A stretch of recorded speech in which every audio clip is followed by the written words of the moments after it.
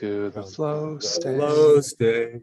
Welcome. Welcome to Welcome. Welcome To the flow state. to the Flow state. We are Welcome to flowing the state of the flow state. Welcome to the flow state. In the state of the Flow state. flow Welcome to the flow state. state. Oh, look at us State. flow. Welcome to the flow state. Flow state. Oh no. Welcome to the Oh, flow state. that's a Hey. funky Oh, I know flow. what you do. There we go. That's my fault. There's a funky flow state. Flow state. Flow state. Yeah. Someone makes the song about their prostate. Oh my God, mute. Stay muted. There. I can unmute if we want some echo, but usually we're trying to Oh, avoid it. feedback, echo. It's all part of the flow state. Welcome Yeah, to no, the it's gonna be done. I got it. Thank you. Okay, I got it. This is pretty weird. I'm into it. So who's your or do we have some house cleaning announcements before we start reading? Question. Yeah, that's a great question. Let's do some reading first, and then we'll get into some. Whoa, hey, buddy. Stuff. Good idea. You son of a. Let's set the mood. Set the mood first. Jim, you do have that Choose Your Own Adventure novel that's been sitting close to you for a while. Do you still have it? I don't know if I brought it. Oh, I'll have it's to been look. brought. Oh, it's been brought, and it is on Hey. the flow state. I have limited library today because I'm in the warehouse here. So who is that? Limited, Ready to limited read? library. Begin to read it. insurance. Well, Martin, you're further east, aren't you? Would you like to read sooner rather than later? I'm up tonight, so doesn't matter. But I can read. I definitely can read. I don't know if we want to warm up with the Rosicrucians or like Well, I mean, I I, got have my such a new- terrific lust for more Rosicrucian info that it's fine with me if we, right? to whatever Ah. degree Martin's willing to bust it out. I'm totally willing to listen because fuck yes. Right? I'm down with that. This is a difficult chapter, chapter 4. Just I because made it in time for Martin's read. Okay, good. Hey, it's I'll make myself a hot beverage and enjoy this. Oh. all right. Yeah, let me get a drink here. My nice elderberry tea. Oh, nice. Oh yeah, beverages. Here, I'm gonna mute. That's good. Oh, nice. I'm already muted. Oh no, that's the wrong one. This one needs to mute. Oh, I did this backwards. God damn it. Yeah, there's just a lot of different voices in this one, so it's good I took a week off. I needed to practice.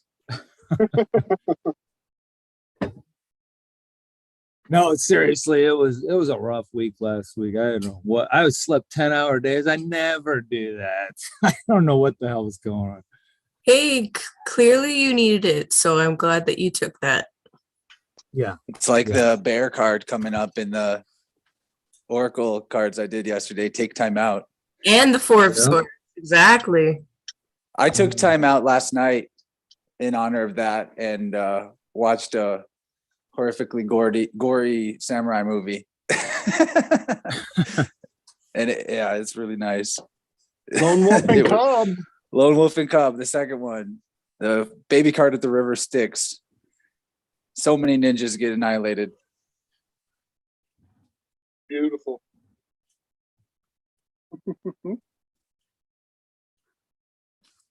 Okay, we ready? Oh, wait a minute. What are you working on there, Gabriel? Well, I got a fresh start, but this is my my star chart with my 36 minor deacons. What? How do you guys pronounce that? I say deacon. Deacon. Thank you. The 36 minor deacons on the zodiac And the more I look at this, the more I see the layers to the onion just keep revealing themselves. So yeah, this is, I'm going to start putting forward the next chapter in the story, start looking ahead.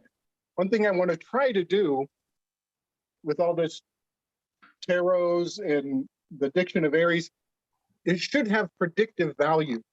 And I'm not gonna put myself out there, not that I have much to put out, but I just want to kind of, I don't know, make some guesses on some things coming around the corner here as we turn the season. Nice. I like your Odin character over there on the right. Yeah. And you got the normal deck, for the clubs, hearts, diamonds, and spades. Yeah. What's that all about? Well, I'm actually not sure where I'm going with that, but something occurred to me. And it kind of has to do with something Mario said, I think after one of our weaves. He was talking about the 4 elements as they relate to not just the seasons, but addition, multiplication, subtraction, and division. Interesting. And there's a lot to be said about that. So the 4 basic mathematical processes are alchemical representations of these elements.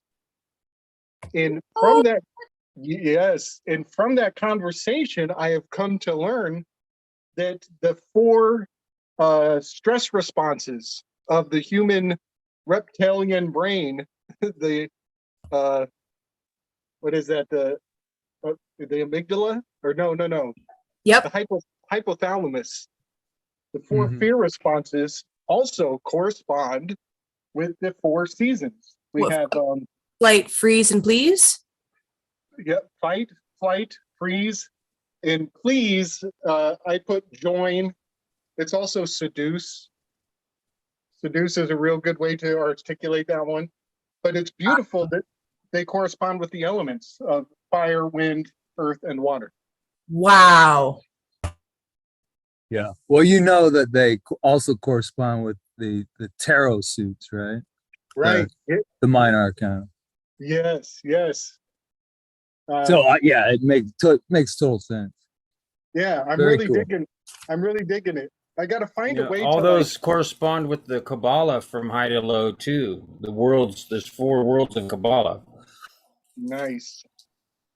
The tarot suits, I can't remember. I had it memorized for a little while, but I didn't keep after the redundant study to keep it in my brain. But like it starts from the top and moves down, and it makes good sense. We could look it up. I just can't remember. Yeah. I'm digging it. I need to find a way to incorporate the mathematical components as well.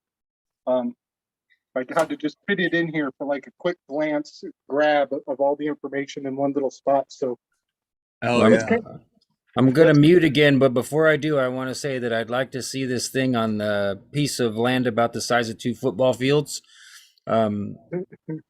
Maybe a square about that size, and then we could fly around over the top of it with a drone and land where we're talking about, or hover. But I'm gonna mute again now. Make a crop circle. Yes. Hey, it all comes down to mathematics. It's elemental.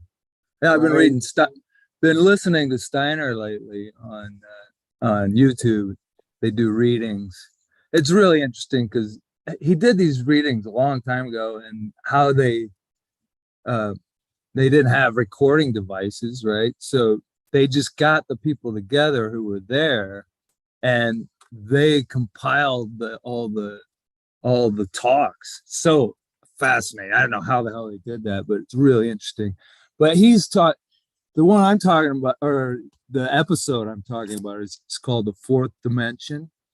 Okay. And he talks about how we're 4th dimensional beings, but we can only sense a 3-dimensional world. And our history has gone back to the point, which would be the 0 point, right? Just a point. And then it goes to a line, which would be a 0 point is nothing, basically, it's zero, right? Then you have a line, which is the first dimension, right? Yeah. And the first dimension can only sense the 0 point. And in his terminology, Steiner's, and I can't wrap my head around that really. I haven't yet, but anyway, it goes on. You know, the second dimension would be the plane, right? Which makes sense. You got a line, and then a line goes to a plane, and then of course you have the third dimension, which is three-dimensional objects, right? Yep. And then fourth dimension would be more like spirit, or the ether, or what, a lot of different words, you guys know. But it's just interesting stuff. Nice. Super into Steiner these days. I just got his catalog, the Steiner Books catalog. So great. Sweet. So much great stuff in here. That's what we should read. I'll just read titles, and if you guys see a title you like, I'll read the blurb they got about it. But to Zanoni first. How does that sound? All right. It's in there, by the way. They got Zanoni in this catalog. Yeah. All right, here we go.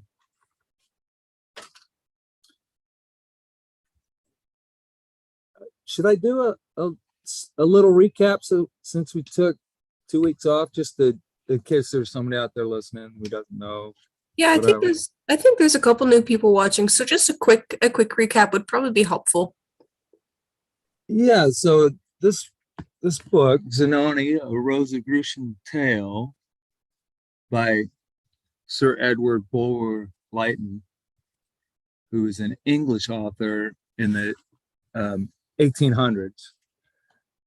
A friend of Charles Dickens, it turns out. I just found out recently. And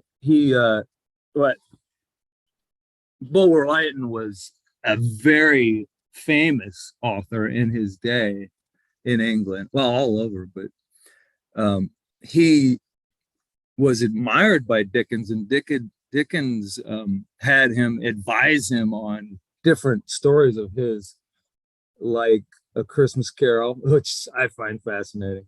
There's so many connections here for me. But just we have a local radio guy who used to, well, he's dead now, but he used to read on public radio A Christmas Carol, and he did these fabulous voices. Nice. So that's inspired me to do the voices here. But anyway, the story is we have a composer in Napoli in Italy, whose work is scorned by the Neapolitans, and his daughter happens to be a beautiful young woman who's also an opera singer, and she's taken under the wing of the cardinal to be the next prima donna of Napoli. And when her debut comes, she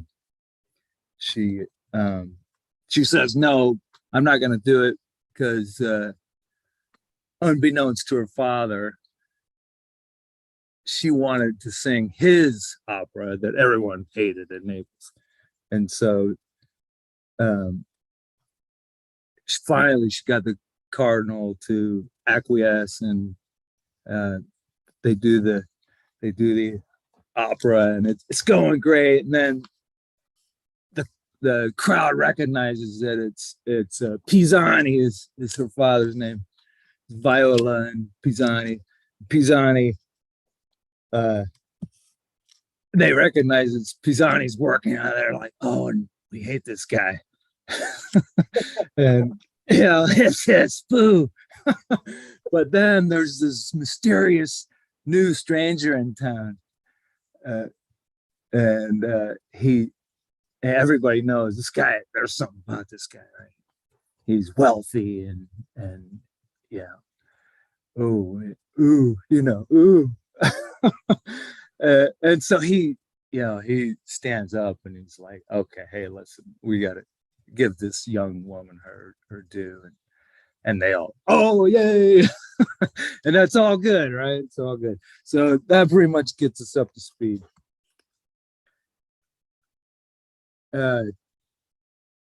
Chapter 4, book 1 from Zanoni. I ditched my glasses last week because I just said fuck it. I'm gonna get my eyes back to where they used to be. So I'm gonna use a magnifying glass. So if I'm a little off or whatever, it's because of that. Or you see me squinting. No worries. No worries, Martin. All right. Thank you. E così I prigui, e timidi desiri sprona. And thus the slow and timid passions urged.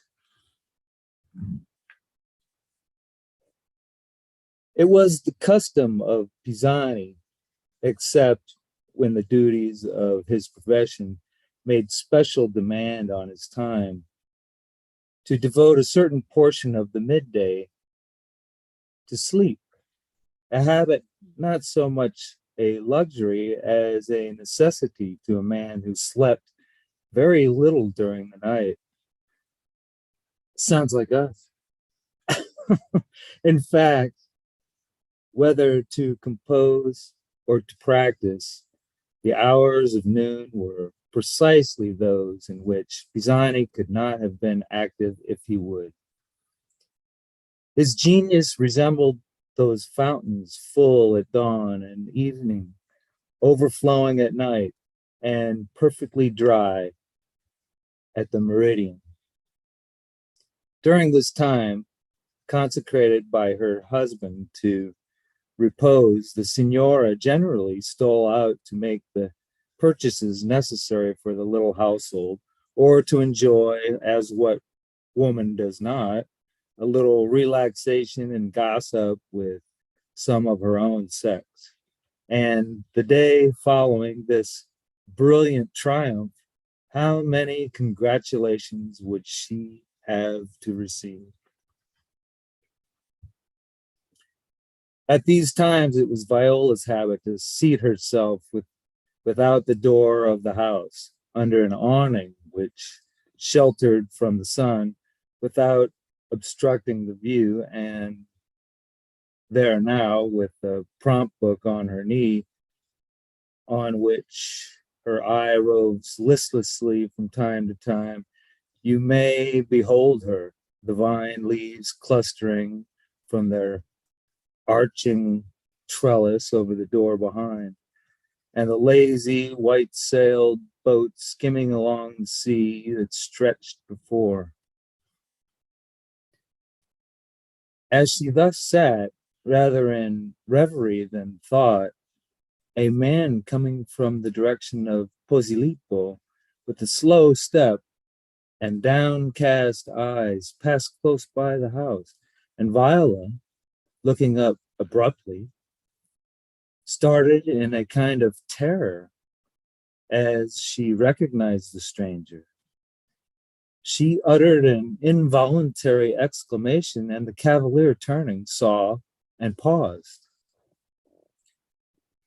He stood a moment or two between her and the sunlit ocean, contemplating in a silence too serious and gentle for the boldness of gallantry, the blushing face and the young, slight form before him.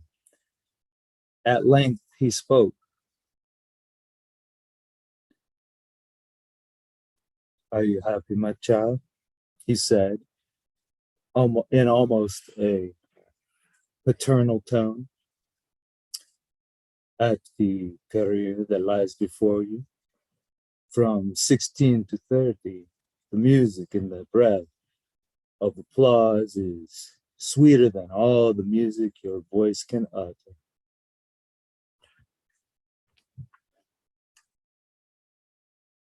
I know not, replied Viola, falteringly, but encouraged by the liquid softness of the accents that addressed her. I know not whether I am happy now, but I was last night. I feel too, Excellency, that I have you to thank, though perhaps you scarce know why. You deceive yourself, said the cavalier with a smile. I am aware that I assisted you to your merited success, and it is you who scarce know how. The why I will tell you, because I saw in your heart a nobler ambition than that of the woman's vanity. It was the daughter that interested me. Perhaps you would rather I should have admired the singer. Oh, no, no. Well, I believe. And now, since we have thus met, I will pause to counsel you.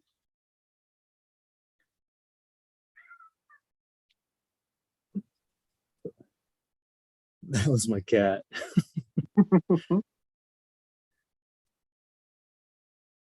When next you go to the theater, you will have at your feet all the young gallants of Napoli. Poor infant, the flame that dazzles the eye can scorch the wing. Remember that the only homage that does not sully must be that which these gallants will not give thee. And whatever thy dreams of the future, and I see while I speak to thee, how wandering they are and wild, may only those be fulfilled which center round the hearth of home.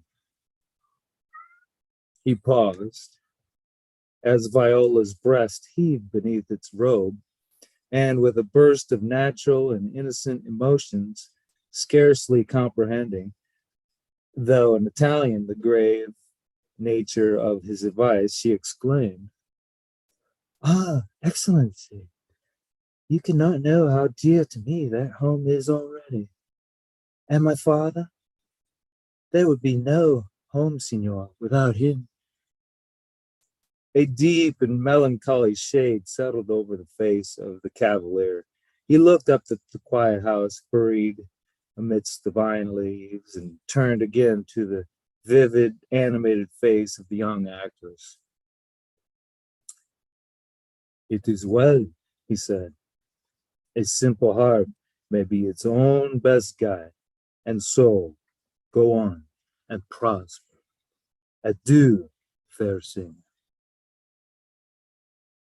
"Adieu, Excellency, but," and something she could not resist, an anxious, sickening feeling of fear and hope, impelled her to the question, "I shall see you again, shall I not, at San Carlo?"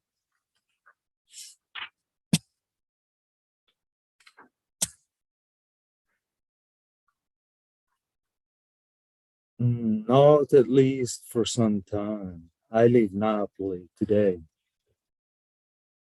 "Indeed," and Viola's heart sunk within her. The poetry of the stage was gone.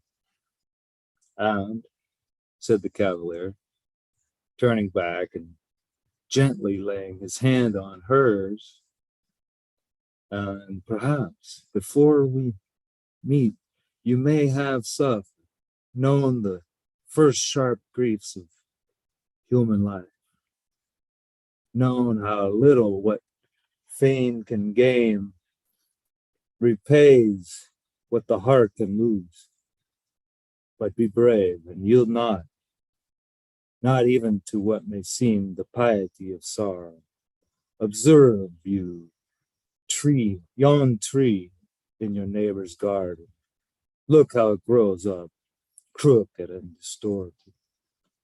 Some wind scattered the germ, from which it sprung, in the clefts of the rock, choked up and walled round by crags and buildings, by nature and man. Its life has been one struggle for the life, which makes to that life the necessity and the principle.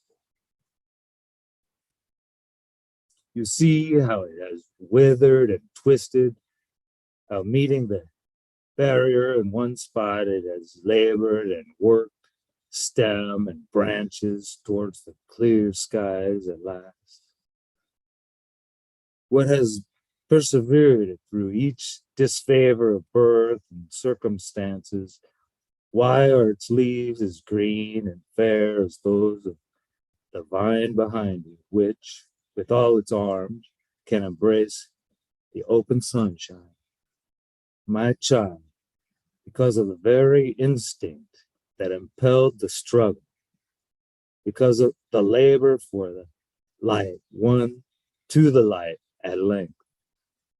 So, with a glad heart, through every adverse accident of sorrow and of fate, to turn to the sun, to strive for the heaven. This it is that gives knowledge to the strong and happiness to the weak. Ere we meet again, you will turn sad and heavy eyes to those quiet boughs. And when you hear the birds sing from them and see the sunshine come aslant from crag and housetop to the playfellow of their leaves, learn the lesson that nature teaches you and strive through darkness to the light.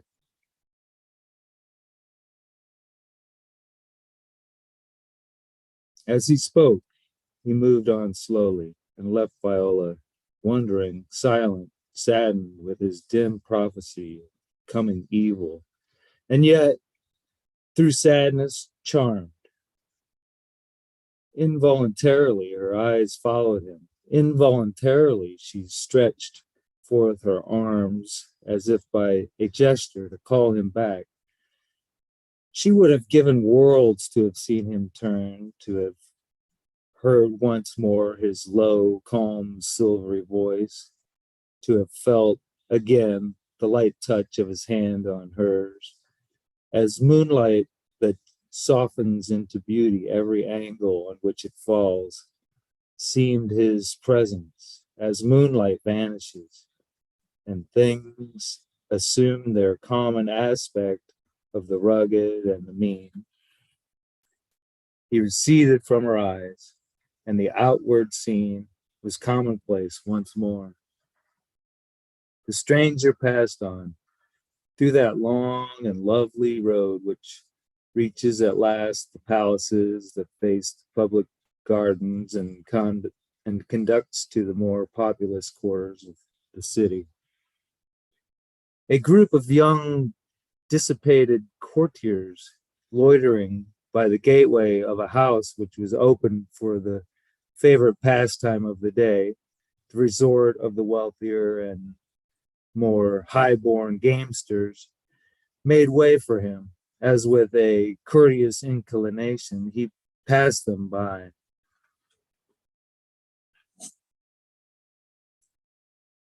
"Pathetic," said one, "is not the rich Zanoni of whom the town talks. They say his wealth is incalculable."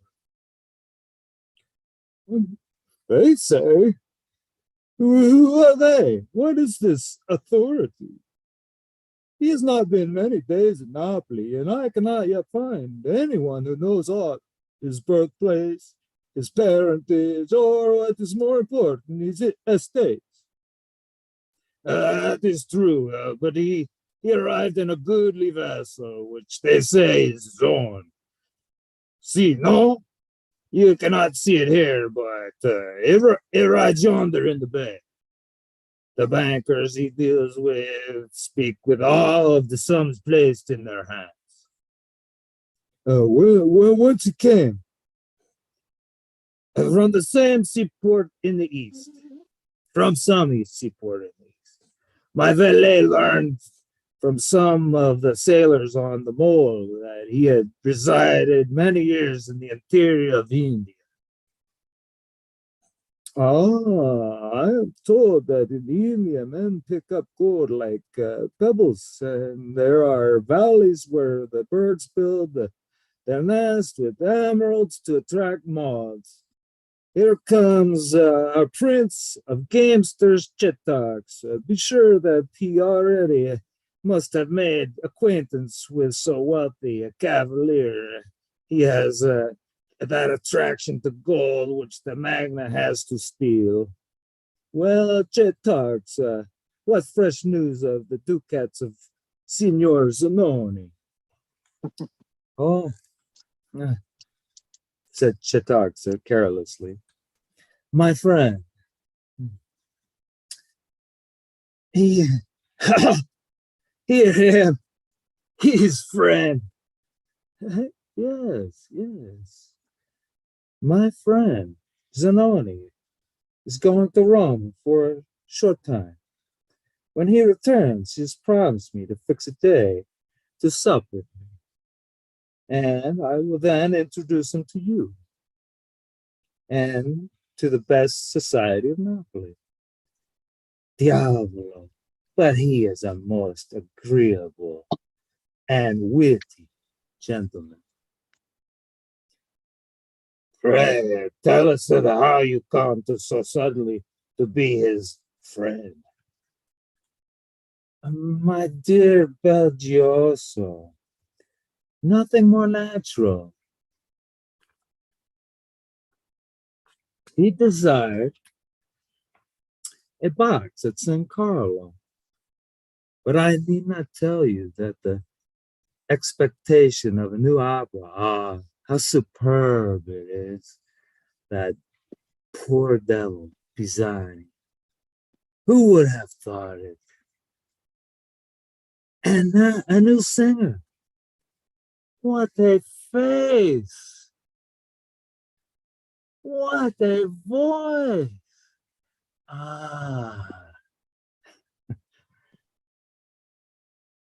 Had engaged every corner of the house. I heard of Zanoni's desire to honor the talent of Napoli, and with my usual courtesy to distinguished strangers, I sent to place my box at his disposal. He accepts it. I wait on him between the acts. He is most charming. He invites me to supper. Cospetto, what a retinue. We sit late. I tell him all the news of Napoli. We grow bosom friends. He presses on me this diamond before we part. It is a trifle, he tells me. The jewelers value it at 5,000 pistoles. The merriest evening I have spent these 10 years. The cavaliers crowded round to admire the diamond. Signor Count Chittox, said one grave-looking somber man who had crossed himself 2 or 3 times during the Neapolitan's narrative.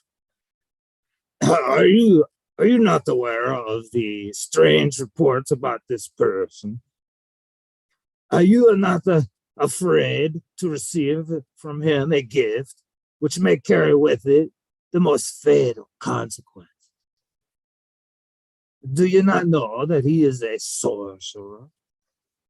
To possess the malocchio, to prithee, spare us your antiquated antiquated superstitions? Interrupted Chitaxa contemptuously. They are out of fashion. Nothing now goes down but skepticism and philosophy. And what, after all, do these rumors, when sifted, amount to? They have no origin but this. A silly old man of 86, quite in his dotage, solemnly avers that he saw the same Zanoni 70 years ago. He himself, the narrator, then a mere boy, at Milan, when this very Zanoni, as you all see, is at least as young as you or I, Belgioso. but that, said the grave gentleman, that is the mystery. Oh, the valley declares that Zanoni does not seem a day older than when they met eyes at Milan. He says that even then at Milano, mark these, where though under another name, this Zanoni appeared in the same splendor. He was attended also by the same mystery, and that an old man there remembered to have seen him 60 years before in Sweden. Tush, returned Chitaxa. The same thing's been said of the quack Cagliostro. Mere fables. I will believe them when I see this diamond turn to a wisp of hay. For the rest, he added gravely, I consider this illustrious gentleman my friend, and a whisper against his honor and repute will, in future, be equivalent to an affront to myself. Chitaxa was a redoubted swordsman and excelled in a peculiarly awkward maneuver, which he himself had added to the variations of the stoccata. The grave gentleman, however, anxious for the spiritual weal of the Count, had an equal regard for his own corporeal safety. He contented himself with a look of compassion and, turning through the gateway, ascended the stairs to the gaming tables. Ha ha ha, said Chitaxa, laughing. Our good Loredano is envious of my dining. Gentlemen, you sup with me tonight. I assure you, I never met a more delightful, sociable, entertaining person than my dear friend, the Signor Zanoni. Told you it was a rough read. Oh, that is awesome. That is so Thanks, man. awesome. You're the best, Martin. I hope you know that. Thanks, really Kaylee. are. You're the best. It's fun. Fun I stuff. love listening to you read, and there's so many people in the comments that also really appreciate you. So just so Oh. you know. Yeah, it's You are next bad. level. An absolute natural and the greatest of all time. So good. SB. Hey, coming for you. That's a real why- goat, greatest of all time. Oh, and I've got a story for you, Martin, if you're interested to hear a short story. Absolutely. Something that fits right into our strangeness in these groups that we call spiders sometimes and sometimes other things. But so I guess more than a year ago now, I relocated from the Walla Walla Valley to Boise, Idaho. And in the process, my wife went ahead of me to take her job, and I was here 6 months or more before me and my son were able to pack up the house. And it took us I ashamedly report that it took us 3 trips with a 26-foot U-Haul to move all of the stuff that we claimed was useful and that we needed to bring along. But it's also sounds true familiar. that, yeah, well, she wasn't able to help me sort things before she went. So I'm sitting in a garage full of that stuff now. But to cut the story a lot shorter, on the way, I stopped in a little town called LeGrand, Oregon, and I bought some dates and some bananas in an attempt to not eat junk food on the road. The young lady at the cash register told me that there was a men's group in Boise called the Coola Dudes, and that I might enjoy it because we were bantering a little bit. And so I probably sat on that for 4 or 5 months, but then I hooked up with them, and they're amazing. And the guy who runs its name is Spencer, and you look so much like him. Even the mustache. Like, I'll send you a picture. Or are you on any of the platforms? Like, are you on any of the social media platforms or anything? No, I got an old flip phone. It doesn't do any of that shit. And this computer won't either. So I don't know what the hell. No, yeah, no problem. I mean, I'm sure I can get one to you somehow. Maybe I'll send you my email in the private comments on Zoom. But it's just so strange because he's also an actor. He's this crazy, amazing guy. Like, he grew up in rural Idaho, and he was like kind of a hip hop guy, which him and I have that in common. When I was very young, I was pretty into hip hop because I grew up in California. And then to fit in with the cowboys in Idaho, he took up rodeo and became good at rodeo. Whoa, that's rough stuff. Yeah. So, and he's also a DJ, like he spins records, and he's a true yogi. I mean, he's been off to India for 10 years training. And I mean, he's the most amazing yoga coach I've ever had in my life. And he's a personal coach and stuff, but you guys are super. It's not just the appearance. The appearance alone would be shocking. Like, wow, these guys really look alike. But he does improv comedy and stuff. And so sometimes he'll fall into character, and it's like, wow, you guys are actually very similar. So that sounds like fun. Yeah, I figure. I mean, the temptation of my heart. So is he's to get got a you to nice Boise. whisker biscuit, like Martin. Yeah, he does. And you too now, Chance. Yeah. Chance has got a sweet mustache going. I was a little shocked when I first tuned in, but obviously you can't have too much care or desire on someone else's facial hair. It's totally their own business. So if you haven't seen one Beard on Brothers. video for a while, and then they show up with a facial baguette, I'm sure it's a little bit of a facial time of adjustment. Oh man, the first time I shaved my beard. You're not my real dad. Yeah, I have had that happen, but most recently it was my dog. And I didn't tell my girl, and I pulled up to get her at work, and she's staring inside the car like, who's driving my car? And then she realizes it's me, and then when we get home, the dog won't come to me at all. Like, it took him a long time. I don't usually shave, but that's my story. Thank you for entertaining it. If this goes on and on forever and we continue to become closer and closer friends, maybe someday I'll offer to introduce you to him for fun. I'd love to come out that way. Yeah. If you ever, I'm in Boise, man. Anytime if you come this way, usually we have accommodations. We're just done with the remodel, so we could actually receive guests.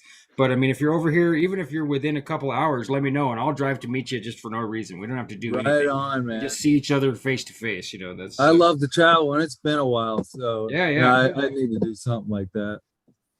Yeah, my last trip was down to visit Chance. Yeah, cool. That was September, wasn't it, Chance? Yeah, I don't travel nearly as much. It was October, actually. October. Close though. Now wait, you're in Missouri, is that right? I am. Okay, yeah. Does anyone else have dads? And you guys haven't have dads with crazy bread under their nose, and then they shave it off, and you're like, oh, pizza. Little Caesars. I've been known to shave mine during tick season, on? and that's when I shave. Interesting. When the ticks come out, all the hair goes away. Even my chest. Imagine. I'm really hairy on my chest. I shave that too. I hate those little bastards. I can't imagine having a tick in my mustache. I never imagined such a horrible thing. Yeah, they were nasty. And last year was horrible. They were everywhere. Just everywhere. So hopefully this year they won't be, but who knows? We'll have to go on some hikes before the tick season begins. Oh yeah. But they come out early. They were last year. Usually not though, usually they wait till June or so. But what part of the country do you live? May. I'm in Iowa. Iowa, okay. Yeah, middle of the state. Live on a lake Nice. in a wooded area, Hence- really wooded area. It's really nice. Hence That the sounds ticks. great. Right. And I Ticks here. I get out in the woods quite a bit. I'm a woodsman. I forage for herbs and whatnot. Pick Right up on. a stray, roadkill here and there. I found a bobcat the other day. Ooh. Wow. It was Mm. wild, man. Mm. Yeah. Hey, check this out. I got this too. Where is it? Shit. So you This. saved the bones, Martin? Yeah, they're in my back of my truck. It was Wow, the whole cool. body was basically chewed up, but the Oh. skeleton was all together, which is really weird. And Trippy. the head was still whole. Oh, So that's the so body was cool, basically man. gone, Wow, except for the really? bones. But all held together. The legs and paws are all, tails all there. Nice. It's kind of cool. Yeah. That's really Yeah, that's cool. really I cool. collect bones too. Got a lot of bones around here. Oh, Gory, speaking of which, I found an owl's head not too long ago, and I put No it on kidding. my. Yeah, it's really cool. Well, I have to Really? show it How to you. rad is that? Let me see it. Yeah. Yeah. Because check this out. So see this Uh-huh. wing scared the shit out of me this week.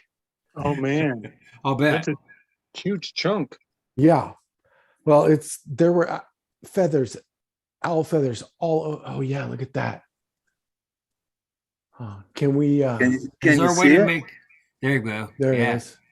Oh yeah, wow. Look at that. Huh.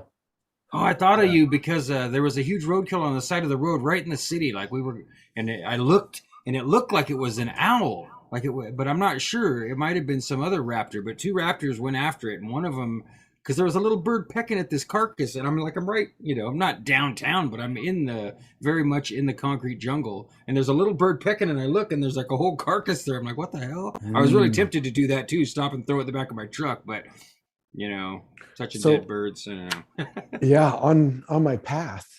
Speaking of the wildcat and the owl, on part of the path I kind of normally walk to go out into the desert, is kind of back further around that owl tree, right?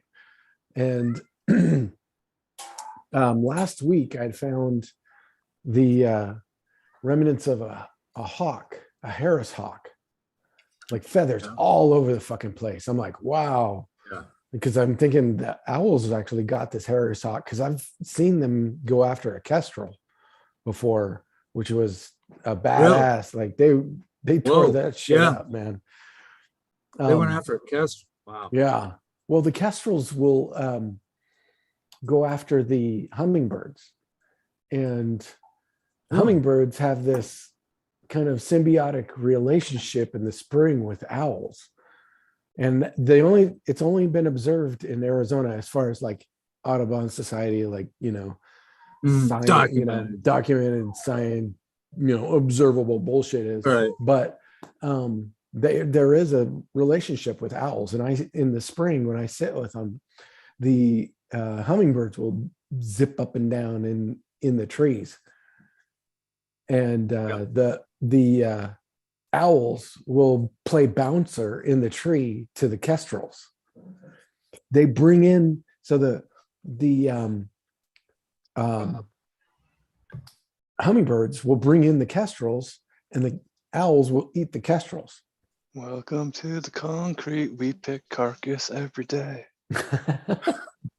So last week there was this, it was definitely some predator out there, and I thought it was the owls getting a Harris hawk. But then I saw this out there in the same area earlier this week, like Monday. Maybe it was last Friday. Anyway, a freaking owl. Yeah. And feathers everywhere. Man, I'm like, wait, what is happening? And my first thought is, holy shit, my owls. And One of your owls. book it back to the tree, and they're there. They're fine. Both of them are just hanging. And I'm like, holy shit. So this one, it's possible that it was from a previous clutch, but I doubt it, because when they leave the nest, they usually go, pick a new territory that's way further out. So I'm thinking this was an owl that was encroaching in on my owl's territory and got eaten by a bobcat. Because in that same wash was where I found that I've found bobcat tracks all over the place around there, and that Harris hawk. So pretty interesting. Oh yeah, it's wonderful to just be out there in it, isn't it? It is in nature where we belong, right? I don't understand how people don't like nature. Like, I don't get it. But they're raised whatever. watching, whatever cartoon you think of it. Yeah, we're all raised that way. I mean, I was raised on TV. Well, yeah, it was. There are ticks and mosquitoes and sunburn and strange noises. Right. All these bad sweating, things. moisture, and too much sunlight, and I need water now, and now we don't have a bathroom, and a foot of snow. or a foot of Yeah, snow. yeah. Strong winds, storms. My friend's leaving town, and I'm going to go on a nice hike with him this Saturday. It's a place that he's been meaning to show me, but now he's going to move. And I'm stoked to have all of those quote-unquote problems you guys are talking about. And it should be very cold, so we'll be careful and smart, of course. But I'm Romy. excited. Hey, bud. Oh, Rome's in here? Cool. Okay, I'm going to mute again. Yeah, I've been challenging myself to go outside, even though it's cold. It's fucking hell, but it's been fun. It's been What was fun. your high today? In Celsius, it was -18. Oh God, what's that in Fahrenheit? So 0 was freezing, right? Yeah. I don't know what that is in Fahrenheit. You're around 0 there anyway, aren't you? No, negative. Oh, 0 Fahrenheit. Yeah, maybe. For a high, I'd have to do a quick Google. something like that. Cold. Skin freezing temperature. Wherever skin freezes. Is there That's- wind? Well, if there's wind, it makes it 10 times worse. Today wasn't too bad, but Yeah. Usually there's wind. Yep. Yeah, it's cold here too. But I imagine Catching it's up with always the cold weather. there. Talking about the weather. And you know what? Clear skies, no fake and gay clouds. It was nice. Yeah. That is always a reason to celebrate, isn't it? Every day I go out there. Are they spraying today? The bastards. All right, but of course, they're unmanned drones now. So it's somebody in the office somewhere. Just, okay, take off. A lot of those full-on planes are unmanned, pretty much. Yeah. I mean, passenger planes probably are the last ones. Mm-hmm. That and battle. I Even sometimes past- wonder if the geoengineering story is actually a cover for something that's been going on for a long time and isn't necessarily human directed in the first place. Like what? That's the that's it. question. That's a good point though, but it definitely has been going on forever, man. There's reports we can find generated by the government just from the early 1900s talking about cloud seeding with silver nitrate and all kinds of stuff. So Well, yeah, all that maybe all that being that true. was the beginning of the parallel story. As you know, I'm pretty big into the idea. So if something's happening in the sky that they're trying to overt or cover, then they can make a big story about screwing up the sky or messing with the sky. And that makes us not think about the sky in its natural state where it's having phenomenon. So I like that, Chance. Chance, do you mean like solar cycle minimums and stuff like that? Like That's what I'm thinking. cooling cycles, ice age cycles, etc. No. Okay. Maybe more referring to not necessarily off-world entities, but Hyperdimensional. something else that's here with us that we have lots of anecdotal reports of contact with. something, because we like, Reptilians. seriously though, something seems to be like ranching humans, and has been for a long time. I don't know. Oh, Just thoughts. I hold truck with that. I'm not opposed to that idea at all. There's some evil shit out there, you know. Yeah. You know, Yeah, one of- I tell people these are open air taxable prisons, and God only knows what they're harvesting. You know. right. Yeah. Well, we know they're harvesting, let's say fetal tissue from Yeah, aborted thinking- fetuses. absolutely. I was Does thinking more someone have on an a. H.P. Lovecraft story to read? Yeah. I actually Are might you- here somewhere. We saw Cholulu in the Vibrant, drawn by Johnny. Yeah, speaking of the Vibrant, y'all check out what James is working on. Whoa, Some what of is the that? answers Let's of- see it, Jim. about It's a something. it's a space monkey. Y'all were talking Oh, about yeah, I monkeys. saw that Oh, you yeah, that's I know that right. Bronze sculpture. monkey. I know Me that too. sculpture. Let's see that monkey. Is it in bronze? Yeah. I want to see it in bronze. I've never seen it in bronze. No I I've, can't joke. see it. I've seen it in wax. Oh my god! I'm Can we doing the full screen patinas it? right now. He's standing on the moon Cooking too. up root gravy in the kitchen for a space monkey like you. My goodness. Wow. Alan's got a lot of singing tonight. Yeah. Ladies and Monkey. gentlemen, please sing all of your dialogue. Like a musical, the rest of the episode right. will be a musical. Monkey Space Opera. Monkey Space Opera. Hey Gordy, holy grounders. Holy ground! I can't do it so loud. People are sleeping in this house, man. Holy Okay. grounders. Songs. Holy Grounders? I hadn't heard that. St. Patrick on his day coming soon on the Wait. calendar. I'm we not rewriting- Irish. Are we rewriting the song, Gordy? Holy Yes. Grounders! Yes, we are. Taking off of your shoes to expose your feet. The earth will see that it's neat. Yeah. I am the tiger. We're I'm grounding Brian. out in the snow all year. Original Thanksgiving music.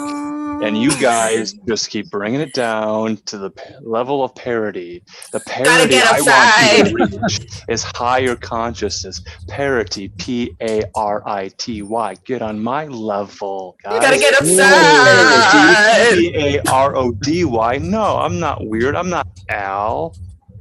Holy grounders. We gotta do it now.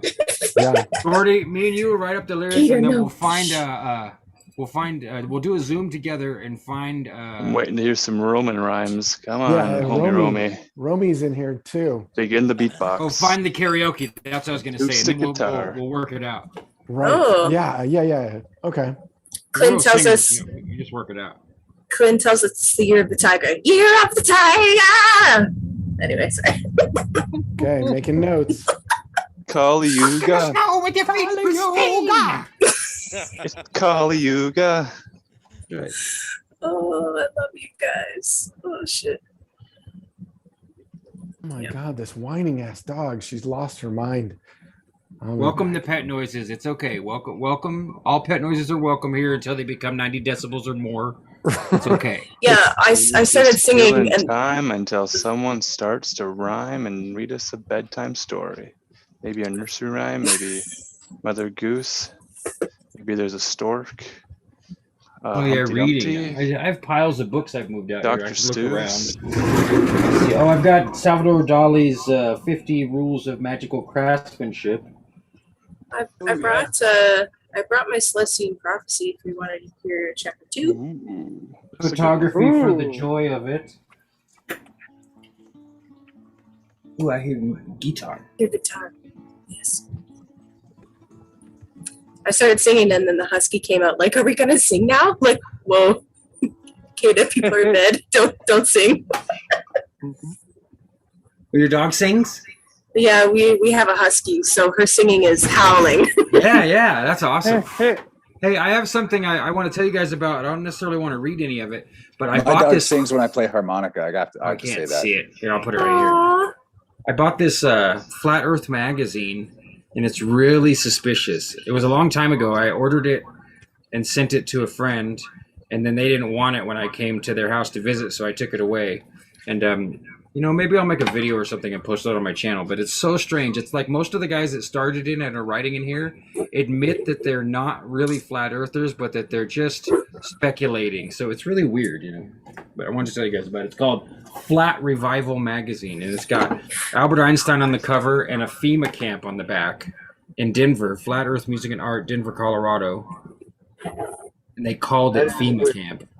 Yeah, but I just wanted to tell you guys about it. So that's the interlude, Flat Earth Magazine interlude. So did we choose someone to read? I'm still looking through my pile of books here. Most of these are art Go books. for it, SB. Okay, I'll just have to find something.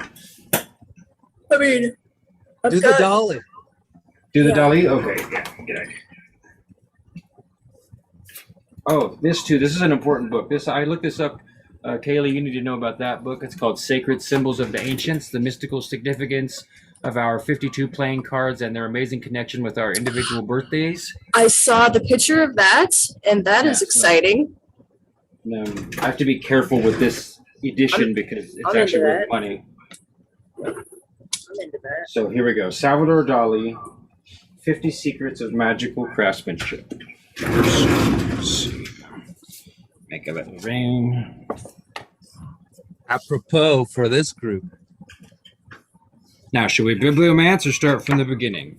What do you Well, think? maybe Roman has a song to play if he unmutes Yeah, himself. You can hear it clearly. Oh, I can hear. Actually, one of my roommates is arriving, and you can hear my puppies in the back, my wolves making noise here. Yay. Oh, I It's love okay. that singing. They're gonna start singing. Wild beasts so- singing along. That We've will got mute- probably be on mute for a couple of minutes here as my roommate. Oh, It's I dog love noises. it. Dog I love noises that and song. You don't singing need to be on abound. mute. It's Flow yeah. Don't worry state. about it. FlowState is all about ambiance. Everyone talking over each other, singing songs, dogs and animals and babies. It's all This about episode, the this episode was perfectly named. Yeah, it's really become musical. And I love it.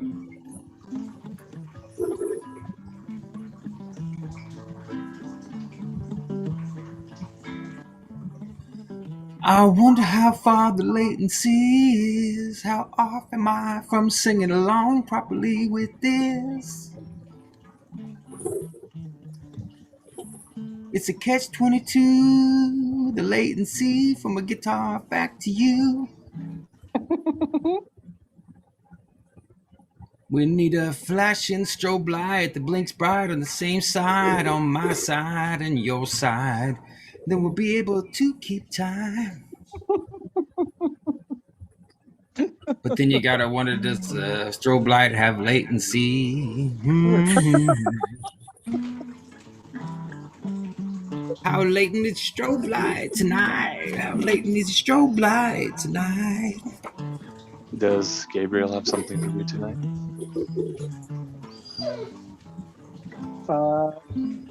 I'm just here for the art tonight. I see a lot of things on offer. I'm gonna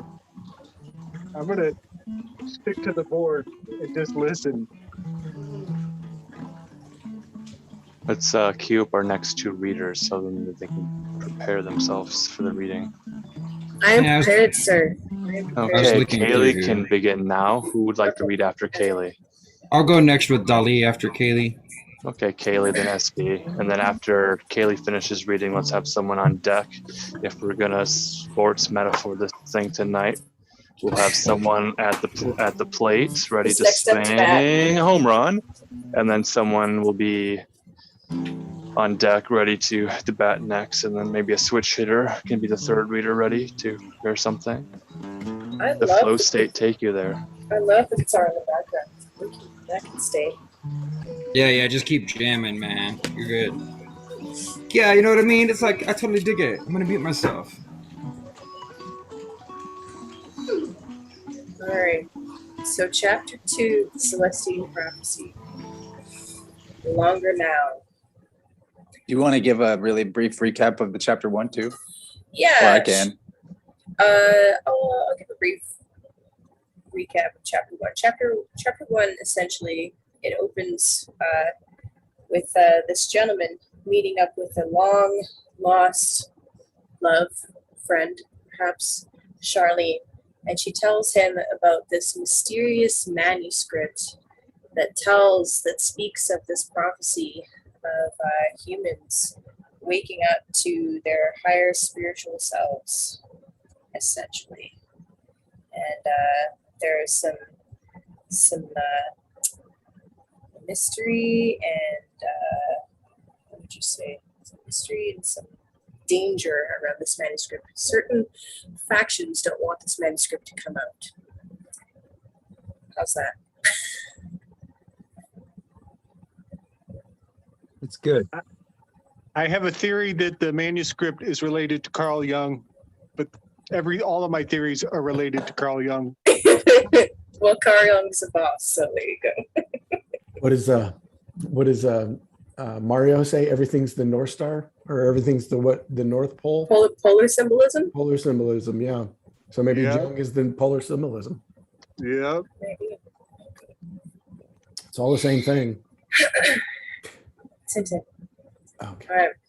So the longer now. So at the end of the chapter 1, he decided pretty much on a whim that he was going to follow this thread to search out this manuscript, even though he's not really believing in it, not really sure. But all of a sudden, these synchronicities started lining up. Like, well, I guess the path just opened up for me. So he's going and embarking on this adventure. The fool embarks upon his adventure. The longer now. After a frenzy of packing and a wild ride on the freeway, I arrived at the airport with just enough time to pick up my ticket and board the flight for Peru. As I walked into the plane's tail section and sat down in a window seat, fatigue swept over me.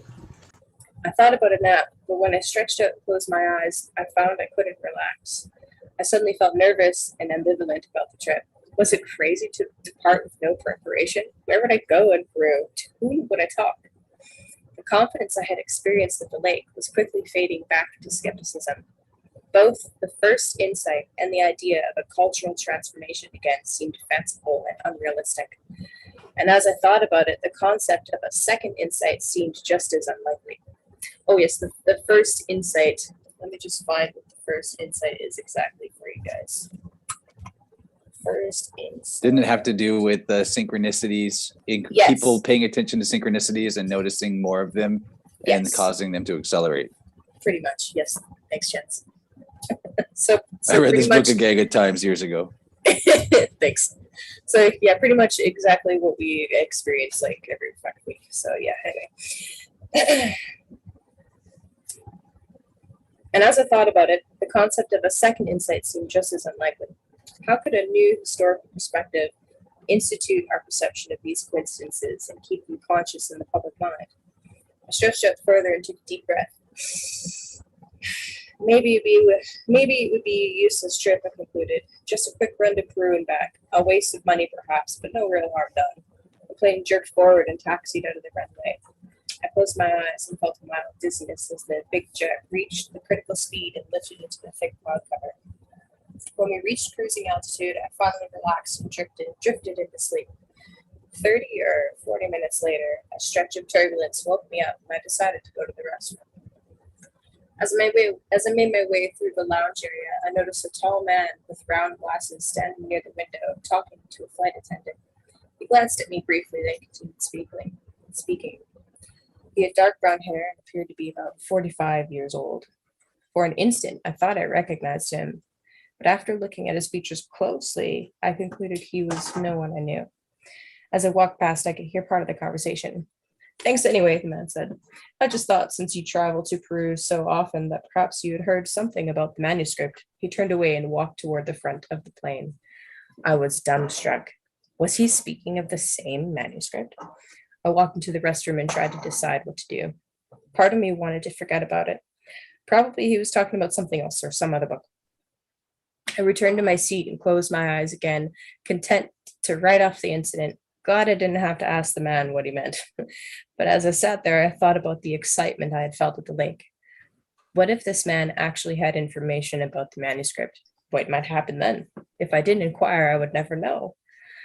I wavered several more times in my mind, then finally stood up and walked towards the front of the plane, finding him about midway up the aisle. Directly behind him was an empty seat.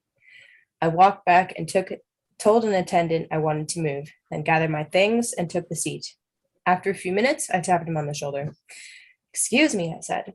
"I heard you mention a manuscript. Were you speaking of the one found in Peru?" He looked surprised, then cautious. "Yes, I was," he said tentatively. I introduced myself and explained that a friend had been in Peru recently and had informed me of the manuscript's existence. He visibly relaxed and introduced himself as Wayne Dobson, an assistant professor of history from New York University. As we spoke, I noticed a look of irritation coming from the gentleman sitting next to me. He had leaned back in his seat and was attempting to sleep. "Have you seen the manuscript?" I asked the professor. "Parts of it," he said. "Have you?" "No, but my friend told me about the first insight." The man beside me changed his position. Dobson looked his way. "Excuse me, sir. I know we're disturbing you. Would it be too much trouble for you to exchange seats with me?" "No," said the man. "That would be preferable." Thanks, Martin. We all stepped into the aisle, and then I slid back into the window seat, and Dobson sat beside me. "Tell me what you heard concerning the first insight," Dobson said. I paused for a moment, trying to sum up in my mind what I understood. "I guess the first insight is an awareness of the mysterious occurrences that change one's life, the feeling that some other process is operating." I felt absurd as I said it. Dobson picked up on my discomfort. "What do you think of that insight?" he asked. "I don't know," I said. "It doesn't quite fit with our modern day common sense, does it? Wouldn't you feel better dismissing the whole idea and getting back to thinking about practical matters?" I laughed and nodded affirmatively. "Well, that's everyone's tendency. Even though we occasionally have the clear insight that something more is going on in our life, our habitual way of thinking is to consider such ideas unknowable and then to shrug off the awareness altogether. That's why the second insight is necessary. Once we see the historical background to our awareness, it seems more valid." I nodded. "Then, as a historian, you think the manuscript's prediction of a global transformation is accurate?" "Yes." "As a historian?" "Yes." But you have to look at history in the correct way. He took a deep breath. "Believe me, I say this as one who has spent a lot of years studying and teaching history in the wrong way. I used to focus solely on the technological accomplishments of civilization and the great men who brought about this progress." "What's wrong with that approach?" "Nothing, as far as it goes. But what's really important is the worldview of each historical period, what the people were feeling and thinking. It took me a long time to understand that. History is supposed to provide a knowledge of the longer context within which our lives take place." Right?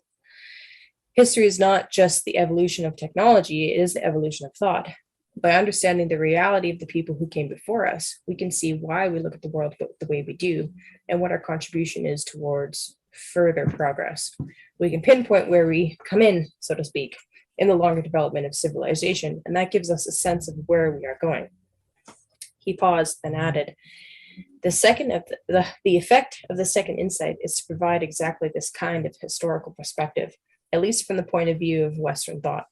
It replaces the manuscript's predictions in a longer context that makes them seem not only plausible, but inevitable." I asked Dobson how many insights he had seen, and he told me only the first two. He had found them, he said, after a rumor about the manuscript prompted a short trip to Peru 3 weeks ago. "Once I arrived in Peru," he continued, "I met a couple of people who confirmed the manuscript's existence, yet seemed scared to death to talk about it. They said the government had gone a little loco and was making physical threats to anyone who had copies or dispersed information." His face turned serious. That made me nervous. But later, a waiter at my hotel told me about a priest he knew who often spoke of the manuscript. The waiter said the priest was trying to fight the government's effort to suppress the artifact. I couldn't resist going to a private dwelling where this priest supposedly spent most of his time. I must have looked surprised because Dobson asked what's wrong. My friend, I replied. The one who told me about the manuscript learned what she knew from a priest. She wouldn't give me his name, but he wouldn't give his name, but she talked with him once about the first insight. She was scheduled to meet with him again, but he never showed up. May have been the same man, Dobson said, because I couldn't find him either. The house was locked up and looked deserted. You never saw him? No, but I decided to look around. There was an old storage building in the back that was open, and for some reason I decided to explore inside. Behind some trash under a loose board on the wall, I found translations of the first and second insights. He looked at me knowingly. You just happened to find them, I asked. Yes. Did you bring the insights with you on this trip? He shook his head. No. I decided to study them thoroughly and then leave them with some of my colleagues. Could you give me a summary of the second insight? I asked. There was a long pause. Then Dobson smiled and nodded. I guess that's why we're here. The second insight, he said, puts our current awareness into a longer historical perspective. After all, when the decade of the 90s is over, we'll be finishing up not only the 20th century, but a 1,000-year period of history as well. We'll be completing the entire second millennium. Before we in the West can understand where we are and what is going to occur next, we must understand what has really been happening during this current 1,000-year period. What does the manuscript say exactly? I asked. It says that at the close of the second millennium, that's now, we will be able to see that entire period of history as a whole, and we will identify a particular preoccupation that developed during the later half of this millennium in what has been called the modern age. Our awareness of the coincidences today represents a kind of awakening from this preoccupation. What's the preoccupation? I asked. He gave me a mischievous smile. Are you ready to relive the millennium? Sure, tell me about it. It's not enough for me to tell you about it. Remember what I said before. To understand history, you must grasp how your everyday view of the world developed, how it was created by the reality of the people who lived before you. It took 1,000 years to evolve the modern way of looking at things, and to really understand where you are today, you must take yourself back to the year 1000 and then move forward through the entire millennium experientially, as though you actually lived through the whole period yourself in a single lifetime. How do I do that? I'll guide you through it. I hesitated for a moment, glancing out the window at the land formations far below. Time was already beginning to feel different. I'll try, I said finally. Okay, he replied. Imagine yourself being alive in the year 1000, in what we have called the Middle Ages.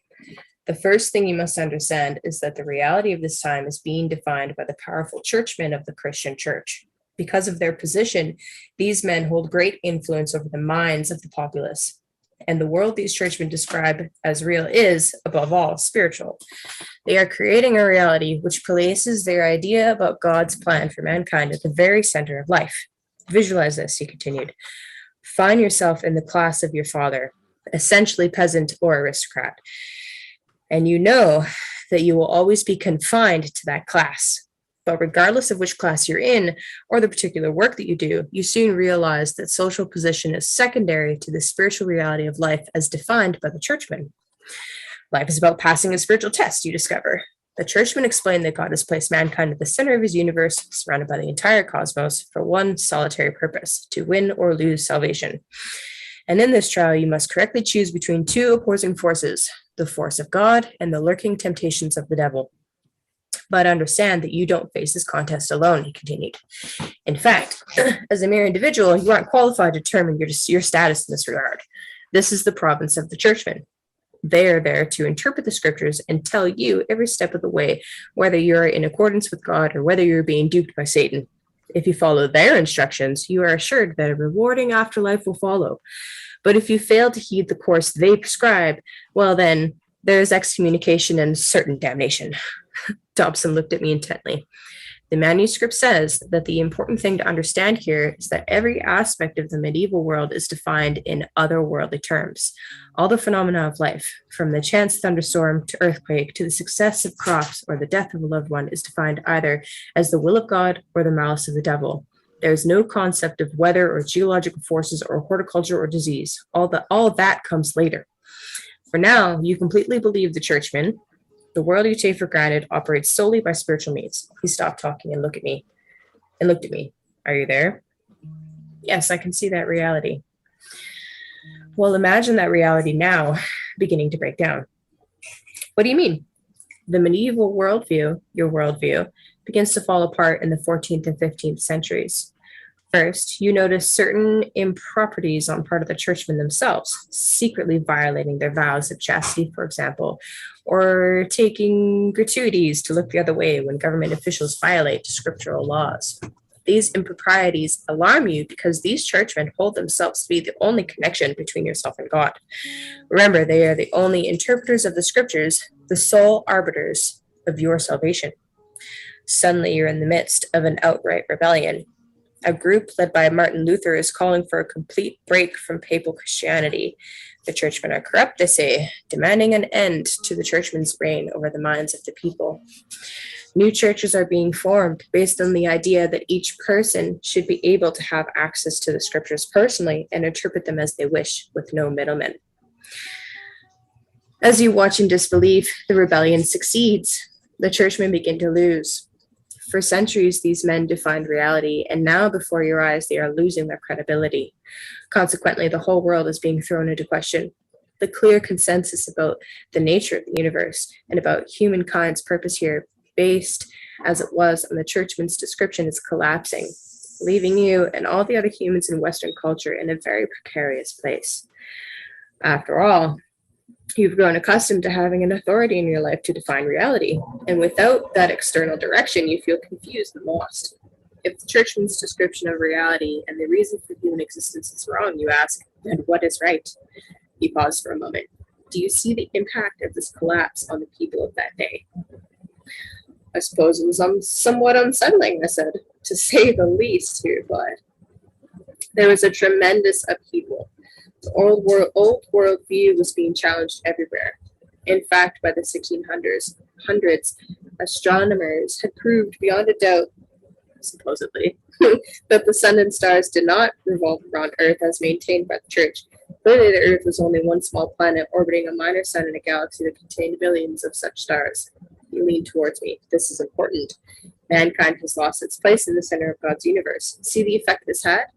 Now, when you watch the weather, or plants growing, or someone suddenly die, what you feel is an anxious bafflement. In the past, you might have said that God was responsible or the devil. But as the medieval worldviews break down, that certainty goes with it. All the things you took for granted now need new definitions, especially the nature of God and your relationship to God. With that awareness, he went on, the modern age begins. There is a growing democratic spirit and a mass distrust of papal and royal authority. Definitions of the universe based on speculation or scriptural faith are no longer automatically accepted. In spite of the loss of certainty, we didn't want to risk some new group controlling our reality as the churchmen had. If you had been there, you would have participated in the creation of a new mandate for science. A what? He laughed. He would have looked out on this vast, undefined universe, and you would have thought, as did the thinkers of that day, that we need a method of consensus building, a way to systematically explore this new world of ours. And you would have called this new way of discovering reality the scientific method, which is nothing more than testing an idea about how the universe works, arriving afterward at some conclusion, and then offering this conclusion to others to see if they agree. Then he continued, you would have prepared explorers to go out into the new universe, each armed with a scientific method, and you would have given them their historic mission. Explore this place and find out how it works and what it means that we find ourselves alive here. You knew you had lost your certainty about a God-ruled universe, and because of that, your certainty about the nature of God himself. But you had felt you had a method, a consensus-building process through which you could discover the nature of everything around you, including God, and including the true purpose of mankind's existence on the planet. So you sent these explorers out to find the true nature of your situation and to report back. He paused and looked at me. The manuscript, he said, says that at this point we began the preoccupation from which we are awakening now. We sent these explorers out to bring back a complete explanation of our existence, but because of the complexity of the universe, we weren't able to return right away. What was the preoccupation? Put yourself in that time period again, he said. When the scientific method couldn't bring back a new picture of God and of mankind's purpose on the planet, The lack of certainty and meaning affected Western culture deeply. We needed something else to do until our questions were answered.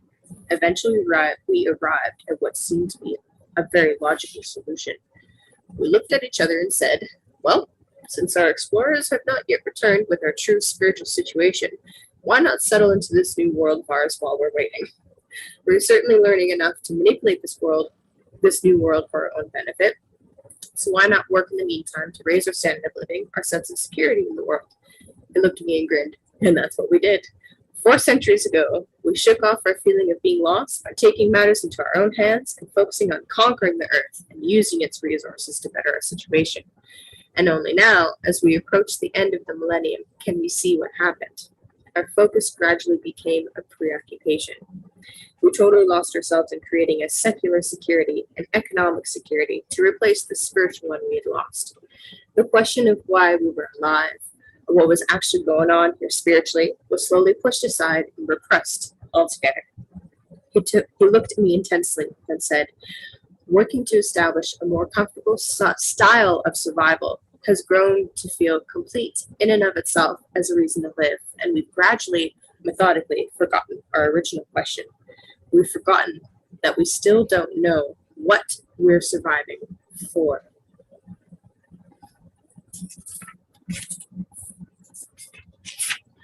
Out the window, far below, I could see a large city. Judging from our flight path, I suspected it was Orlando, Florida. I was struck by the geometric outline of streets and avenues, the planned and ordered configuration of what humans had built. I looked over at Dobson. His eyes were closed and he appeared to be asleep. For an hour, he had told me more about the second insight. Then our lunch had arrived and we had eaten, and I told him about Charlene and why I had decided to come to Peru. Afterward, I wanted only to gaze out at the cloud formations and consider what he had said. So what do you think? He said suddenly, looking sleepily over at me. Have you grasped the second insight? I'm not sure.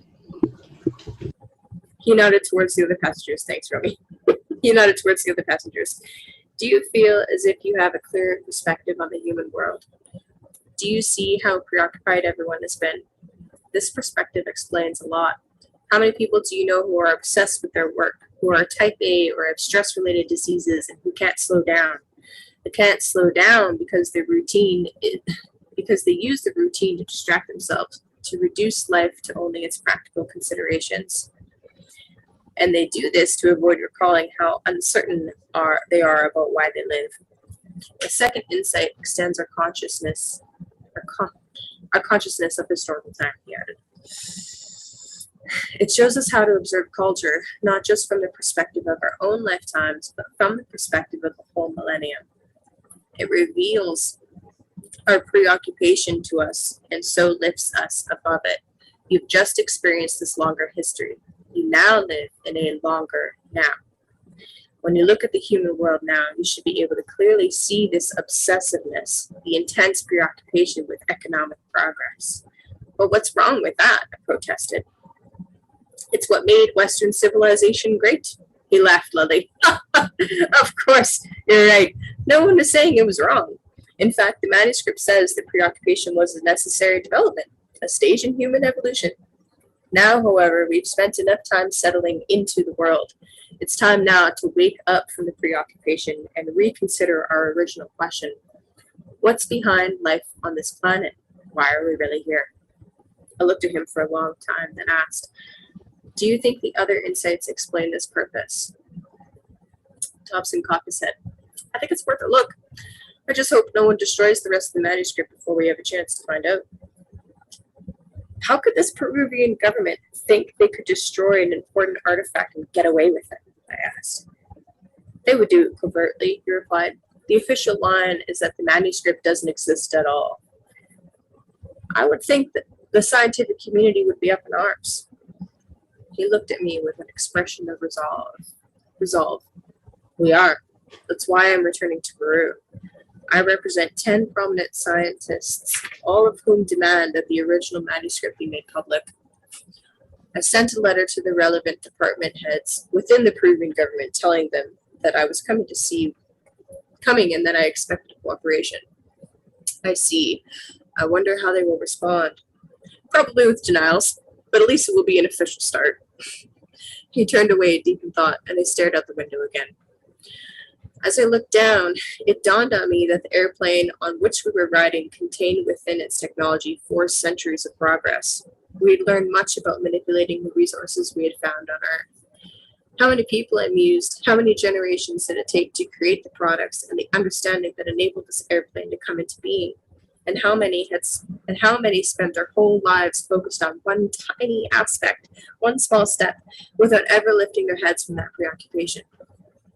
Suddenly, in that instant, the span of history Dobson and I had been discussing seemed to integrate fully into my consciousness. I could see the millennium clearly, as though it was a part of my own life history. 1,000 years ago, we had lived in a world where God and human spirituality were clearly defined, and then we had lost it. Or better, we had decided there was more to the story. Accordingly, we had sent explorers out to discover the real truth and to report back. And when they had taken too long, we'd become preoccupied with a new secular purpose, one of settling into the world and making ourselves more comfortable. And settle we had. We discovered that metallic ores could be melted down and fashioned into all kinds of gadgets. We invented sources of power, first steam, then gas and electricity and fission.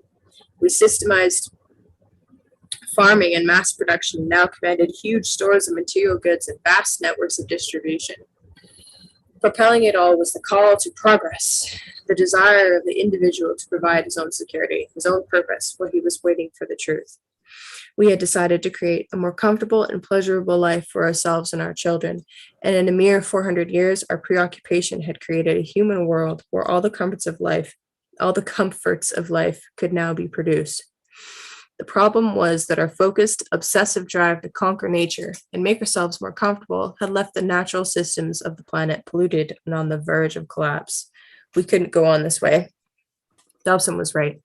The second insight did make our new awareness seem inevitable. We were reaching a climax in our cultural purpose. We were accomplishing what we had collectively decided to do, and as this happened, our preoccupation was breaking down and we were waking up to something else. I could almost see the momentum of the modern age slowing as we approached the end of the millennium. For a 400-year-old obsession had been completed. We had created the means of material security, and now we seemed to be ready, poised, in fact, to find out why we had done it. In the faces of the passengers around me, I could see evidence of the preoccupation. But also, I thought I detected brief glimpses of awareness. How many, I wondered, had already noticed the coincidences? There is 1, 2, 3, 4, 5, 6. Oh, there's about 8 pages left in this chapter. The plane tilted forward and began its descent as the flight attendant announced that we would soon be landing in Lima.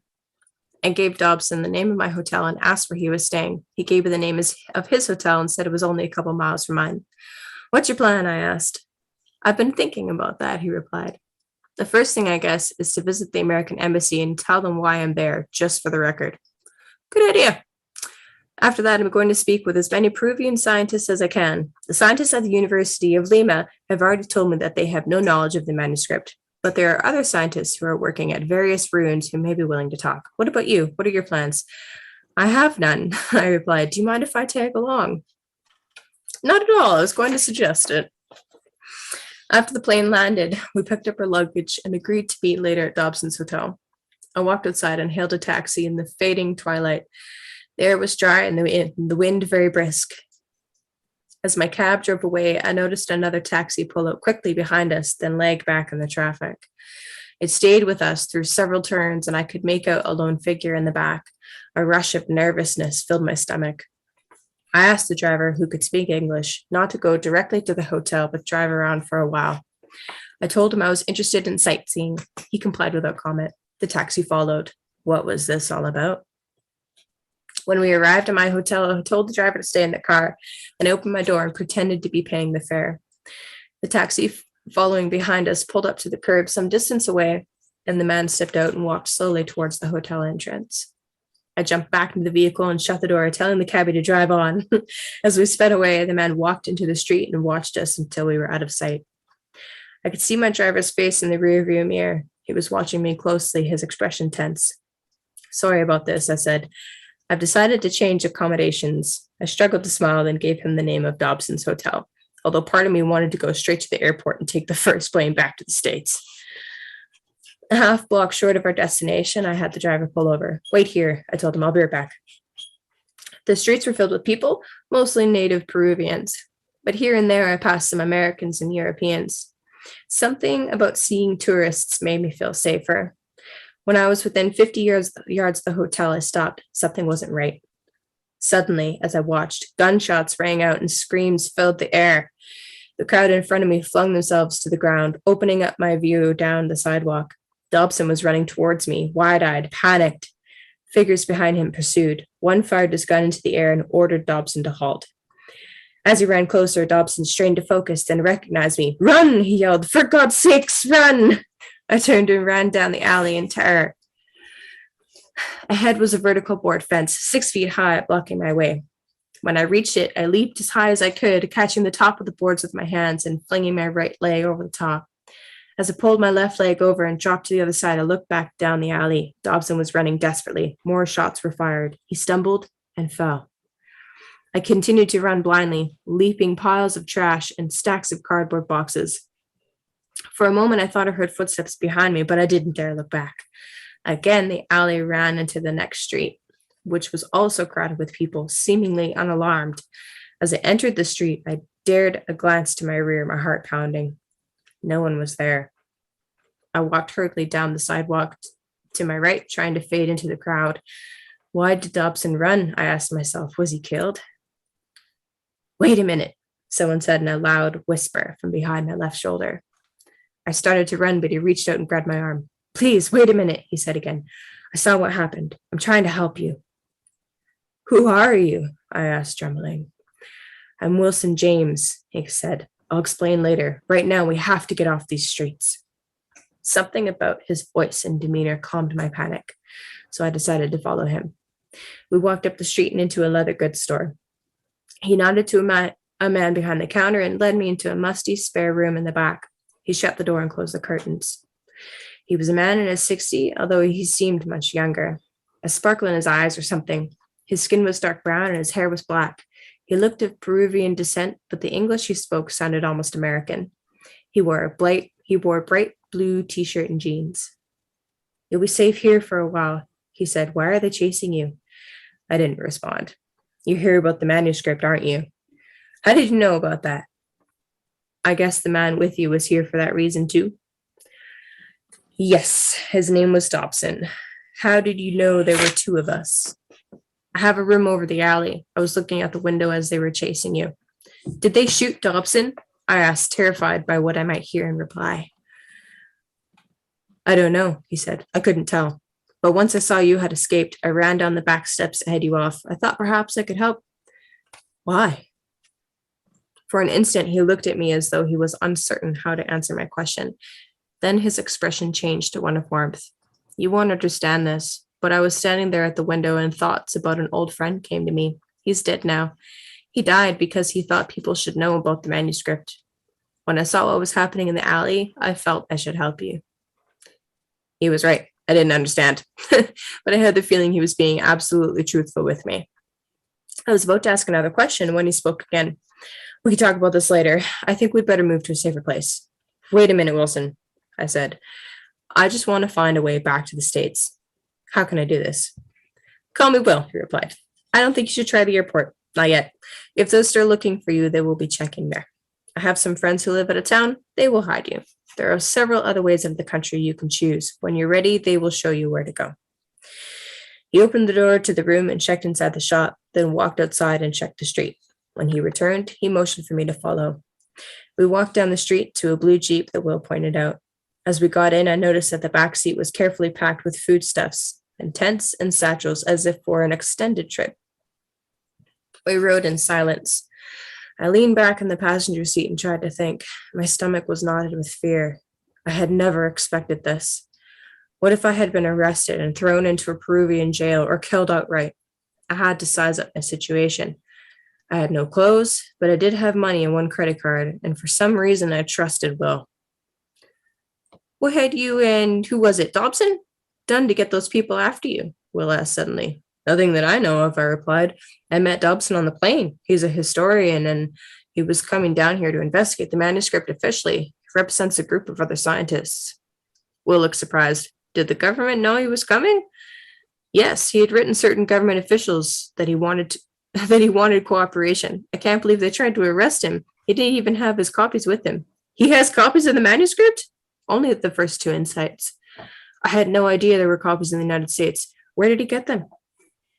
On an earlier trip, he was told a certain priest knew of the manuscript.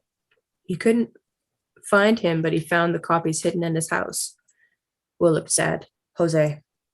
Who? I asked. He was the friend I told you about, the one who was killed. He was adamant that as many people as possible hear about the manuscript. What happened to him? He was murdered. We don't know by whom. His body was found in the forest miles from his house, but I have to think it was his enemies. The government? Certain people in the government or in the church. His church would go that far. Perhaps the church is secretly against the manuscript. There are a few priests who understand the document and advocate it covertly, but they must be very careful. Jose talked of it openly to anyone who wanted to know.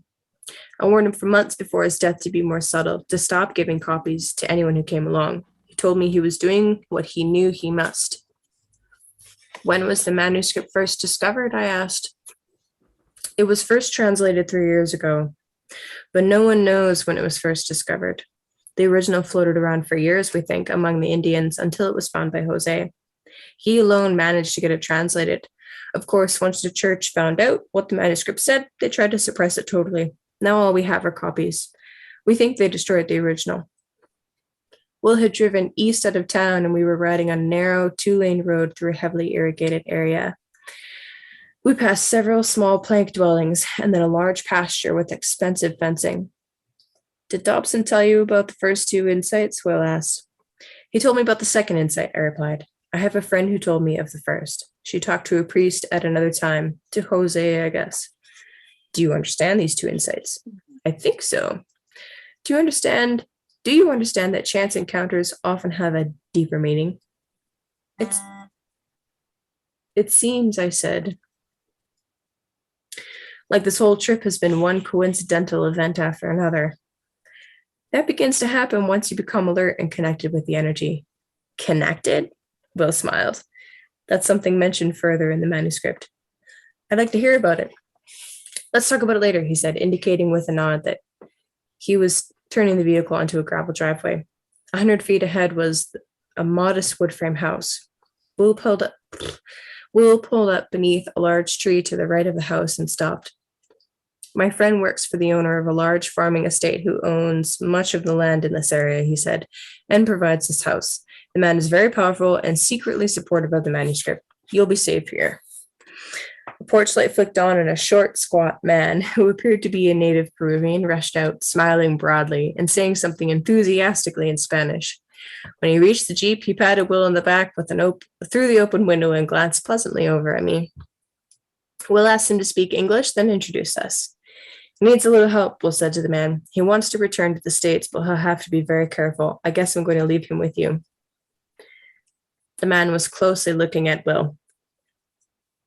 You're about to go after the 9 insights again, aren't you? The 9th insight again, aren't you? He asked. Yes, Will said, getting out of the Jeep. I opened my door and walked around the vehicle. Will and his friend were strolling toward the house, having a conversation I couldn't hear.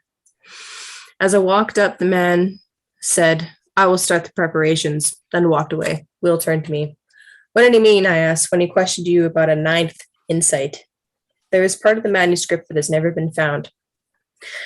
There were 8 insights with the original text, but one more insight, the 9th, was mentioned there. Many people have been searching for it. Do you know where it is? No, not really. Then how are you going to find it? Will smiled. The same way Jose found the original 8. The same way you found the first 2, then ran into me. If one can connect and build up enough energy, then coincidental events begin to happen consistently. Tell me how to do that. Which insight is it? Will looked at me as if assessing my level of understanding. How to connect is not just one insight, it's all of them. Remember in the second insight where it describes how explorers would be sent out into the world utilizing the scientific method to discover the meaning of human life on this planet, but then would not return right away? Yes.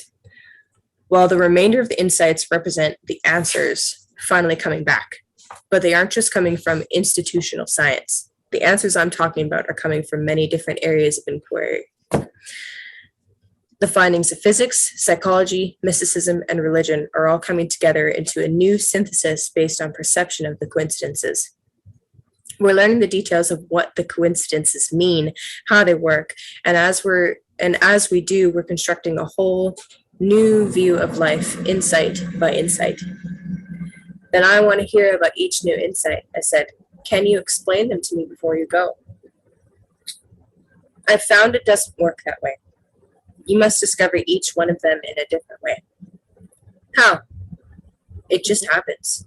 It wouldn't work for me to just tell you.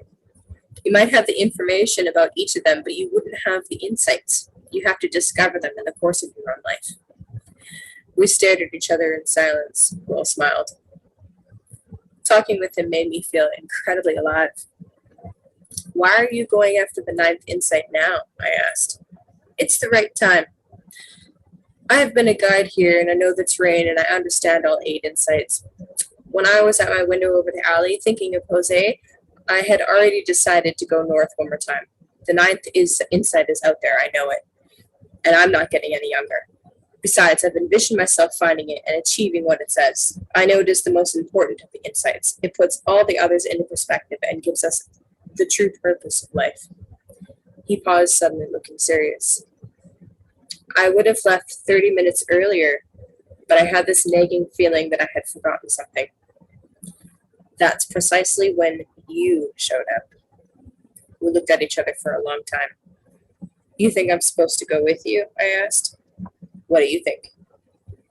I don't know, I said, unsure of myself. I felt confused. The story of my Peruvian trip was flashing before my mind. Charlene, Dobson, now Will. I'd come to Peru because of a mild curiosity, and now I found myself in hiding, an unwitting fugitive who didn't even know who his pursuers were. And the strangest thing of all was that at this moment, instead of being terrified, totally panicked, I found myself in a state of excitement. I should have been summoning all my wits and instincts to find a way home, but what I really wanted to do was go with Will into what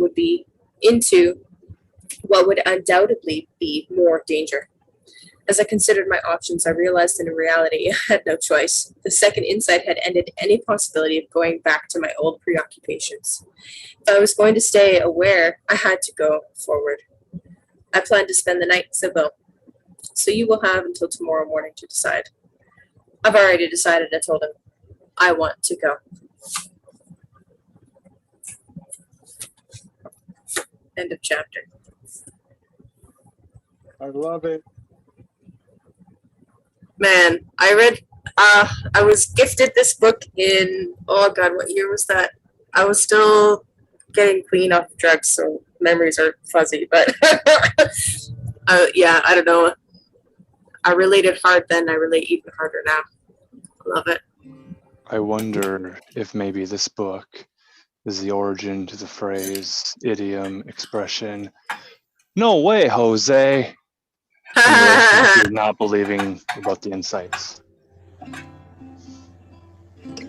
I like how the character Will becomes his guide even throughout the following books in the series. Really very symbolic of how what we talked about on Vibrant, actually, like getting your energy, your life force energy cleaner and purer and at a higher level connects you to the will.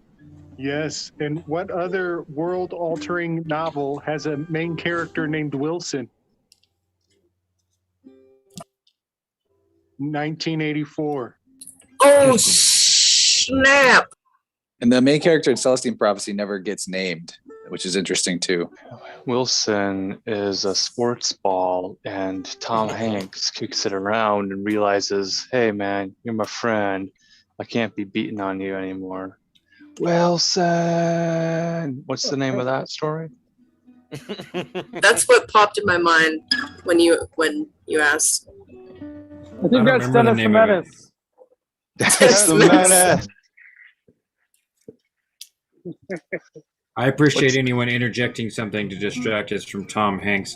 I've never seen that movie and I've never read this book, so I'm fascinated by every chapter I hear. Amen, brother. I've been working on a That song pedo tonight. jerk. SB, you might appreciate this. I'm calling it Souped by Satan. And the idea is this is a fun song that we can sing together about how things happen in our life and we might blame Satan for them. You know, like my youth pastor called me a couch potato. I must have been souped by Satan. My dad was a celery man. He must have been souped by Satan. On and on it goes. Maybe tomato and toe, chili and freezing in hell, spicy doctrine and Holy Ghost peppers, acid reflux, hallelujah. It's Empty my great. blessings into a cauldron, wine and bread and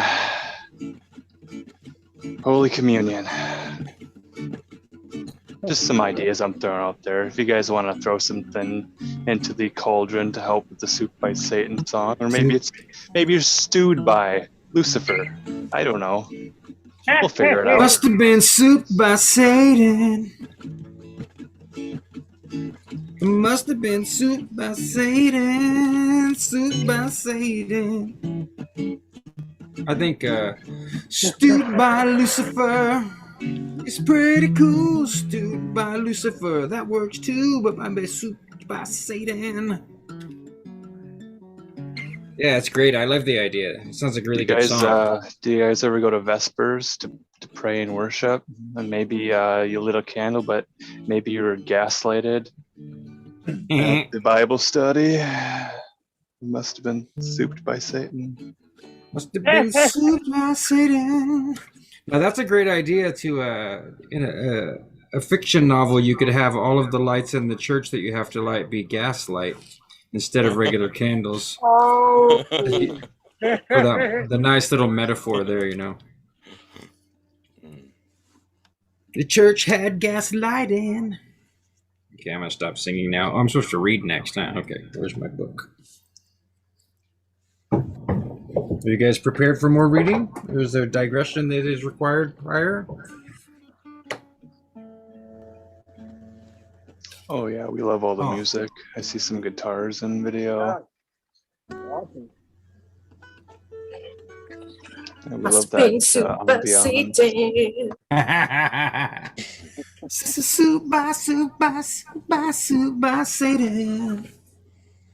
What happens I when make you go to soup an with Easter Sunday Satan. service and you collect all those cotton-colored Easter eggs and the pagan plagues, and Jesus is risen, but sister's got a yeast infection. Must have been souped by Satan. It's great. This is a great song, man. We've already Things kind are- of got Things We've are already got terrible, like man. an acoustic. Yeah, that's what makes it good. Is it's so bad. I thoroughly enjoy how the books that we end up reading and the topics of the week on weaving and on vibrant end up actually like working together in these beautiful coincidences. Just it's so beautiful. We don't plan it. It just fucking happens. And it's just so wonderful. I love it. I just love it.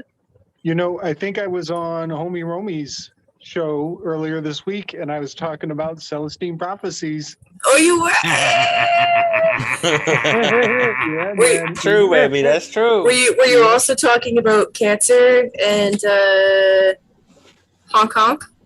Yes, at the end, I saved it for the grand finale. Oh snap! I gotta go get on Patreon then, so I can listen to that. Oh, yeah. there you go. We love that. Right? Yeah. I will Venmo you $3 right now to do that. Oh, that's marketing. That's smart Yeah, marketing. Rising from the ashes, run get you some. That's awesome. That's awesome. Yeah, Oh yeah, you're supposed to read, Sean. Okay, you guys ready for some reading? yes, sir. Well, just a moment. I remembered that Jesus went to the Garden of Gethsemane, and I got a gift card to the Olive Garden, and they promised me unending soup and salad bowls, but they kicked me out after I asked for more. So I must have been souped by Satan on that deal. I think you were. They're not actually they're limiting my unlimited soup and salad bowl. And Pastor promised me an abundant life, and everything I ever asked for would be given to me if I just asked for it. And the waiter said, "No soup for you." Soup by Satan. I think the chef is literally Satan. Okay. Soup Nazi by Satan. All right. Sorry, let me make some eyes in this thing, and then I'll read. Before you read there, I'm curious, Martin, what are you working on, good sir? This is a collaboration I'm doing with my daughter. Oh. She did this this eye geometric tetragrammaton or Merkaba. I put a hippogriff or a griffin in there up here. It's kind of hidden though. Hard to see. Here, let me see if I can get closer. Wow. Oh, cool. Sweet. Yeah. Cool. I'm into that. And then I'm doing a wolf down below, and there'll be some puppies. We like to collaborate. We've done it since she was knee-high to bow wheel. She's very young. We've always worked together. I actually had a big show with her once, which was a lot of fun. Cool. That's so sweet. A big show, like you guys went and like called all of your. Oh, there was a gallery here in town. Yeah, awesome. Yeah, that's awesome.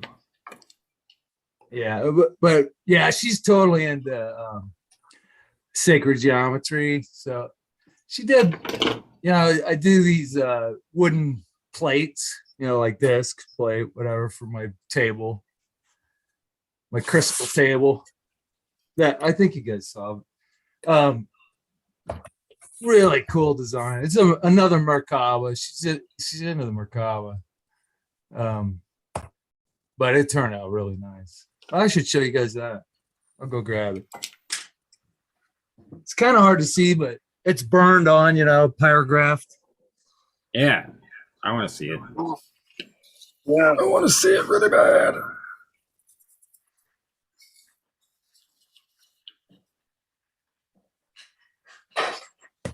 That's so sweet.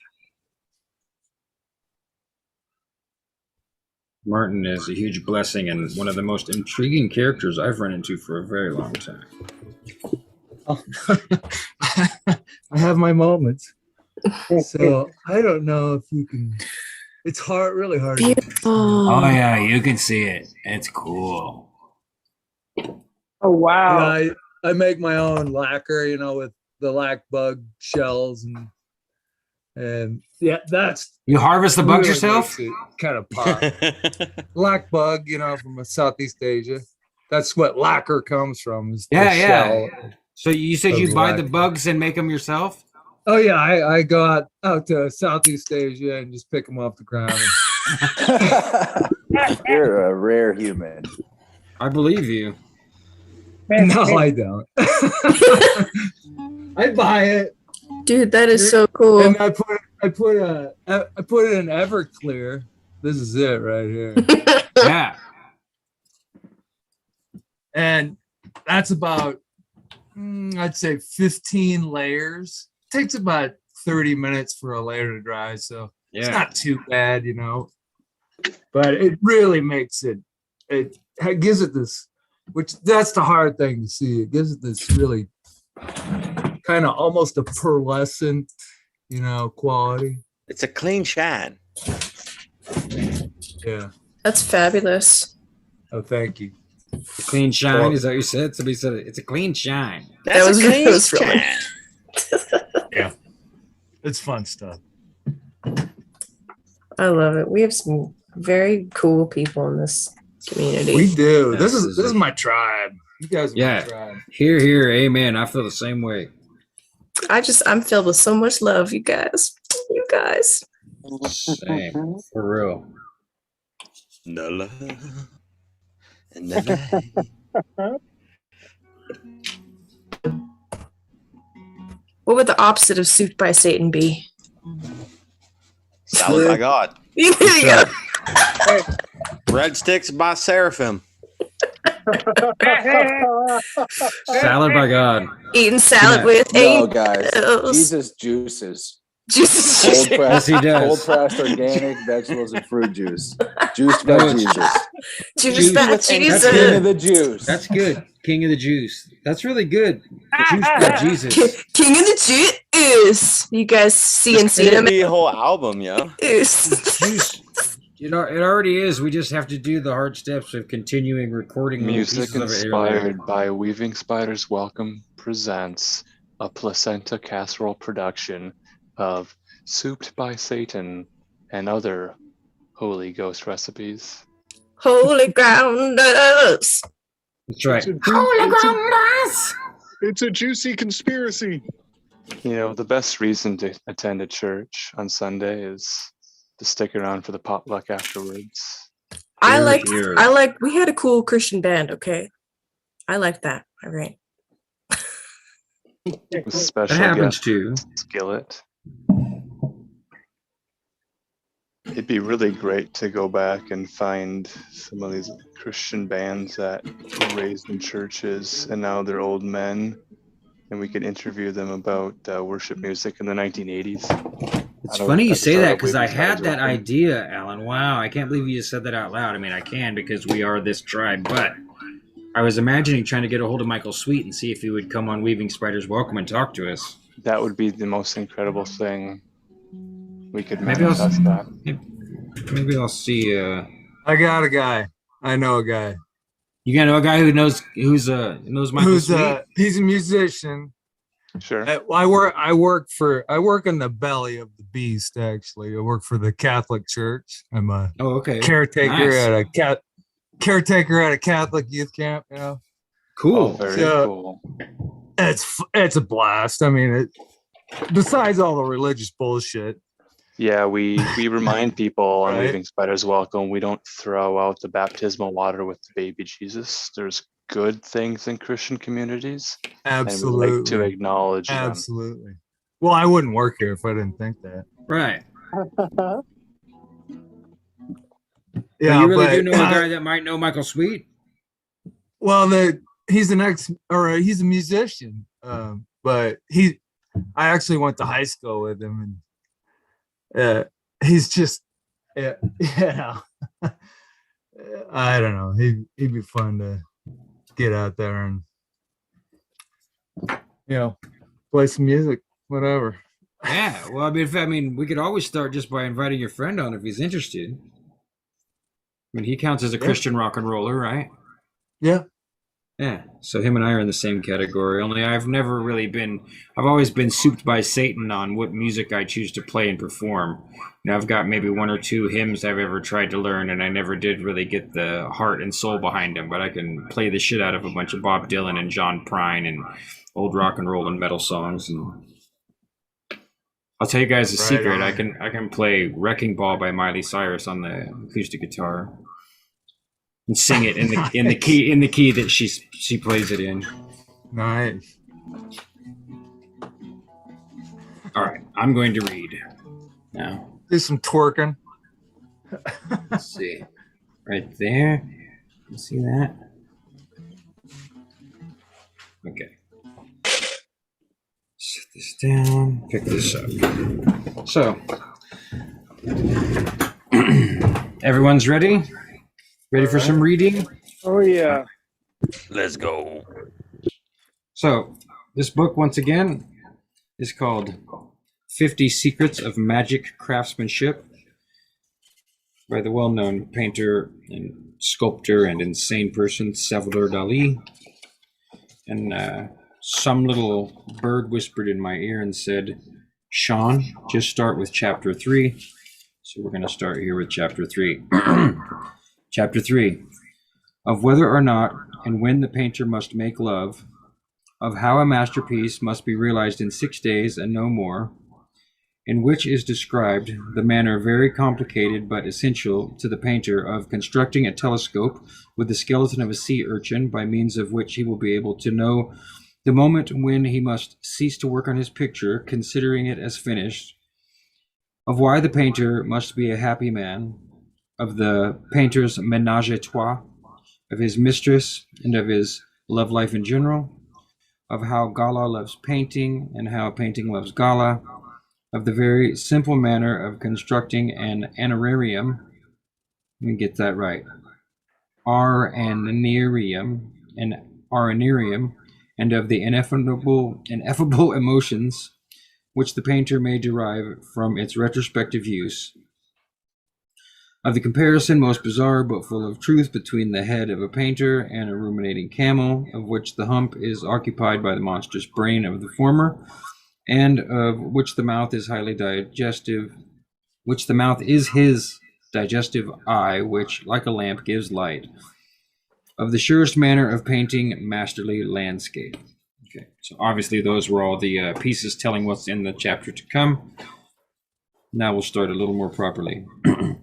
I know that you were greatly struck in reading Cennino Cennini's treatise on painting by the fact that he recommends to the painter the greatest possible chastity, even as he forbids him to carry heavy weights, lest his hand tremble. I was personally even more struck as a schoolboy when the Mars brothers, in order to moderate our solitary vices, if to prevent them was impossible, often told us that this did us as much harm as though we were to manipulate with our own hand the delicate substance of our very brain. But all such vague and metaphoric observations serve only to disturb the emotions and give rise to a host of lugubrious superstitions and feelings of guilt. One must say everything or nothing. Here, then, in all frankness, are exact details, and these constitute secret 9. So we're on the 9th secret out of 50. I think it was 50. Yeah. So secret number 9. Be as chaste as possible and practice carnal abstinence during the periods when you are not materially launched on your work. That is to say, during the inspiration and the conception of your painting. For during this spiritual process, it is most desirable that the accumulation of your libidinal impulses, unable to find outlet in an actual realization of desires, should nourish the process of your dreams and reveries, especially in the state of gestation, which is, as Paracelsus said, above all, a state of digestion, of transformation, of transubstantiation, and today, that we know Freud, who may add also, and above all, of sublimation, which, as we also know today, is the state which characterizes the constitutional basis of the artistic phenomenon.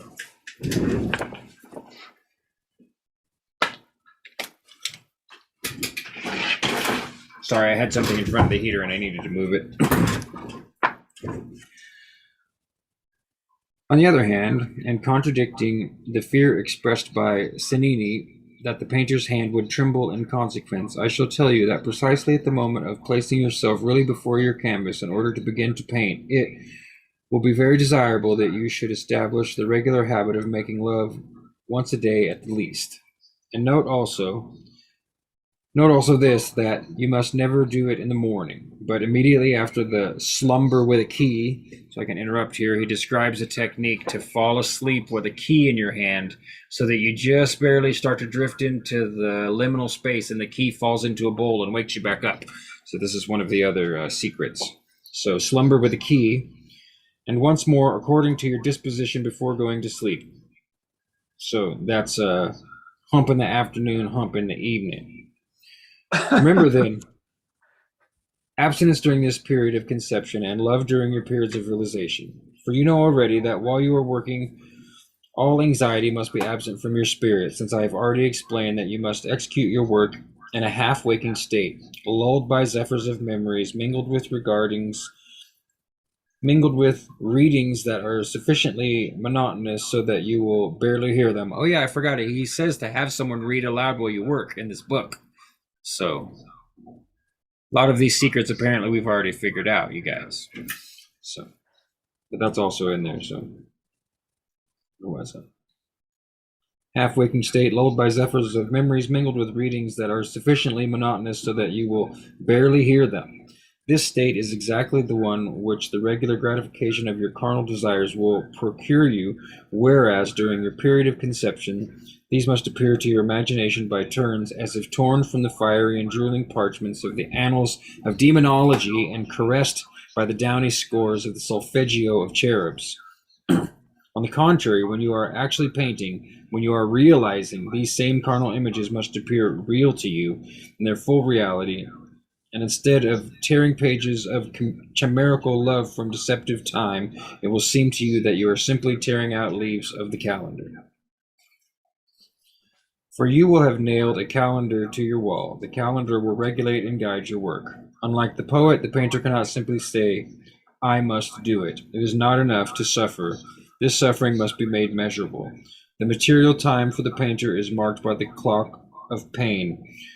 For like the agony of Saint Sebastian, which you can count by the number of his arrows, the passion of the painter can be counted by the exact number of his brushstrokes.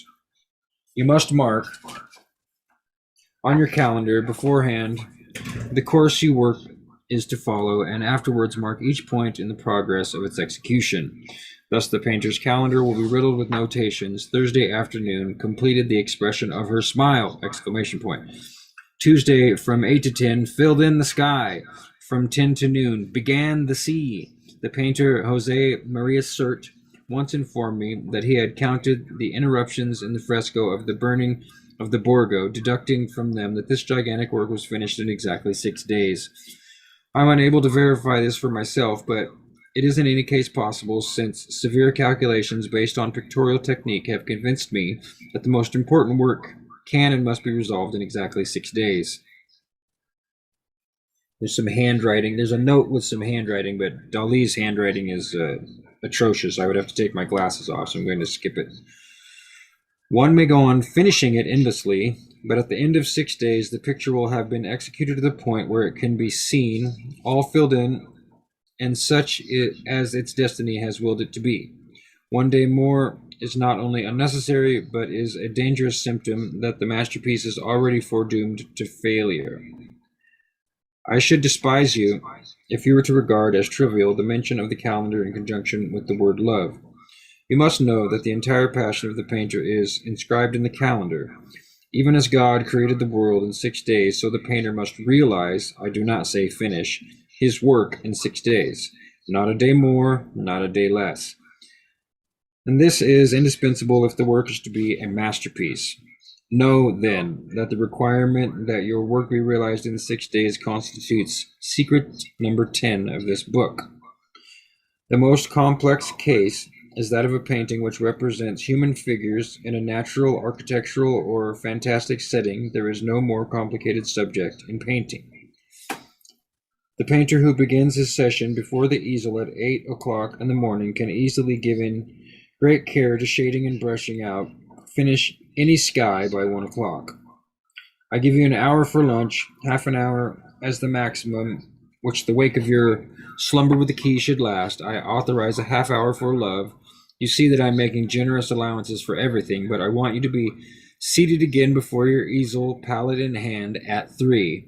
I guarantee that if with the 5.5 hours that I give you to fill in the landscape or the sea, you do not have enough, and if consequently at the moment of sitting down to dinner at 8:30 you have not yet finished, you are not the great painter of genius that you claim to be, and your work will not be the masterpiece which we expected from your brush. That hurts. Dali's coming after us, man. A half hour for love. Yeah, that's not generous. Yeah, that makes me scratch my head about, well, was it Gala is a good question. That's his wife, doesn't necessarily have to be his wife that he's making love to, but anyway. No, he said he had a mistress, didn't he, or two? Oh, I think the mistress is the painting process itself, if I remember correctly, but. Oh. Yeah. I mean, if you want to know some brutal, gory details, in London, on the back of a book I was reading, well, it was inside the book actually. It was a book about Dali and his muse, and it was a young male figure who was very beautiful and kind of feminine for being a male. And it said in that book that it was speculated that Dali would have young boys paraded in front of him while he masturbated on a couch next to his wife. And that was one of the first times I realized that there might be a lot of things about this man that I really don't like. And of course, once that starts, then you find more and more. But, you know, he's still my favorite artist. He's a human. Of course, it wouldn't surprise me. He seems like one of the most neurotic and eccentric people that's ever been documented, as far as I can tell. He's up there, definitely. Yeah, I like him a lot Great more than painter, too. Warhol. So, but since you reassure me by telling me that your background is completed, and I'm going to start that over. But since you reassure me by telling me that your background is completed and ask me how and at what point you are to continue your work tomorrow morning at 8 o'clock, I shall ask you to mark down the following on your calendar. I shall assume that your painting features 2 figures in the foreground. From 8 to 10, you will paint one torso, and from 10 to 12, the other torso. This leaves you an hour, which you will use to fill in the mountain distances, if there are any. If not, the hair of your 2 figures. From 3 to 6 will be the propitious time for the face. You will always choose the masculine one to begin with, if your figures are a man and a woman. If not, your choice will be determined by the difficulty and must always go to the easier one. The face must be begun with the lighted parts of the chin, after that the cheeks and the forehead, then the nose, then the mouth and ears, and finally the eyes. The longest and most difficult always are the nose and the forehead. From 6 to 8:30, you will begin the architecture or the fantastic elements. This brings you to the following morning. From 8 to 10, you will complete one body. From 10 to 12, the other body, except for the hands and the feet, which I give you the whole rest of the afternoon to complete.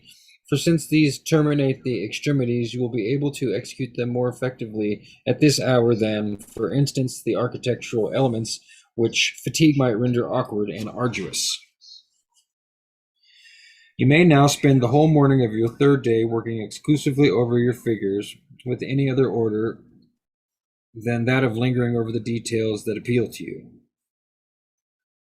Oh, without any other order. Okay. You see that we have already reached the 3rd day, and already your canvas is satisfyingly covered with paint, except for the feminine face. Be easy in your mind and work without haste, for I give you the 3 remaining days to realize it.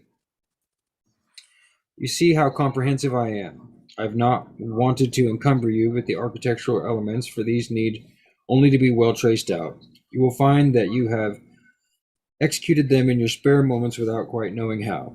If you happen to be one of those droll painters who, instead of sky or earth, prefers to introduce elements borrowed from their fantasies, the painting will go even faster, since you will only have to make skies of a sort or earth of a sort, and having no objective model to which you are bound, you will immediately be satisfied with whatever comes out of you.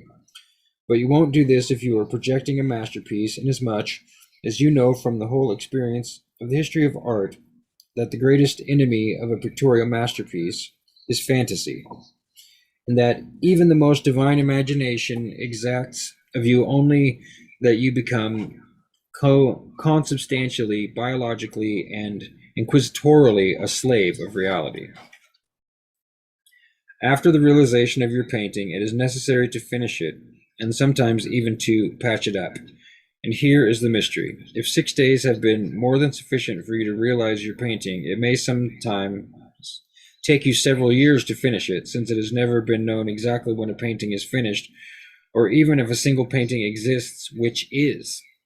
My own opinion is that no painting is ever finished, and that it is to this that paintings owe the force of their existence, the perpetual influence which they exert over the years. Now that's deep. That makes a lot of sense. It's Dali's opinion that no painting is ever finished, and that it is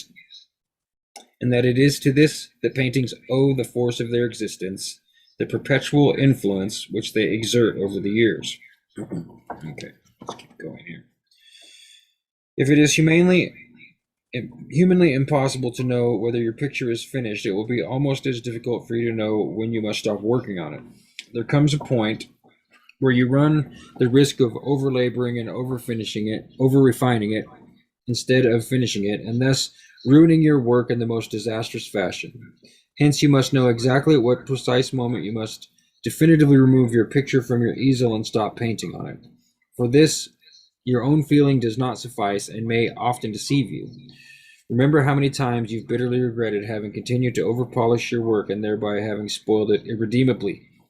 Heed then secret number 11, by which you may infallibly know with all sureness that the hour of giving your last brush stroke to your masterpiece has struck. You will not be sorry to learn it.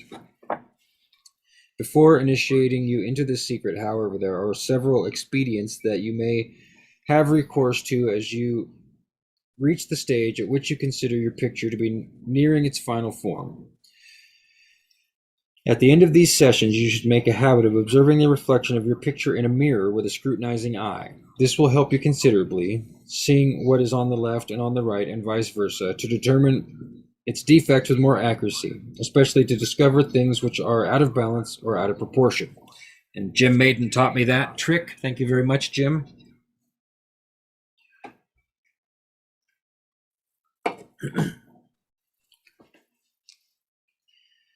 The asymmetries and irregularities which are not called for will immediately strike you. Your eyes, too much accustomed to seeing the picture constantly in the same way, tend to allow your vision to be contaminated by your conception and to correct disproportions in an artificial manner. Another useful expedient is to have your wife trick you into coming upon your picture in the most unexpected settings and at the most unexpected moments, in an odd room, in a corner of your garden, so that you find yourself suddenly and irreparably confronting your picture.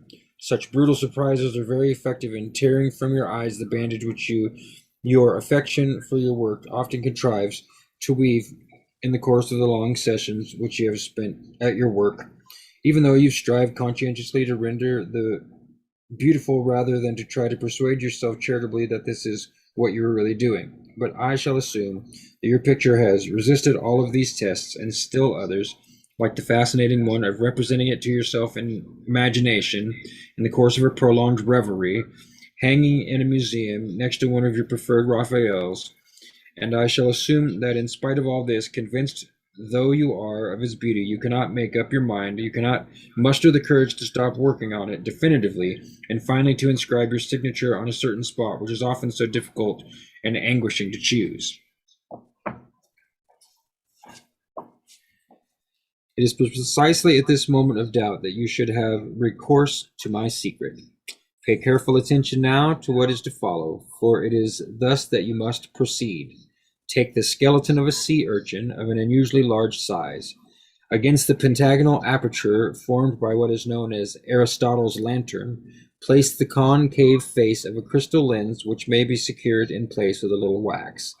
Then take the web of a spider and with it form lines across the lens connecting the 5 points of the pentagon so as to form a star. At the opposite point of the sea urchin's shell, make a hole with a drill large enough to accommodate a small magnifying glass. You will then see for the first time in your life, since before me no one had ever had the idea of looking through a new artificially drilled hole into the interior of a sea urchin, you will see, I repeat, the interior of one of the most beautiful natural cupolas which is given to human creature to contemplate. And the center of this cupola, which I might compare to the Pantheon of Rome, would correspond to the hole which looks out on the sky, round in the one, pentagonal in the other. I shall ask that you hold this up to your picture so that its reduced image will appear in it. This test is something which you must experience for yourself, for if the picture observed under such conditions through a telescope appears finished to you, it is because it is truly finished, and if it does not appear finished, then it is because it is not.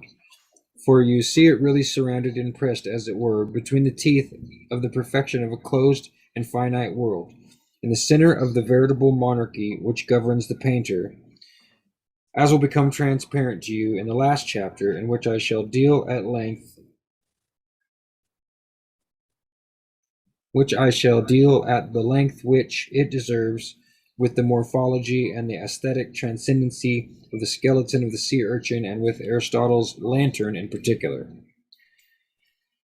You may now already begin to suspect that in order to have the humor to contemplate the mysteries of creation by introducing holes in the most secret receptacles of nature, so that you may see revealed through them universes of the ocean depths, even when they bristle with spines, you have obviously to be not only curious, but also, and especially, you have to be a happy man. Even to be simply happy would not suffice, since in addition to your happiness, you must not only have, but be filled with authentic good humor. And as I've already made you anticipate that the secret of your happiness and your good humor resides in your love life, I shall ask you once more in this connection to follow my experiences in the realm of the flesh, which is filled with such sweet thorns. Wow. I don't think he's kidding either. There's pictures and illustrations showing you all this. He's dead serious. See, I don't know where my camera is. I can't, but you can see there. There's that. Is that better right there? Yeah, you guys. Maybe I'll take a picture of it and drop it in the Discord. I mean, pardon me, the Telegram. That's some hardcore descriptions, man. Yeah, man. Yeah. Dali's over the top, of course. Okay, shall I continue? Let's see. How far are we from the end here? Like, Roman, is that one of your magical scepter smokes? Nice. Hell yeah. Blue lotus, blue vervain, cornflower, mullein, raspberry, lemon verbena. Wow. That's far out, dude. Great smoke. Gorgeous. Where are you getting your Blue Lotus? There's a good herb shop here in town. It's Yeah, the I most can't find it expensive here. one. It was kind of hard to find, but man, I'll tell you what, if you drink like 8 of them in a cup, it's incredibly bitter, but you will have intense, beautiful, transcendental dreams. I love American. Yeah, psychoactive. Yeah. So wait, you haven't? I need to drink 8 Blue Lotus flowers or 8 cups or? Yeah, 8 flowers. Like if you get whole flower at your herb shop, which is awesome. It's pretty expensive. It's usually about $25 a ounce, but an ounce is a lot. Like if you get 1 ounce of Blue Lotus flower, it's a lot compared to like an ounce of lavender flower. I think it's like $4.50 or something. Anywho, but yeah, you take that and you just put them in a cup, make tea out of it. The whole flowers and fucking. I'm holding a cup right now. I'm making fruit gravy and tea. And are you watching me? How do you guys know this stuff? Are you making gravy tea right now? No, I'm making fruit gravy. Fruit gravy. So is that the same as juice, or is that different? No. You want the recipe? Well, I take Yeah. some mixed fruit. I got strawberries, pineapples, mangoes, and peaches. I put them in a pot with some water. Add some cornstarch. Add some lemon juice. Keep stirring. Boil the water down, and then you get this thick, syrupy fruit gravy. Not quite jam, not quite jelly. So I'm calling it fruit gravy. Maybe you put it on a waffle. I don't know. Sounds deluxe. Do what you want to do, man. Maybe some butter. Maybe some Belgian waffles. I don't know what they do in different countries. I'm American and proud of it. I think that's probably how you prevent yourself from getting souped by Satan, is to make fruit gravy. Satan can't soup me. I'm making fruit gravy. Eating with Inky. Right. So the next part of the book is about the mistress. So I'll have to go on at least that much more. There's quite a few pages here, so we'll just see where we get. Oh yeah. But I figure we can't stop before he explains how the painter is allegedly supposed to have both a wife and a mistress.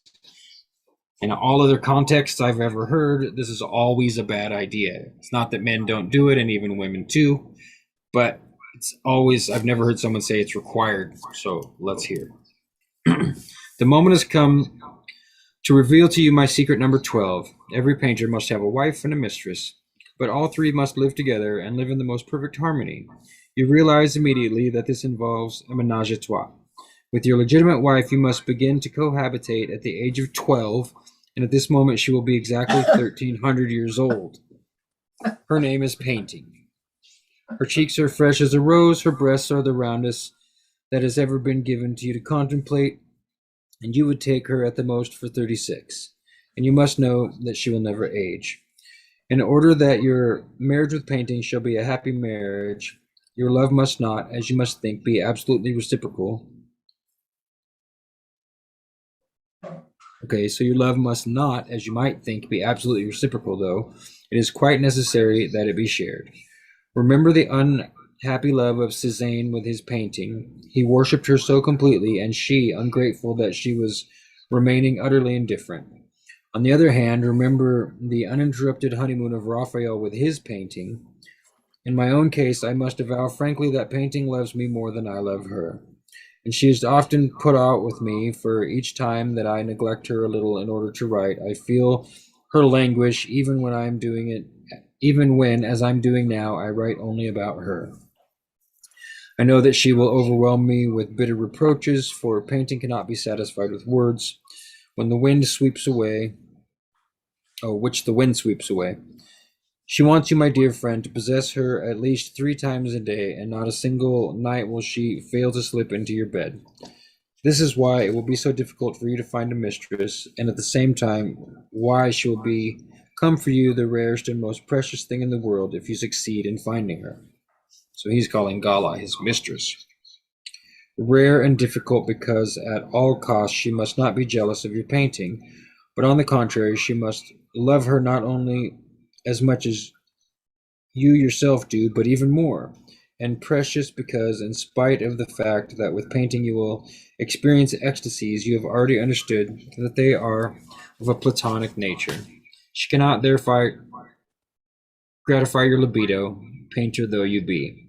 See then how lucky you are, since the one you will really marry when you are in your middle 20s, and who in the eyes of all the world will pass as your legitimate wife, or at least as your morgantic wife, will in reality of truth be only your mistress, with all the perpetual romance which this implies, while your marriage, without secrets or veils, your marriage of all the most everyday moments of your life, will be that into which you entered through the sacrament which you contracted in your early teens before the muses of Olympus with your dear and well-beloved Painting. See, therefore, once more how happy you may consider yourself among men, to be able to live with your wife as though she were a mistress, into whose arms you were escaping from the soft but habitual conjugal bed. I must tell you now, by way of introduction to secret number 13, that every good painter who aspires to create authentic masterpieces must before anything else marry a wife. Thus you are advised, the painter's wife is called Gala, for Gala is she, creature of grandeur, who advances and operates cures for the perverse aberrations of your spirit. Gala is she with whom you may, in marrying her, live continually as with a mistress, and who will adore your Painting more than you do yourself. Warning you without pride when the occasion arises, this may distress your Painting. Let's not do that. It would grieve your Painting. You're neglecting your Painting. Look how beautiful your Painting is. Someday you'll be sorry that you did not love her enough. And Gala is also the one who reads to you with the sweetest of an Aeolian harp for hours on end from her favorite Russian texts, all Pushkin, of which, since neither you nor Painting knows Russian, you do not understand a single word, but whose musical monotony half puts you to sleep while you are in each other's arms. Pushkin's an excellent poet, by the way. If you've never read Pushkin, it's worth looking at. And Gala is also the one who brings you, like a bee, all those honeys with which you and your Painting feed your perverse gluttony. And she says, as she comes home and puts before you these flasks of rare media, I'm bringing this for your Painting. I think she will like it. But the hard kiss of Gala's mouth is for me, for Painting herself can be kissed only with one's eyes. But if I've just given you a sketchy idea of how Gala loves Painting, I must now complete for you the description of that setting of our menage a trois by telling you how and what degree painting loves my Gala. You must know then that oil painting fell in love with Gala at first sight, and that she became from that moment her constant and exclusive model, and was thenceforth called her Olive because of the color and the volume of the oval of her face, which resembles that of a Mediterranean olive as two drops of oil resemble each other, although olive oil is not appropriate for painting because it would dry too slow. The olive itself remains nevertheless the symbol of oils. For it will no doubt be admitted that the best symbols are those which never dry. You must now clearly understand this, that the ideal of the perfection of the feminine oval during the period of egg painting and at the very beginning of oil painting remains that of the volume with a hard, rough, brittle surface, that of an egg, which is exactly that of the Ovid, heads of the Madonnas of Raphael, where a little later, when full oil painting develops, the oval of beautiful women become humanized and lubricated, approaching that of Gala, that is to say, resembling that of an olive. Those olive faces which were best painted by Vermeer of Delft and by the divine Giorgione, as in an olive, the imponderable hollows of the dimples and facial irregularities become suffused with those olive tints which, remember this, can be obtained only by the skillful mixture of Italian earth, emerald green and blue and black, magically applied à la volée, with the finest of all your brushes. Oh my God, Dali, you're a pain in the ass to read, my friend. It sounded a lot like oil of Olay there. Yeah. It's ALAVOLEE.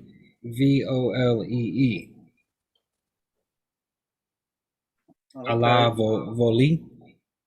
I don't think I've ever heard it before. But yeah, that's interesting. You can only perfectly paint a woman's face by the skillful mixture of Italian earth, emerald green, and blue black magically applied à la volée with the finest of all your brushes. Seems to be a contradiction, but I'll take his word for it. Painter, I counsel you, therefore, to balance an olive on your easel, and let your eye not cease to question it often. For he who has understood the form of an olive will have penetrated the most subtle, supersensible secrets of all painting. Thus, and this is secret number 14, accustomed to recognizing at a glance the morphological virtues of an olive, you will be able to choose amid the abundantly and pictorial multitudes of feminine ovals those authentic galas which painting loves, assuring yourself thus, by this unanticipated procedure, nothing less than the certain choice of your own happy marriage. Let me now tell you other advantages that you will find in being married to a gala. And since I feel that this is what you've been waiting for, wondering what in the world this gala does to make her so precious to every painter, what she does to be so useful, my answer shall be simple. She does nothing. She lets potentialities process and affinities take their course, that is to say, she poses. And to pose means to architecturalize space. But also with her pose she silences, she dematerializes, she quenches your thirst, she banishes anguish. And in the course of your walk, when your spirit roams 1,000 miles away, losing itself on the misty confines of obsessive conjectures, she points out to you a flower in the path where you were walking like a somnambulist, bringing your distracted spirit back to the safe realities of your walk. Look at that flower, she says. And it is the same flower which, that evening, on rereading Michael de Montaigne, he in turn counsels you to observe in order to prevent your spirit from becoming the prey of your chimeras. But I say that Gala does nothing. I wish to say now, in order to have the pleasure of contradicting myself immediately, that she does everything, strictly everything. And yet I am right in saying again that she does everything while doing nothing. That is to say, without touching anything, while flying about. A bunch of pictures of Gala here. flying about like a bee, which is also one of the names which I have given her. For like a bee, she brings me all the oils, all the media, and is thus that I find the pentagonal hive of my studio filled with all the pollens which the painter at every moment of the day needs to be able to spin the integral honey of his work.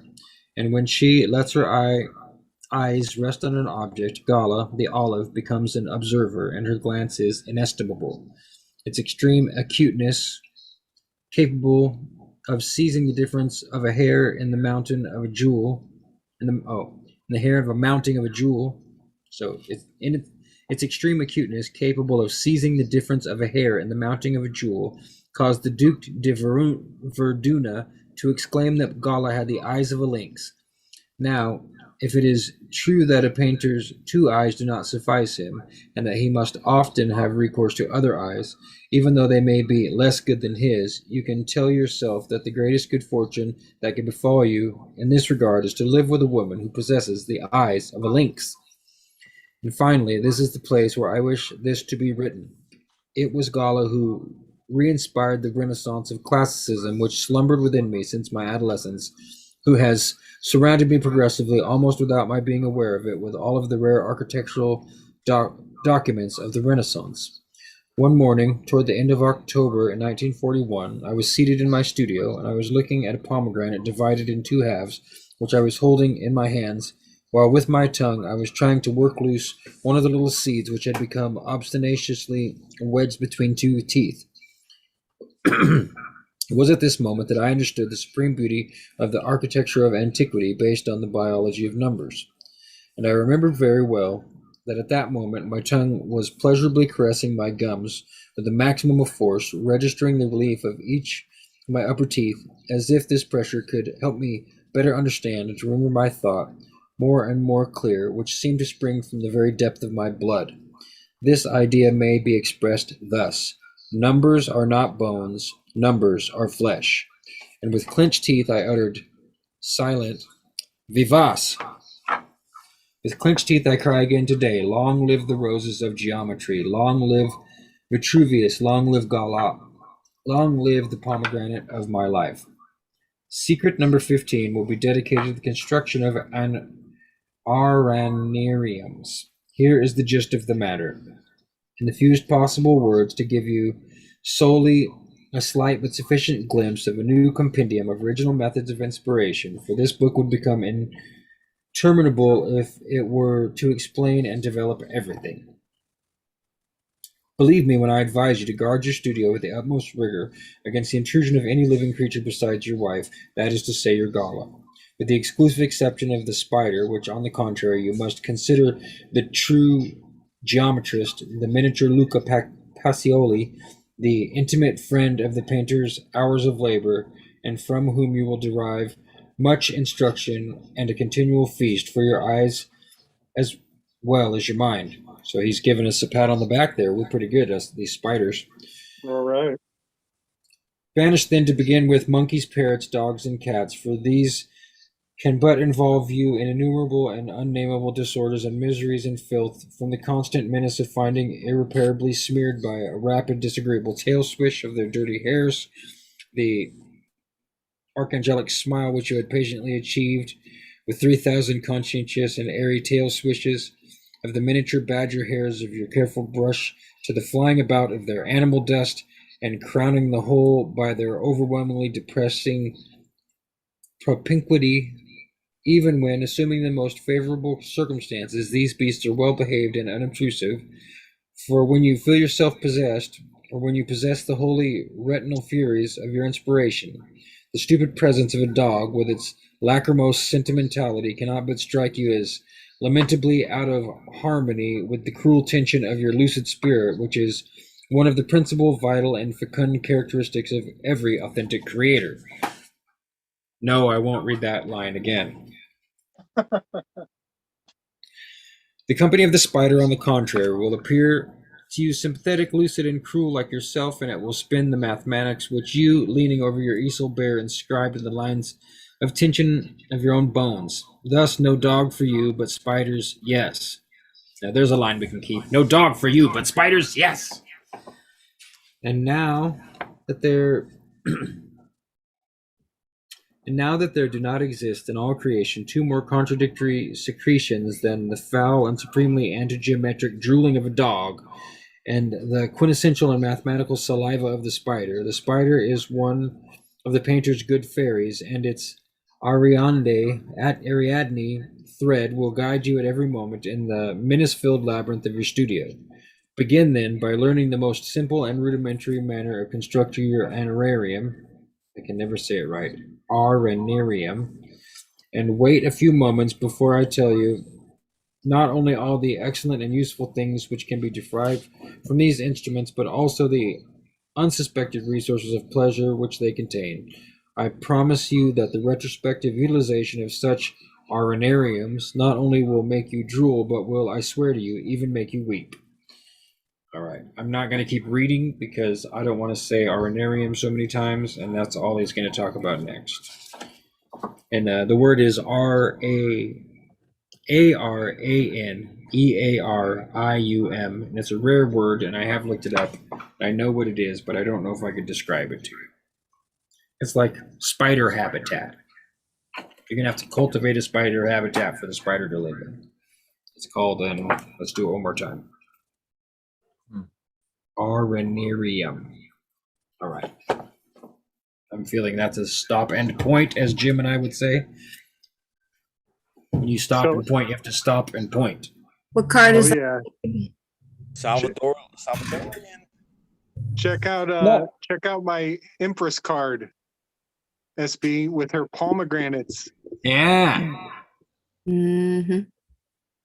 With an olive oval face.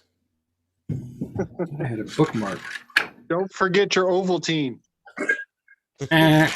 You'll shoot your eye out, kid. Don't confuse the stopping point with a turning point. That's right. Stopping point is different than a turning point. Very nice. Well played. So, homie, you want to read next? I'm down. Yeah. You guys want to help me choose out of this pile of random literature here? Yeah. What are the options? Okay. Okay. Got the mystery of the cathedrals.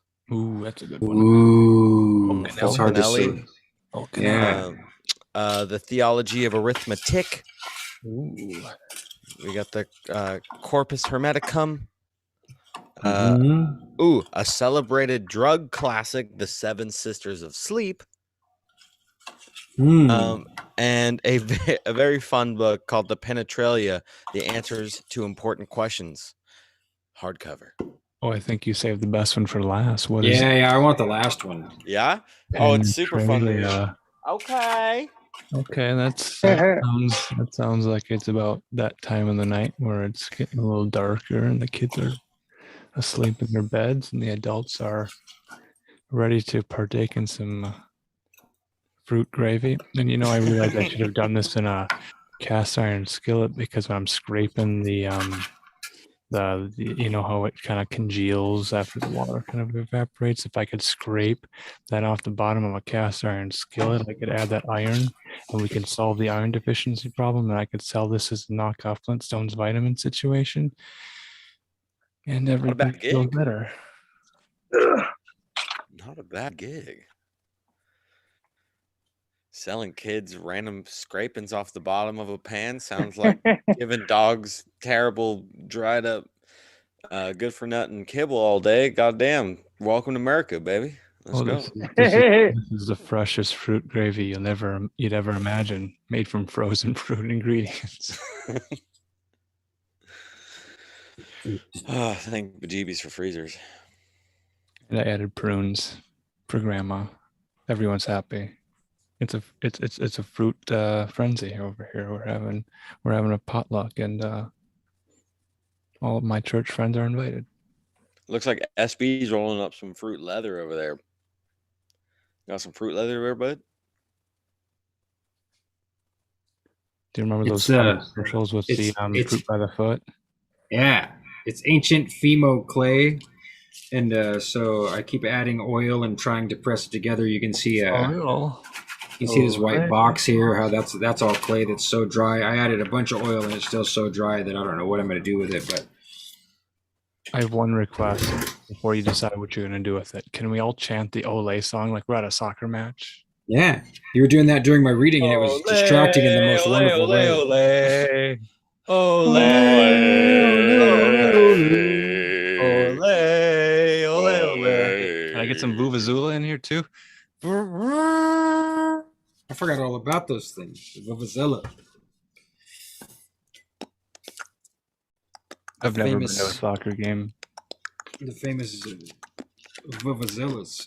I'd like to go to Peru to find the Vuvuzela and the hidden insights of the Celestine prophecy and take in a soccer game.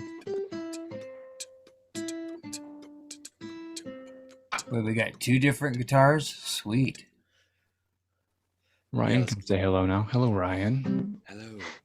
Hey, thought I'd play You you guys a doing? little later. Do you like soccer or Hello. football? Which one's better? Yeah, I love football. Yeah, Football Norte Americano? I don't think I've met you not before. Americano. Oh, hey, yeah, I'm Ryan. I hang out in the chat. I play chess and listen to you guys read books. Nice to meet you. I realized it was appropriate to come play guitar, so I thought I'd come play guitar. Yeah. Hi, nice to meet you guys. Hello. So, Roman has All right. a penetrating topic to explore with us tonight in the most obscene possible ways. I'll make it obscene as I'll make this scene obscene as possible.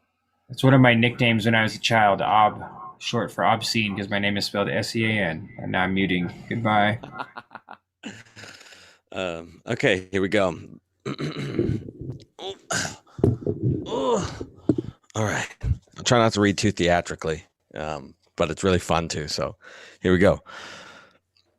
The myths of modern theology. My thoughts were meditating upon the unutterable splendor and unchangeable order of the universe. I was thinking how 10,000 times 10,000 orbs were shining in still the depths of immensity. Each in its own beautiful sphere, each performing its duties in the great fraternity of worlds, each full of eternal, inherent, immutable essences, and replete with properties and principles which, while they secure obedience, also themselves obey.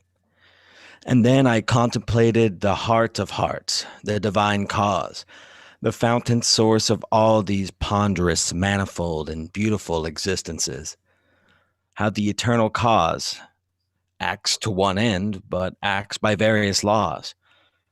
Unchangeable, the same yesterday, today, and forever. A being who lives and acts as far from the finite as I live and act from the infinite. Constitutionally and essentially without variableness. Neither shadow of turning, perfect without any of the weakness common to human nature, and not to be compared with man in any particular, impartial, and eternal. Effulgent sun shining upon the just and unjust, without preferences, altogether lovely and attractive. Whose thoughts are not as our thoughts, and whose ways are not as our ways, the altogether good and the altogether great, the everlasting, the infinite. Do the world's theological teachings ever come before you when thus meditating? Yes, my meditations were as the foregoing when my eye caught the following passage on a page of the New York Observer for July 28th, 1953, which painfully contrasts with my blissful thoughts. The patience of God. There is no subject more wondrous than this, the patience of God. Think of the lapse of ages during which the patience has lasted, 6,000 years. Think of the multitudes who have been subjects of it, millions on millions. in successive climes of centuries, and think of the sins which have all that time been trying and wearying the patience, and their number and their heinousness and their aggravation. The world's history is a consecutive history of iniquity, a lengthened provocation of the Almighty's forbearance. Will mankind ever discard such mythology as this paragraph presents? Certainly. Behold, what a soul-degrading conception of our Father God. The good man and the great-minded can revere only being whose character is fixed on all the perfections of the celestial life, affectionate and beautiful always. No changeableness beyond the capability of alteration or extinction, a source of love and wisdom perpetual.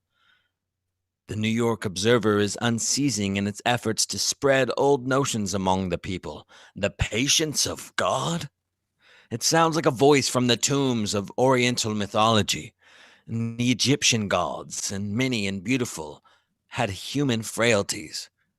Grecian gods would occasionally get into a furious passion and lose all patience. With the absurdities of mundane transactions, the capricious and nervous gods of the Aztecs, with sleepless eyes and fleetest locomotion, would perform wondrous things within volcanoes and under burning mountains. And the Persian angels of depravity were permitted to frighten people by means of thunder and lightning, and thus secure their attachment and loyalty to Allah and Ormunds. But to teach in the middle of this century such weaknesses as characteristic of our own ever just and ever loving Father God is at once an insult to the reason of intuition of every living man, and a hindrance to the cause of theological discovery and improvement. Moved perhaps by a desire to impart more theological information, the Observer states in the same irreverent and blasphemous paragraph that all of the examples of the Almighty power, there is none more wondrous or amazing than God's power over himself. Intelligent reader, think of this dispassionately. Here the Observer is commending the living God as the exemplification.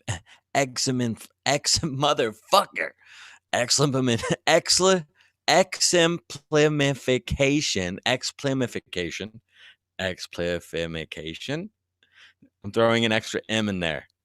Anywho, the excellent of self-control. He don't get angry in a hurry. Suffers for us.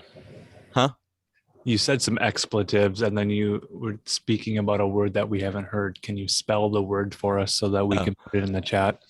Yes, exemplification. There, I said it. Slow syllable. An exemplification of an expletive. Mother, father, sister, brother. We have a whole family of words here tonight. I was throwing in an extra M right at the after there. You know, it happens. So I'm going to start here. Intelligent reader, think of this dispassionately. Here the Observer is commending the living God as an exemplification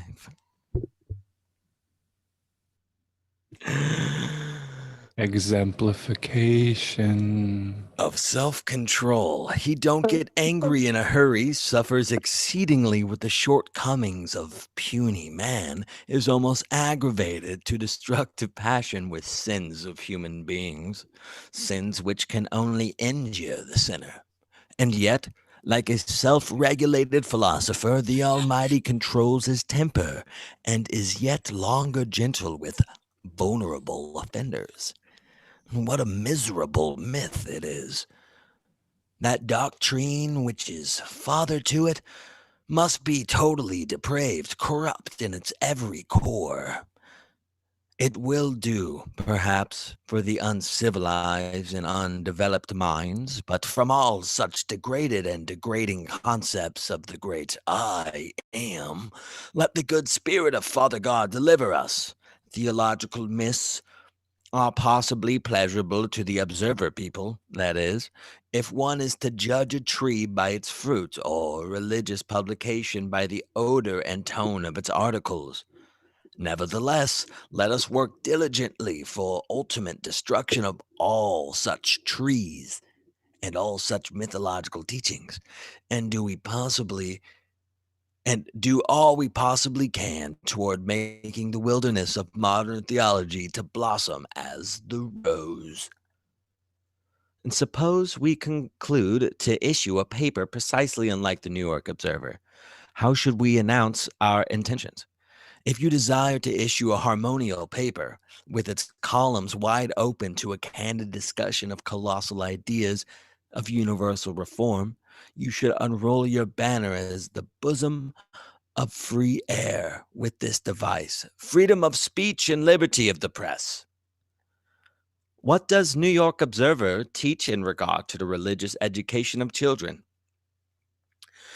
Children should be early taught, says the Observer, that the Bible is a great authority, and that when it speaks upon any point, the question is settled forever. They should be taught to go directly to the scriptures to find what is good and what is bad, and what is true and what is false. Thus, with the blessing of God, they will acquire the habits of constantly subordinating their notions and inclinations to the plain declarations of Scripture. It is a good sign to hear a child often use the expression, "The Bible says no." The Observer's efforts to manufacture crudities to multiply sectarians and are unmeasured and uncasing. Children are urged to regard the Bible as the great authority. If the young mind repels unnatural thought, then they should be early taught to adopt the authority at all events, no matter how severe the trial may be. Authority, as already shown, is the language of despotism. Its attempts to form the convictions of the mind, authority has built the giblet and the cross.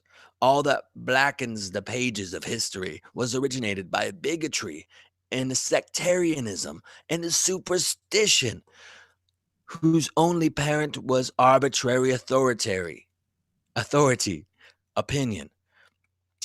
And children should be early taught that is the Bible and is the great authority. What shall be done with the system of religion and promulgates doctrine so despoti?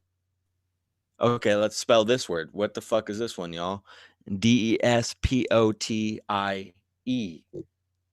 Despoti?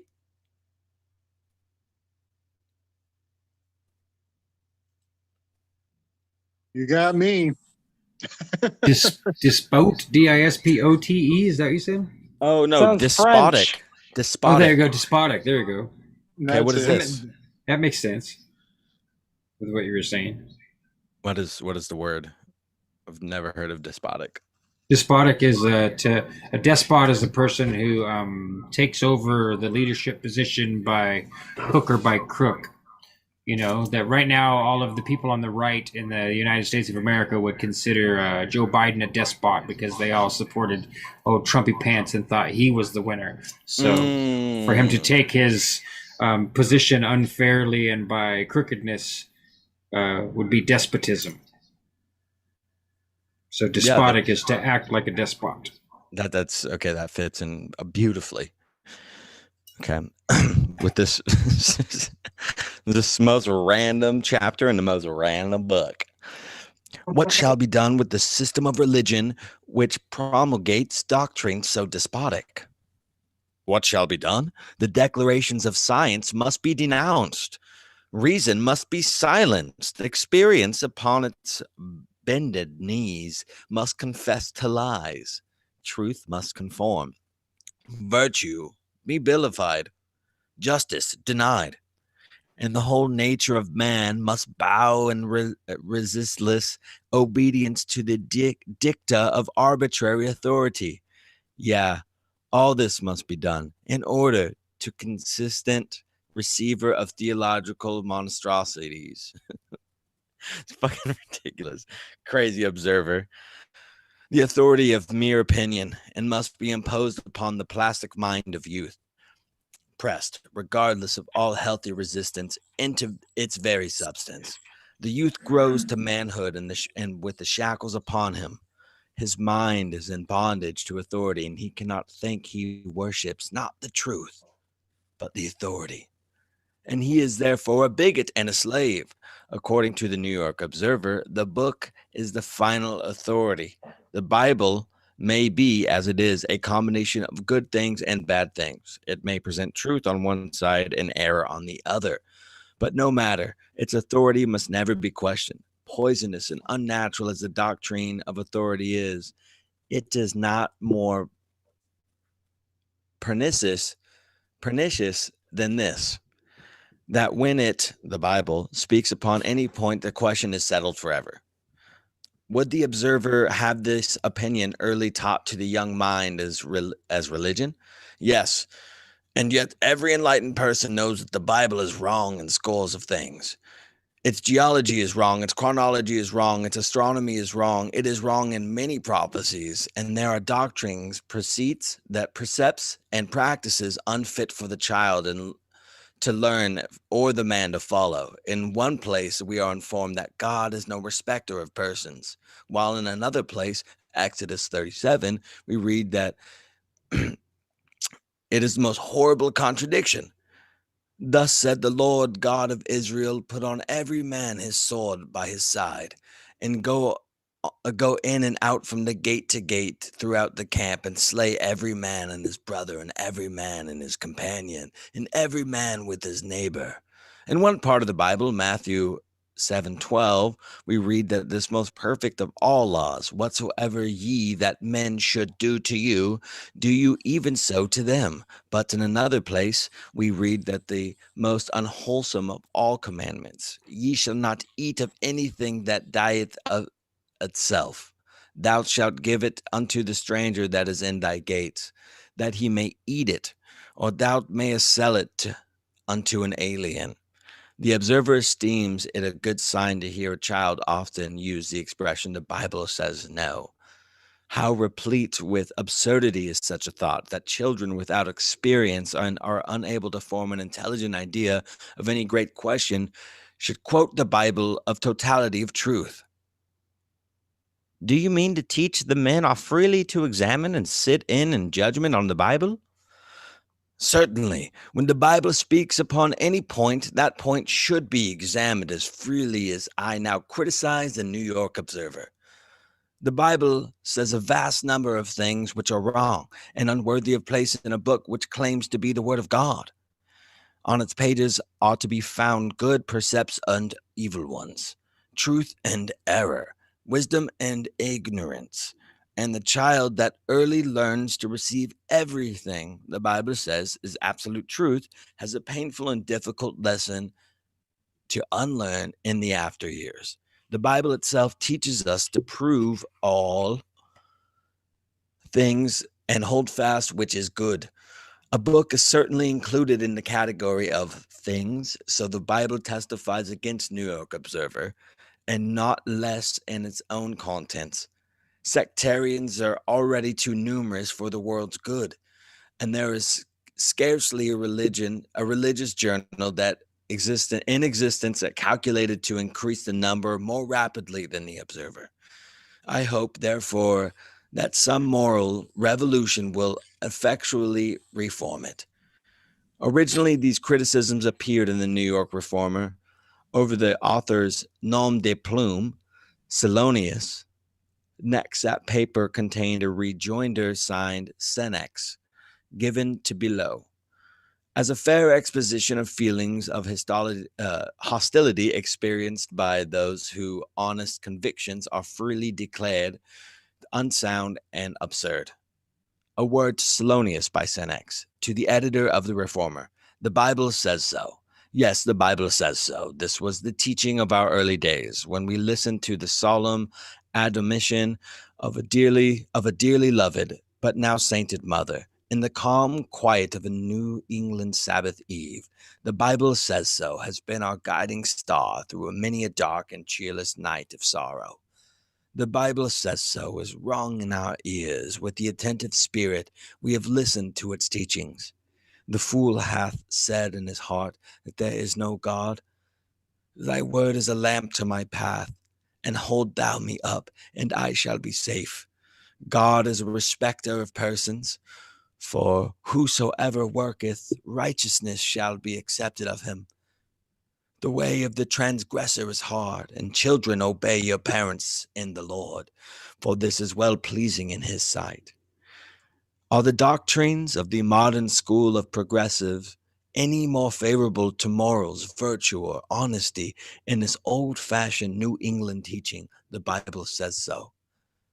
Are the men and women who have fellowship in public assemblies, the Reverend Browns and Abby Kellys, the Bloomers and Sheisms of all grades and the Heisms of all stripes, any more industrious or intelligent or useful than those taught in all the strictness of a New England household with the watch and the Bible says so? Are the higher law doctrines of present day any better than the highest doctrine of the New England church? The Bible says so. In a word, does it make a man a worse citizen, or a woman the less useful, or a boy the more idle and vicious to have been taught the doctrine? The Bible says so. Well, will it be for our country when such men as Salonius, with all of the host Bible scoffers and Sabbath breakers and law destroyers, shall find the harmonia they're so anxiously looking for and expecting, and gathered in one grand phalanx shall confine their teachings to themselves and the children of their own begetting, and no influence of the kind now exerted shall poison the rational teachings founded upon the Bible, and it says so. Yours, Senex. A kind word to Senex by Salonius, to the editor of the New York Reformer. Dear sir, as an editor, a position both conspicuous and exceedingly responsible, you will doubtless be assailed, more or less each week, with communications leading the popular controversism. I'm fucking up out here. Conservatism, or else to principles of progression, so far as the communications to serve the ends of human enlightenment and reformation. You have resolved, I hope, without fear or favor, to admit them. On this impartial principle, you admitted my strictures on the New York Observer, and subsequently the brief criticism of Senex, to whom I now have a few kind words to communicate. Senex misunderstands me, and I do not undertake to denounce or repudiate the moral teachings of the Christian's Bible, nor would I utter a word to detract a particle from the poetry and beauty of those ideas which have been to his mind a guiding star through many a dark and cheerless night. But against the erection of the say-so of the many men or book of the arbitrary standard superior to the vital spark of heavenly flame that glows within the altar of reason. This, in accordance with my living coincidence, or with my living conscience, I will write and speak against this with all my heart, mind, and strength. Senex asks, are the doctrines of the progressives any more favorable to moral virtue and honesty? You know what? I'm over this book, but I hope you guys enjoyed it there. That was great. Thank you. Was the word Thank you, brother. conservatism? Was that an exemplification of expletives that conservatism would require you to never say? What was the title and the year it was published, if you don't mind? This was this reprint, but the title is The Penetralia, one of a series by the Aquarian Fellowship.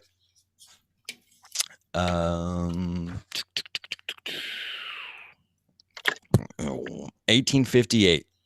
Whoa. Nice. Yeah. Wow. That was a Wow. very controversial book in 1858 then. Yeah, Wow. yeah, absolutely. It's funny because It's like still controversial now. If you go read that in church, they're going to claw their eyes out and scream, blasphemy! a lot of these, I try to buy books from that time period because, after COVID happened and the Fahrenheit 411 really kicked in. Like all of the books were getting bought up by the corporate conglomerates. I was like, holy shit. Like we need to go on a frenzy right now because they're making all of the books virtual, and we're literally going into a reprise of the of an era. So, Yeah. trying to get as much of the shit as possible. That's what they meant when they said Kindle. I've got a Kindle. Yes. Kindle, Kindling yeah. for the To fire. burn up the books. Yeah. This dude. time they're going to burn the books and tell us they're doing us a favor by making it easier for us to read them. But I also am accumulating a huge library, as my friends here can testify. Yeah, and I used to burn my books to CDs to back them up so I would never lose my digital documents. Oh, Anybody right. else? Yep.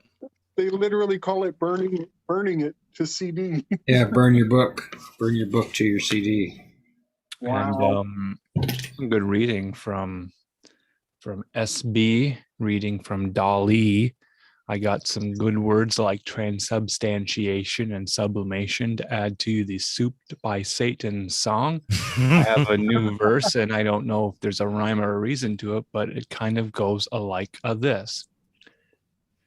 A satanic sabbatic goat stew, a strange tea, witch's brew, don't eat the tree of public secular college, for surely you'll learn incorrect pagan knowledge. Nice. Satan stew. And I then must have been souped by Satan. Gethsemane souped by sounds like Satan. sesame, and then we got Sesame Seed and Sesame Street, so Jesus can walk along the Sesame Street to the Garden of Gethsemane to harvest the sesame seeds, and it becomes a tongue twister at some point. I think it's been a tongue twister the whole time, brother. Twist your tongue till it bleeds. There might be a verse where we just talk and we don't sing it. It could just be Yeah. a complete mess of a song.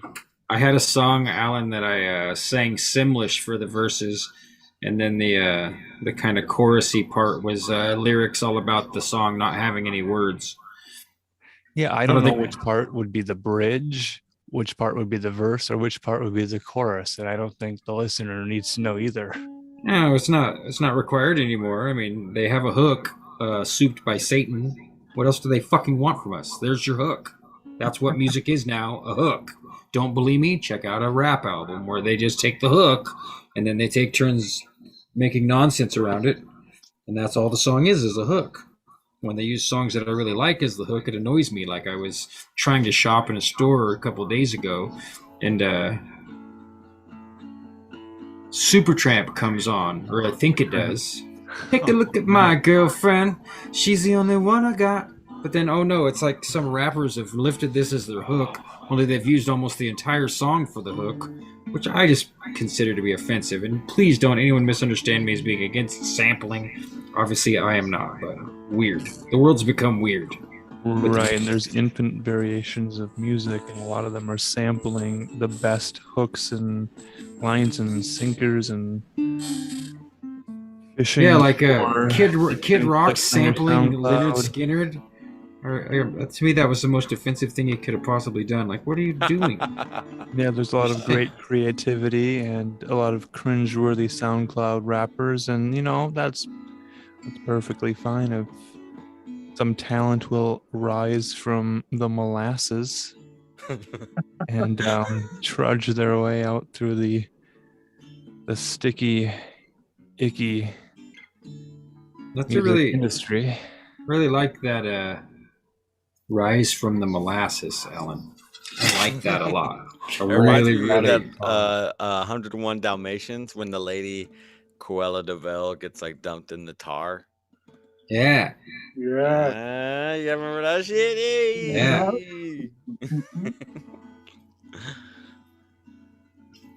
That's a great song. Cruella de Vil, Cruella de Vil. I don't remember the rest of the lyrics.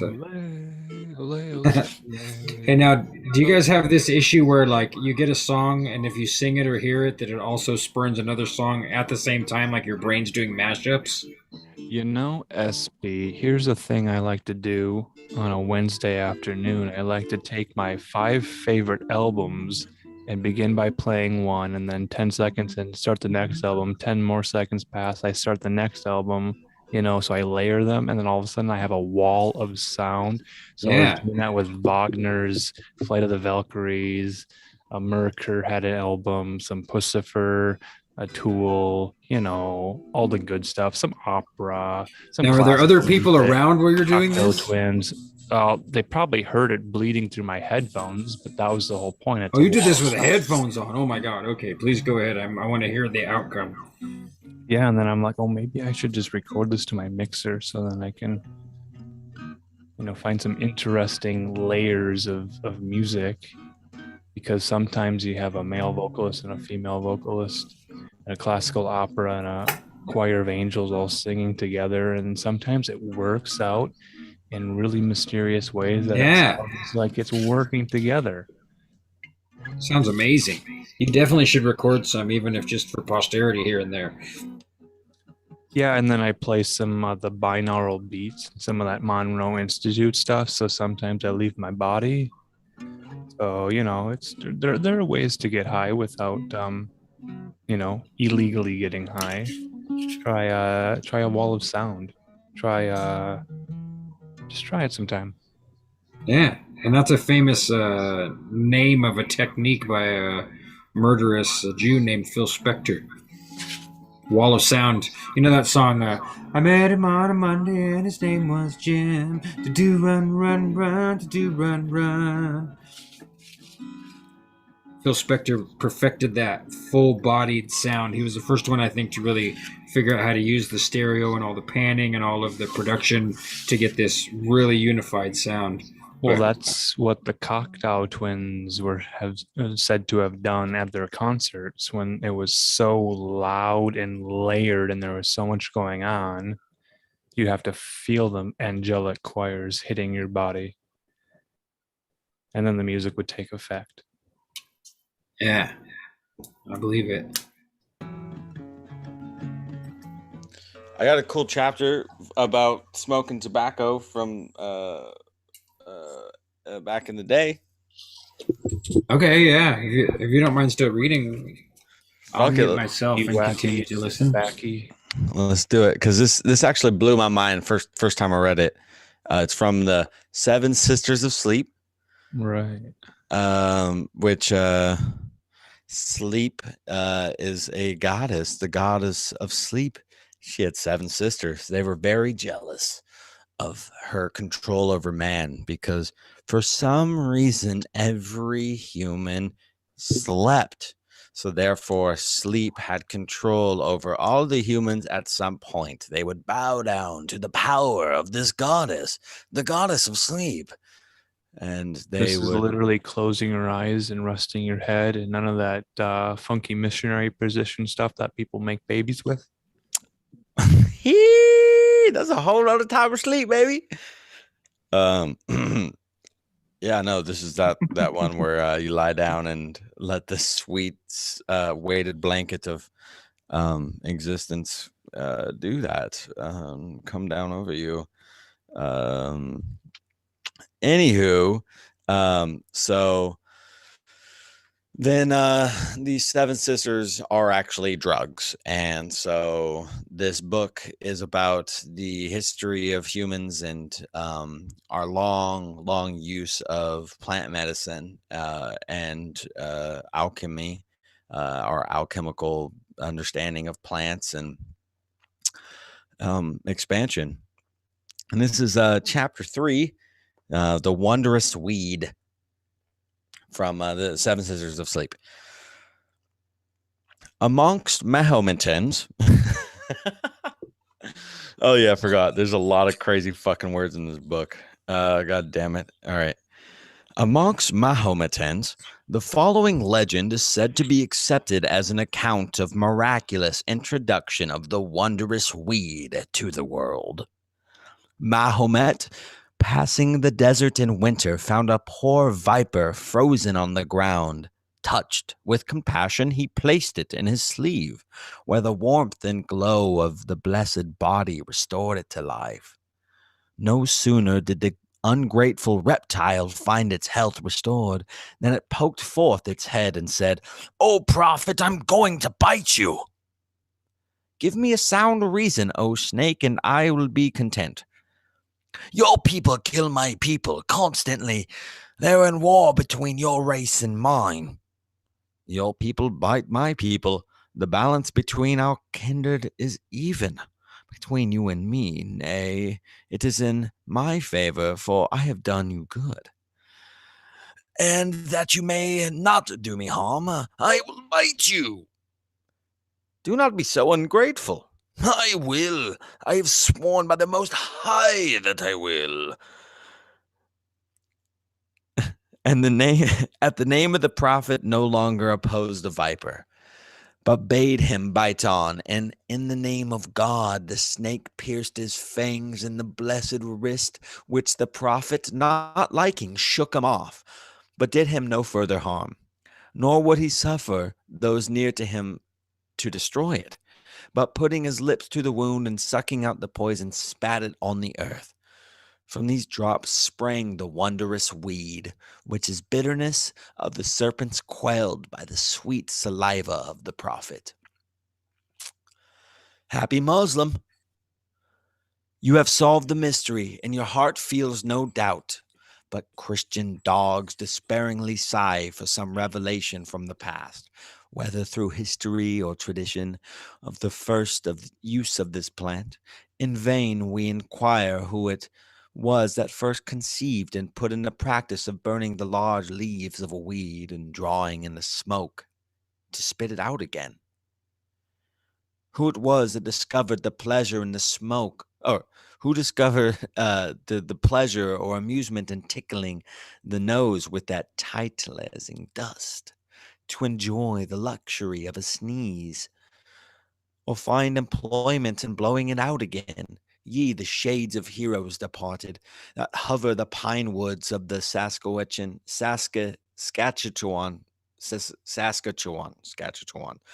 sail over the rolling prairies of Illinois, or roam along the strands of Virginia.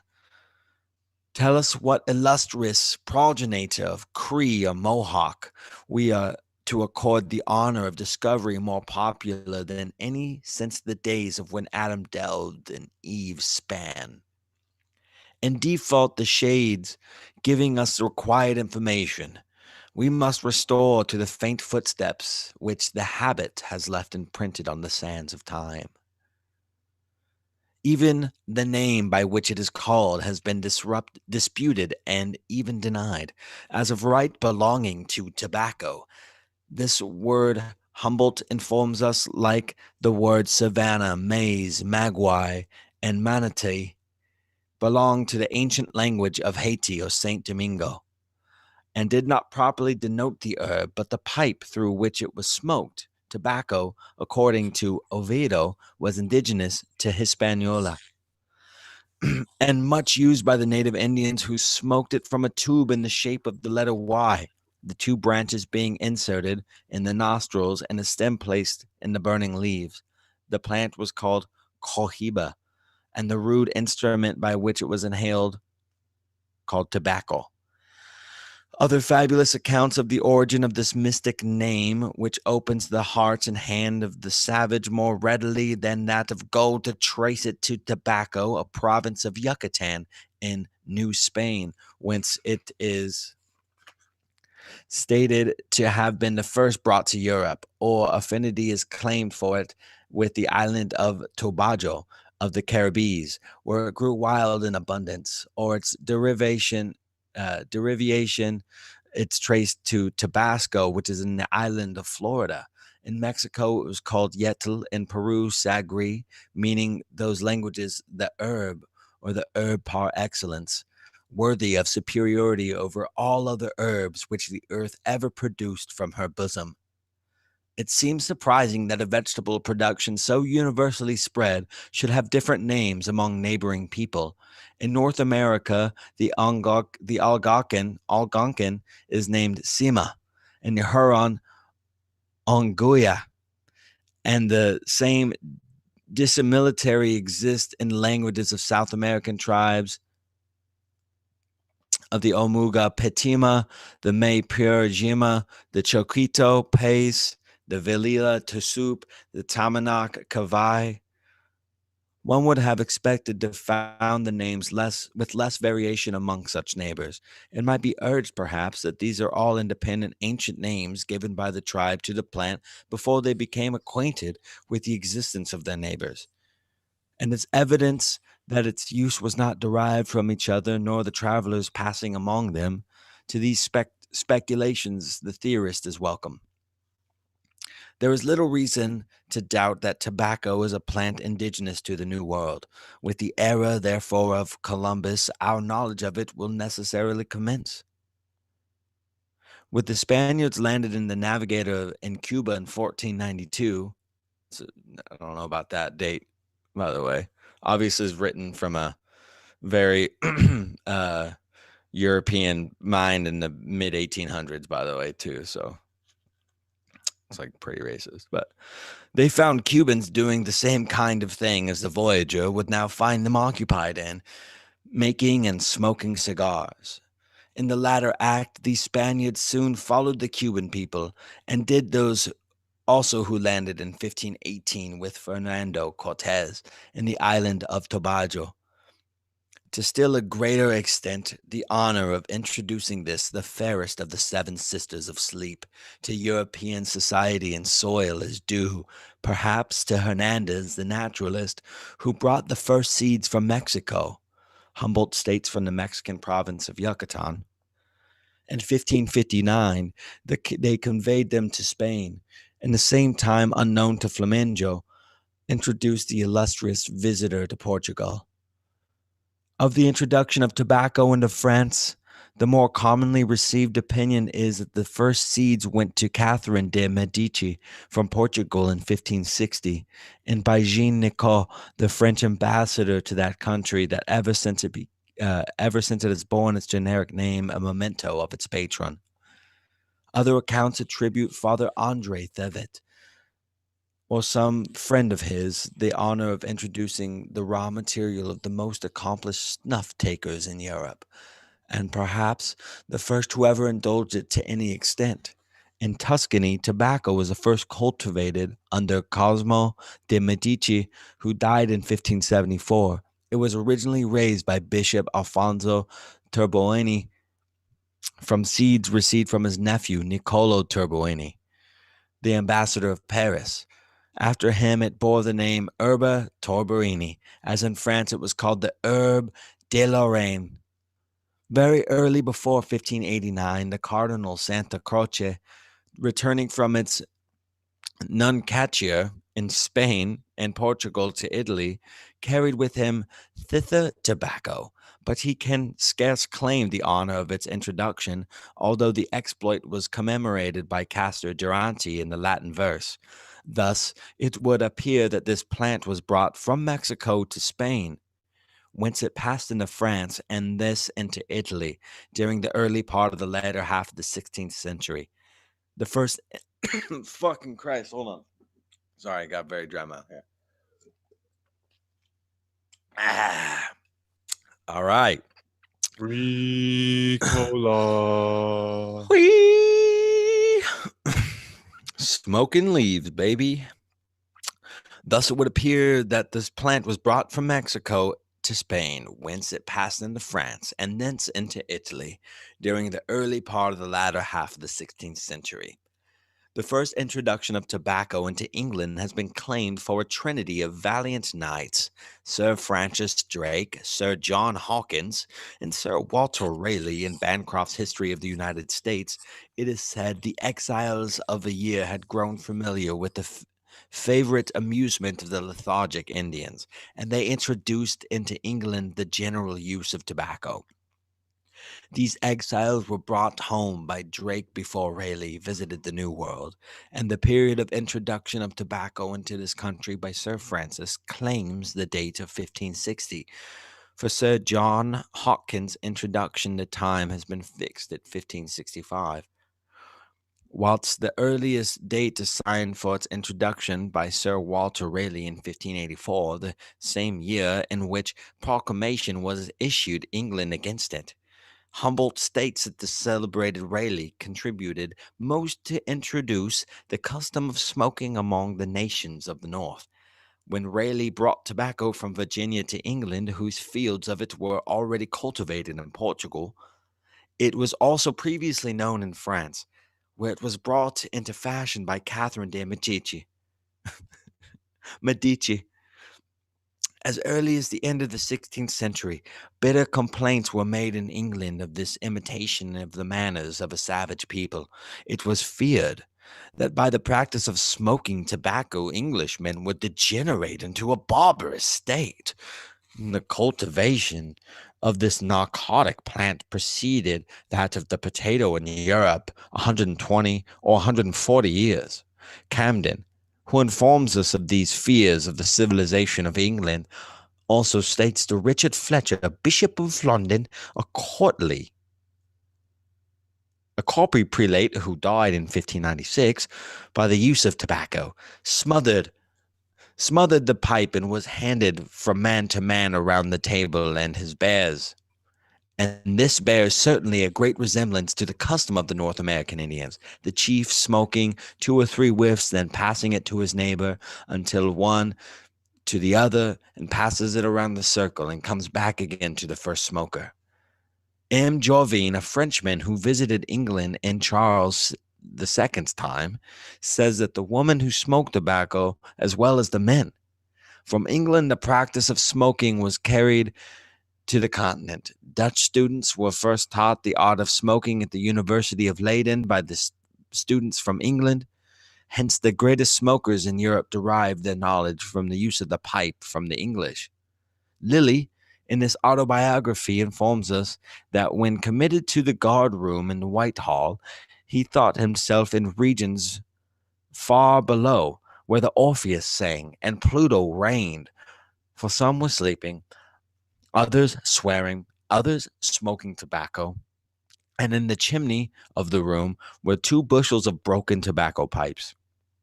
Good friend Lilly, what wouldst thou have thought of a visit of Studenten Knippi, where a crowd of students, amid fumes dense as London fog in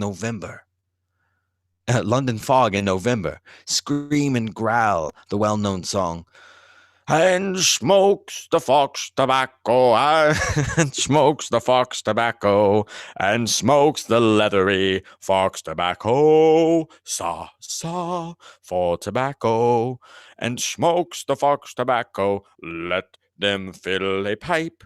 Wacky, wacky, wacky, wacky, wacky.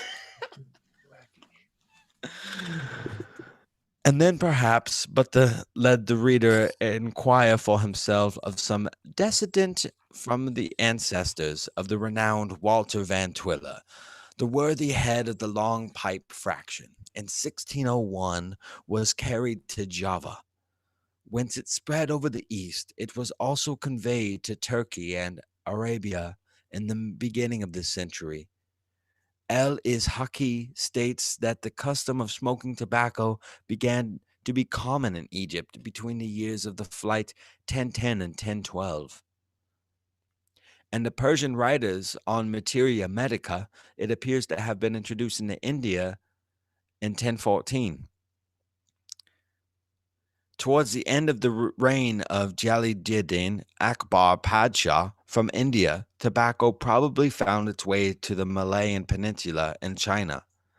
although Pallas, Laroyo, and Rumphius think that tobacco was known in China before the discovery of the New World, and that the Chinese tobacco plant is indigenous to that country. From notes and queries, we learn that tobacco was first cultivated in this country, in Wycombe and Gloucestershire, and that the natives did suck thereout no small advantage. Strange phrase. Sorry. Had to take that one in for a second. And before the time of James II, the best Virginia was about 2 shillings the pound, and 2 gross the best glazed pipes, and a box with them, 3 shillings and a 4 pence. Tobacco became almost a necessary among the upper classes. Nor could the parliamentary representatives of the city of Worcestershire be dispatched up to town until the collective wisdom had smoke and drunk sack of the Globe, or some other hostelry, as early as 1621. It was moved in the House of Commons by Sir William Stroud that he have tobacco banished wholly out of the kingdom, and that it may not be brought from any part nor used amongst us. And by Sir Grey Palms, that if tobacco be not banished, it will overthrow 100,000 men in England. For it is now so common that he hath seen the ploughmen take it as they are at the plough. At the latter period of the same century, so inveterate had the practice become, that an order appears on the journals of the house, that no member of the house do presume to smoke tobacco in the gallery, or the table of the house, sitting at committees. But tobacco did not come into general use in Europe without great strenuous opposition. All kinds of weapons were called into requisition to stay its progress. Persuasion and force were alike essayed without effect. A German writer has collected the titles of 100 different works commending its use, which were published within half a century of its introduction into Europe. The pen was wielded by royal as well as plebeian fingers, and the famous diatribe of the British Solomon, King James I, of blessed memory, defender of the faith, and an antagonist of tobacco, keeps his memory still green in the hearts of Englishmen. In Russia, the snuff-taker was ingeniously cured of the habit by having his nose cut off, while smokers had a pipe bored through the same useful projection. Michael Fedovich Tarif kindly offered a bastinado of the Muscovites for the first offense, cutting off the nose for the second, and the head for the third. In 1590, Pope Innocent VIII took the trouble to excommunicate all those who used tobacco in any form of the Church of St. Peter's in Rome. And in 1624, Pope Urban VII, the old woman, fulminated a bull against all persons found taking snuff during divine service. And old women, in the spirit of opposition, have been fond of snuff ever since. And the sultans and priests of Persia and Turkey declared smoking a sin against their religion. Amurath VI of Persia published an edict making the smoking of tobacco a capital offense. Shah Abbas II punished such delinquents equally severely, which, when leading an army against the Cham of Tartary, he proclaimed that every soldier whose possession tobacco was found would have his nose and lips cut off and afterwards be burnt alive. El-Jabati relates that about a century ago, in the time of Muhammad Basha al-Yadikshi, who governed Egypt in the years of the flight, 1156 to 1158, it frequently happened that when a man was found with a pipe in his hand in Cairo, he was made to eat the bowl with its burning contents. This may seem incredible, but a pipe bowl may be broken by strong teeth, particularly that of a meerschaum in Tuscany. The growth of tobacco was prohibited, except in a few localities where it was allowed under certain restrictions from 1645 to 1789, when the Grand Duke Peter Leopold declared its cultivation free all over the country. Ferdinand III afterwards restricted it to its former localities. The number of these reduced in 1826, and in 1830 its growth was entirely prohibited. In Transylvania, the penalty for growing tobacco was totally confiscation of property, and for the use of the weed, a fine of from 3 to 200 florins. In 1661, the canton of Bern introduced an 11th commandment to the Decalogue, and this was inserted into after the 7th: "Thou shalt not smoke." In 1719, the wise Senate of Strasbourg prohibited the cultivation of tobacco, fearing lest it should interfere with the growth of corn. Prussia and Denmark contented themselves with prohibiting its use. This brings us back to England and the days of good old Queen Bess. That lady who is said to have prohibited the use of tobacco in churches, according to certain chroniclers, was wont to banter Sir Walter Raleigh on his affection for his protege. It is said that one occasion when Raleigh was conversing with his royal mistress upon the singular properties of his new and extraordinary herb, he assured her majesty that he had so well experienced the nature of it, that he could tell her of what weight even the smoke would be in any quantity proposed to be consumed. Her majesty, deeming it impossible to hold the smoke in a balance, must needs lay a wager to solve the doubt. Raleigh procured the quantity agreed upon. He thoroughly smoked it and weighed the ashes, pleading at the same time the weight now wanting was the weight of the smoke dissipated in the process. The queen did not deny the doctrine of her favorite saying that she had often heard those who had turned their gold into smoke.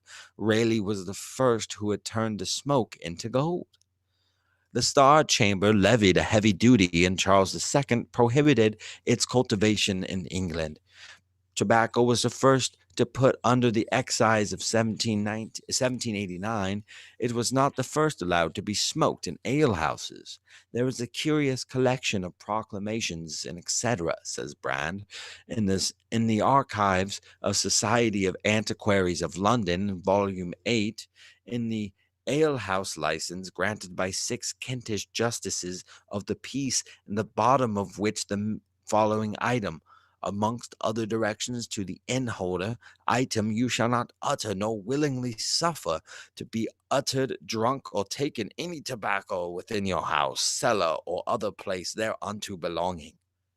Notwithstanding oppositions, impost anathemas, sorry, that word threw me out. Notwithstanding oppositions, impost anathemas, counterblast, anathemas. Yeah. Anathemas. Yeah. Oh, okay. Another word that I don't know what that is. What is anathemas? It's anathema is to be like the opposite of accepted. Like it's pretty much the worst thing you could be. If you're anathema to the church, then you're probably going to be burned at the stake or something. Trying to remember the root of the word anathema, though. It just means to be, it's completely unsatisfactory. The most unsatisfactory thing. Liked by somebody. It's an imprecation, a curse, a malediction. You talking about it comes from the church. And churches and barbecues. And I've got some new lines for the song by Satan, but I'll hold off until we learn more about the wacky. Dear Lord. Oh, I guess this chapter's only got 3 more pages. I can tough this out here. Dude, I was complaining to myself about Dali. I don't even know how you're doing this at all. Fucking A. I know. It's good. Good stuff. You got a great voice, homie. Yeah. I love the inflections and the craziness too. It's great. Oh, thanks.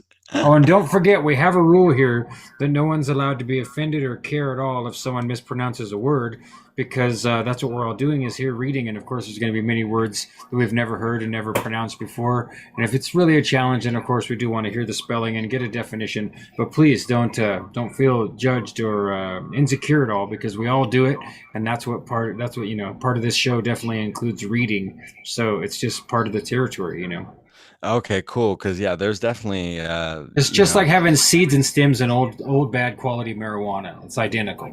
There's nobody complains about it except for they don't like it. But we all, if you're gonna buy old brown bud, you're I gonna don't pick know the what that stems and means. seeds. Is this like when you go and you buy frozen broccoli and then you don't get the good part of the broccoli, you get the butts of the broccoli, and you're like, I don't want to eat any of that stuff. Well, it is, except for you can eat that and still gain health from it, and even make it taste flavorful if you're careful. Whereas if you smoke the stems and seeds of the old crappy, I don't smoke broccoli though. Well, some people call it broccoli. Mesquite smoke. I might steam it, but I would never smoke it. Brine it and smoke it. You could brine it in like a. Well, no, that's a different idea. To smoke it in the smoker is one thing, but to smoke it in your pipe, I agree, Alan, is probably now. See that you're ranking up there with two of the most offensive things I've ever seen people smoke that wasn't for smoking. And that included a spider and a piece of cat food. Now, those were dastardly tasks. Both on this show. No. Ooh. These were crazy fools when we used to party at 999 Hobson Street in Walla Walla and intentionally flip the address upside down so it was 666 and party all night long for weeks and months on end. Is that like a dalliance with deviled eggs, open Yeah, mouth, chewing turkey legs, a Renaissance festival in your mouth, eating dinner with a demon, a fancy feast with a beast? A dalliance with deviled eggs. Have you been duped by Satan? I've been souped by Satan. Put it in your soup and smoke it. It's not broccoli. You're choking. There you go. Perfect. I know there's a lot of 7 deadly sins, and one of them I think is about eating the foods that Satan serves you. Oh, that's right. I guess I never heard of that one. Gluttony. Yeah. Is maybe just sluttony as well. Yeah. Dressed inappropriately for Sunday service. Slutny. Slutty. That's good. You're slightly underdressed. You slut. You're slightly slutty. No, that's not. There's that it didn't come song out how I called wanted Red it. Dress that Jim Maiden shared with me. Have you seen this music video for the song Red Dress? I don't think so. Oh, I gotta find that one again. Basically, a woman shows up to church wearing a red dress, and they all say really inappropriate things about her because she's the woman in the red dress. That's terrible. It's funny that there's a woman in a red dress, but there's a devil in a blue dress. Yeah, and it's Dress on. definitely a siren song, the red dress song. It's like oddly the most hauntingly worst No, song don't. you'll ever don't hear think in your that. entire life. I It's mean, it's beautiful. It's beautiful. It's It like made me laugh so hard I nearly went to heaven. it's like nothing I could explain. Yeah, it's That's great poetry, Alan. You've got great poetry all night tonight. Thank you. Thank you. yeah. I think Thank you, that Alan. there's a theme song coming together with all the words and ideas coming out tonight. Tonight is definitely the most musical night we've had in my experience. Absolutely. Lots of singing, lots of like 2 different guitars arrive on the scene. Now, if Johnny Larson would just burst in over the top of all of us and start improvising an amazing rap song, I'd be very happy. Absolutely.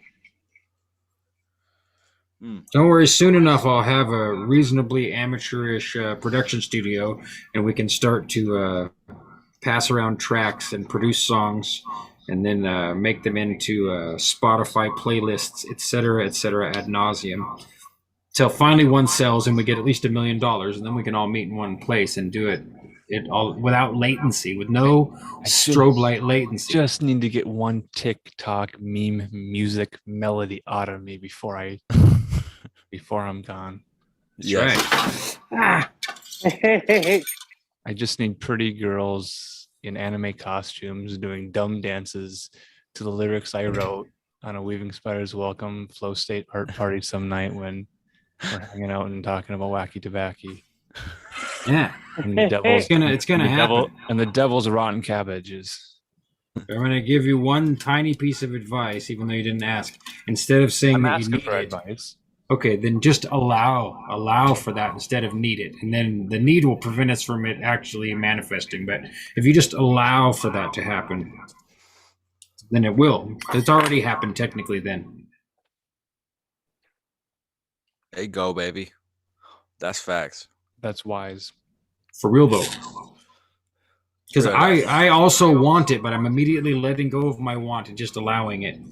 I want it really bad. I have a lust for it, but I'm going to let all that go so that when the time comes and we're doing it, we'll have forgotten everything up to that moment until we realize we're doing it, and then we'll just laugh and laugh and laugh. I have the red dress video. It's in the Telegram. No, I'll try not to correct the TikTok girls too much on their dancing. The camera work in this red dress video it's beautiful. It reminds me of my days in film school where we just had to make projects and turn it in. We didn't stop and say, you know what, maybe this isn't so great. You know, we've already Yeah, you just have to get it done. It has to be done. Exactly. I meant to pass the class, and I think that's what happened with this red dress situation. But I don't want to ruin it for anyone. It ruins it for itself. So just soak that in and appreciate that music that is made just because it probably was a student film exercise, and you know, Definitely bookmark that one. Check it out. save it, back it up, put on thumb drives, put in time capsules, make sure this thing is preserved for all time. I want Listen right aliens. before bed. I want aliens to arrive at Earth a million years in the future and find a thumb drive, a golden record with this red dress song on it, and they listen to it, and they learn the English language, and it's like the Rosetta Stone out of the red dress. The woman who was scorned because she shouldn't have been dressed like that in church. It's like that little bit of DNA that we need to, you know, restore they like just get this song and they're like, okay, so we're gonna create this society based on this song. Let's go. We got this. We've done it to a million other planets. Yeah, and maybe that's the way the aliens work, is that they have to have an artifact to start, and then it's easy.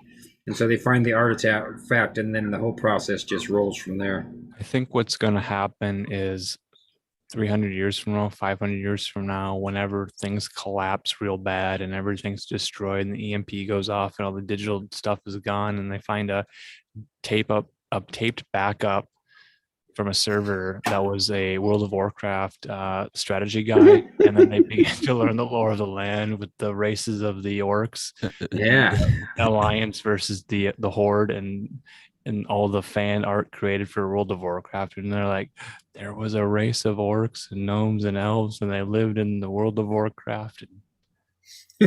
Space monkeys were getting torched on their chest and their bodies.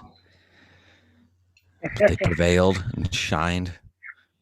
Yeah, and when you go to the internet today and you search for topics, and then all you get are video game guides for World of Warcraft and other video games, it's like, can I have an internet that only includes information about real life and actual history, so I don't accidentally have to stumble upon some obscure video game that I've never heard of, didn't realize was a video game, and then think that it's legitimate historical research into some mythology, because a lot of these video games base their stuff off of mythology. Yeah, it convolutes everything. But then they change the mythology to fit the video game. So now it's like, no, I want to know the.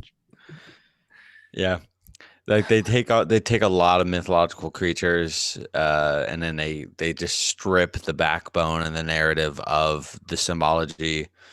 You know, and then they tie it. Yeah, I've seen that time and time again. And like they do it a lot with like a very heavy occultic stuff. Right. Imagine you're in third grade and your topic is write something about Medusa, and then you find a Castlevania Wikipedia and then write your whole essay based off of the Castlevania. That's exactly what's happening. And not even realize you're talking about a character's representation in a video game. But that's the whole thing, though, is like that third grader now could get away with that and would It would be. I mean, You they were saying so. a teacher would not even know better. I mean, yeah. I mean, fuck. That's Unfortunately, where we're headed, guys. yeah, it's completely where we're headed. I was getting concerned about these. What taxes are going to look like coming up here in the next decade. You know, like I scam on the fringe side of society, you know, when it comes to the taxes already. So like, I'm like wondering if like they're going to basically be using our tax return this time that's gotten so amped up. Yeah. Tax return time, whoop, whoop, whoop. I don't think that has anything to do with the money that the government puts into the black budget to, fund the alien reconstruction UFO stuff to make stealth bombers and military weapons technology. It's like, you really think that the taxes the IRS collects from us here, on Earth, is going to go and fund all this stuff?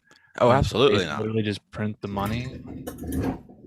No. My point being that the taxes that you may or may not pay, or we all collectively may or may not pay, will never cover the $1 trillion deficit the government keeps running up. So it's such a dumb scam to say, hey man, be a good citizen, pay your taxes, help the government pay out its deficit. Wait, the government. It's a Ponzi scheme. Yeah. If you've learned anything about the money, true nature of the whole thing, then you can't do any of that. Money isn't paying for any of this because you don't make enough money in the first place to be taxed to do anything with it. Well, once you realize that they've made the money out of thin air and in excess of the amount that could be paid off, then there's really no respect that can be remaining for the system if you have any wits at all. So once you learn that, whether it's from Jimmy what's that guy's Wales name? needs your money today to support Wikipedia, to keep it online so fourth graders can write book reports based off of their favorite video game story. And get an A+. You know it would be really hard? It would be really hard for me to stop right now and heap love and affection in my heart on Jimmy Wales, but I'm going to try to do it anyway. Just because the natural propensity to hate him every name is so automatic that I need to reverse that a little bit. And He just put his name on the top, writing the letter to ask you to donate because you keep going to Wikipedia because it's search engine optimized to be the number one result on Google. It's all optimized. And I'm just saying that when a third grader has to write a report, he goes to the computer, he goes to google.com, he types in the topic, and then Google feeds him the search engine result, which is Wikipedia article, and then he quotes Wikipedia as the source, or doesn't. Does a third grader need to quote sources in a research paper? Yeah, it's a good question. Third grade citations. If most people are at an 8th grade reading level and the 8th grade reading level has declined a grade each decade, are they now at like a 2nd grade reading level? I'm at a womb reading level. Non-reading level. When you first learn to phonetically pronounce words. Phoenicianly.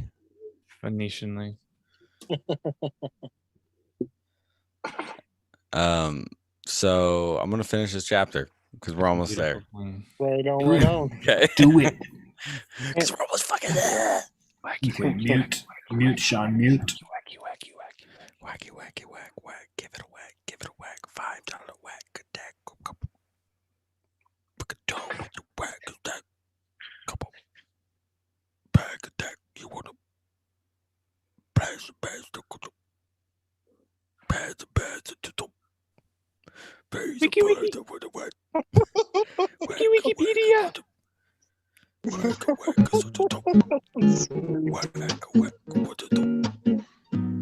Wacky, little bit. Put it in the pap and shit. Under your nip.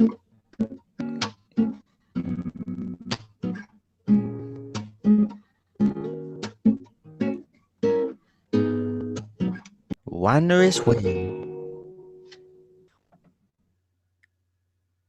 That's it. Hey, man. You're just getting us started.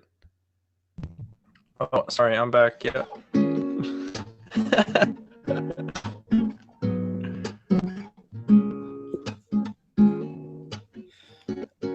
All right, what key we in here, young blood?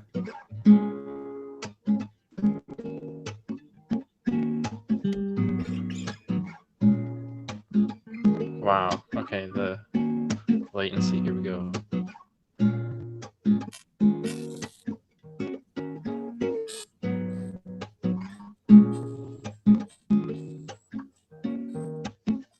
Oh, E flat. E flat minor. Okay, there we go. E flat minors.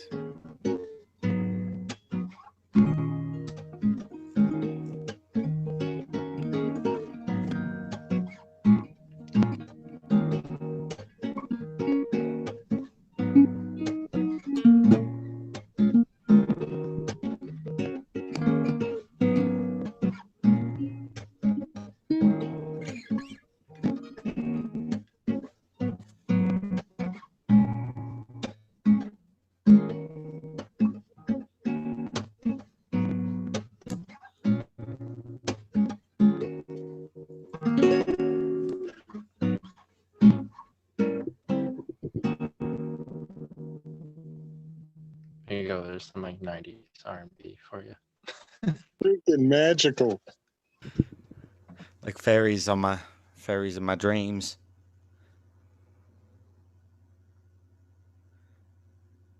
Okay. All right. Well, here we go. Back to wherever we were here.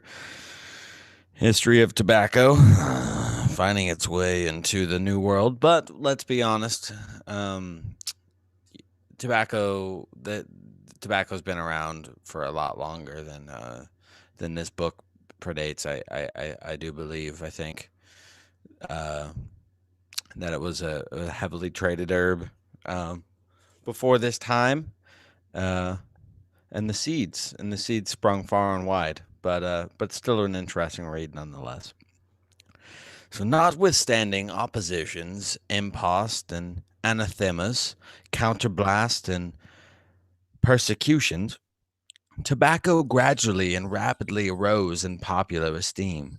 The first house in which it was publicly smoked in Britain was the Peed Bowl in Islington, but this was alone in its glory, as for a brief period of time it was not a great vanity, saith Royal James, that a man cannot heartily welcome his friend now, but stray they must.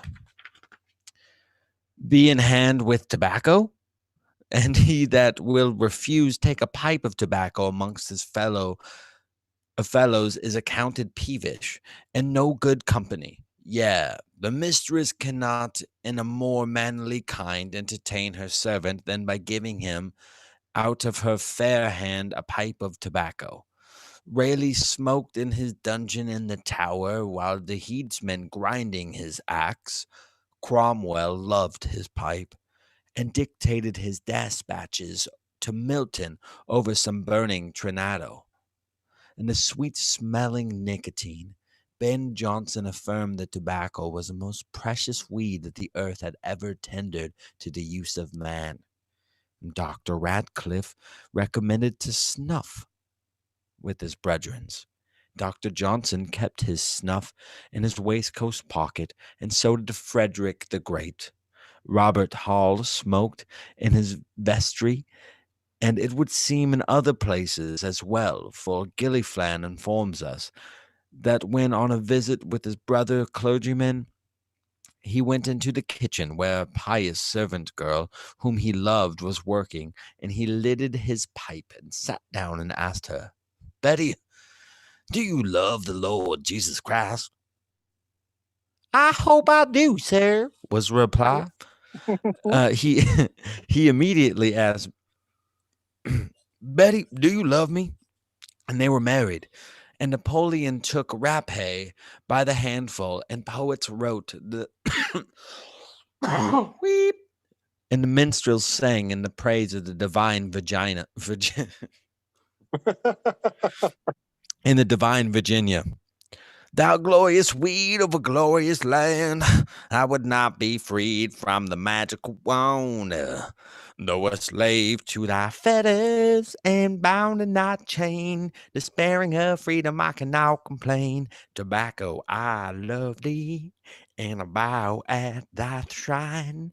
The longer I prove thee, the less that I repine.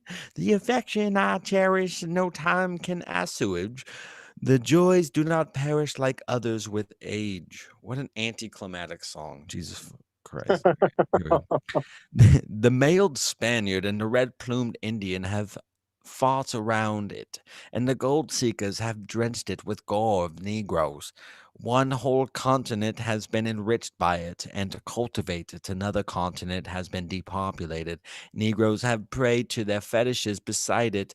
Many a cacique now dead smoked it at the war council, and many a grave, gray-bearded Spaniard who had fought at Lepanto or bled the Low Countries. Old soldiers of Cromwell have smoked it, and while Indians have bartered their gold for English beads, the swarthy buccaneers looked on, handling their loaded muskets.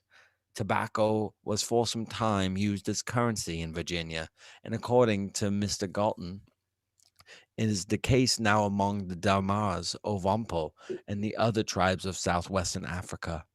40 varieties of tobacco have been described, but the differences are mainly the result of climate and the mode of culture. It grows well in almost every part of the world. The northern limit in Scandinavia, the different parts of America in which it is grown include Canada, New Brunswick, United States, Mexico, and the western coast, as far as 40 degrees south latitude. In Africa, it is cultivated by the Red Sea and the Mediterranean, Egypt, Algeria, the Canaries, the western coast, the Cape, and the numerous places in the interior. In Europe, it has been raised successfully in almost every country. In Hungary, Germany, Flanders, and France, it forms an important agricultural product. In Asia, it is spread over Turkey and Persia and India, Tibet, China, Japan, and the Philippines, and Java and Ceylon. In parts of Australia, New Zealand, from the equator of 50 north, it may be raised without difficulty. The finest qualities are raised between 15 and 35 north latitude. The most noted tobacco is that of Cuba and is the most extensive growers of the Americans of the United States. Oh, and the most extensive growers are the Americans of the United States. 2/3 of our supply is doubtless derived from the latter source. In 1665, Virginia exported to England 60,000 pounds. 25 years afterwards, our total imports were doubled that amount, while in 1858 they amounted to 62,217,705 pounds, including snuff, cigars, and hence we may fairly calculate that in Great Britain 8 millions of pounds sterling on annually spent in tobacco. It has been computed, interesting. It has been computed in 1858. It has been computed that 800 millions of the human races are consumers of tobacco, and that the average annual consumption is that 70 ounces per head. The total consumption would therefore approximate the 2 millions of tons. The average annual consumption of every male over 18 years of age in each of the following countries of Europe, as collected from returns in Australia: 108 ounces in Zollverein, 156 ounces in Stuyvesant, including Hanover and Oldenburg; 200 ounces, France 88 ounces, Russia 40 ounces, Portugal 56 ounces, Spain 76 ounces, Sardinia 44 ounces, Tuscany 40 ounces, and the Papal States 32 ounces, England 66 ounces. What the are they saying? What is all these ounces? Collected return. People are out their goddamn mind. I'm skipping this part. Here we go. To what a height the royal indignation of the Misocapnos would have risen had its author postponed its publication 250 years and reappeared a new avatar to see it through the press in these latter days. He had then required no Spanish matches to set him on fire, and the horrible Stygian smoke would have been required to addition to all of Gatsby's gunpowder to have made the simile worth of its royal master, unless peradventure the weight of 5 million golden sovereigns from the Inland Revenue Office had pressed heavily upon his conscience, and he had purchased himself a new pair of silk stockings and rested in peace. Then he could have returned the old pair he borrowed in his Scotch capital, in which to meet his English court at London. Since the days when the green leaves of tobacco were used as sovereign application for wounds and bruises and the bites of poisonous serpents, there has been no more singular use discovered in any part of this plant than of the certain African tribes who, Denham says, color their teeth and lips with the flowers of the gorgy tree and the tobacco plant. The former he saw only once or twice. The latter was carried out every day to market in Bornu, beautifully arranged in large baskets. The flowers of both of these plants rubbed on the lips and teeth gave them a blood-red appearance, which is there thought a great beauty. That the poison of tobacco should have been turned to account is not surprising. And we are more prepared to hear the Bushmen of South Africa poisoning the heads of their arrow, not with nicotine, but with a poison taken from the head of the yellow serpent. These serpents they kill with the oil of tobacco, one drop in producing spasms and death. Count Bachami effectually settled the questions of poisonous property of nicotine some years since at the monastery. It remained for future experimentalists to discover that, as well as a bane, tobacco was an antidote. A young lady in New Hampshire fell to the mistake of eating a portion of arsenic, which had been prepared for the destruction of rats. Painful symptoms soon led to the discovery. An elderly lady then present advised that she should be made to vomit as speedily as possible. And as the unfortunate victim had always exhibited a loathing for tobacco in any shape, that she suggested a ready means of obtaining this in the desired end. A pipe was used, but this produced no nausea. A large portion of strong tobacco was then chewed, and the juice swallowed, but even this produced no sensation of disgust. A strong decoction was then made with tobacco and hot water, and she drank half a pint without producing nausea or giddiness, or any emetic or cathartic action. The pains gradually subsided, and she began to feel well. On the arrival of physicians, an emetic was administered. The patient recovered, and no ill consequences were experienced. Another case occurred a few years subsequent at the same place. When tobacco was administered, no other remedy. In this instance, there was complete and perfect recovery. For this, it may be reasonably concluded that tobacco is an antidote of every safe and ready application in cases of poisoning by arsenic.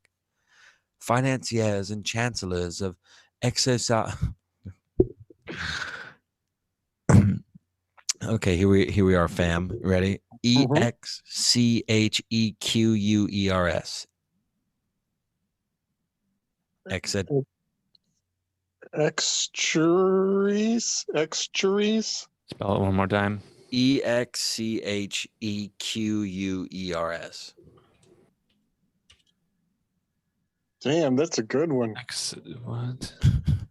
I'm stumped. Exturies. Spell it once more. EXCHEQUERS.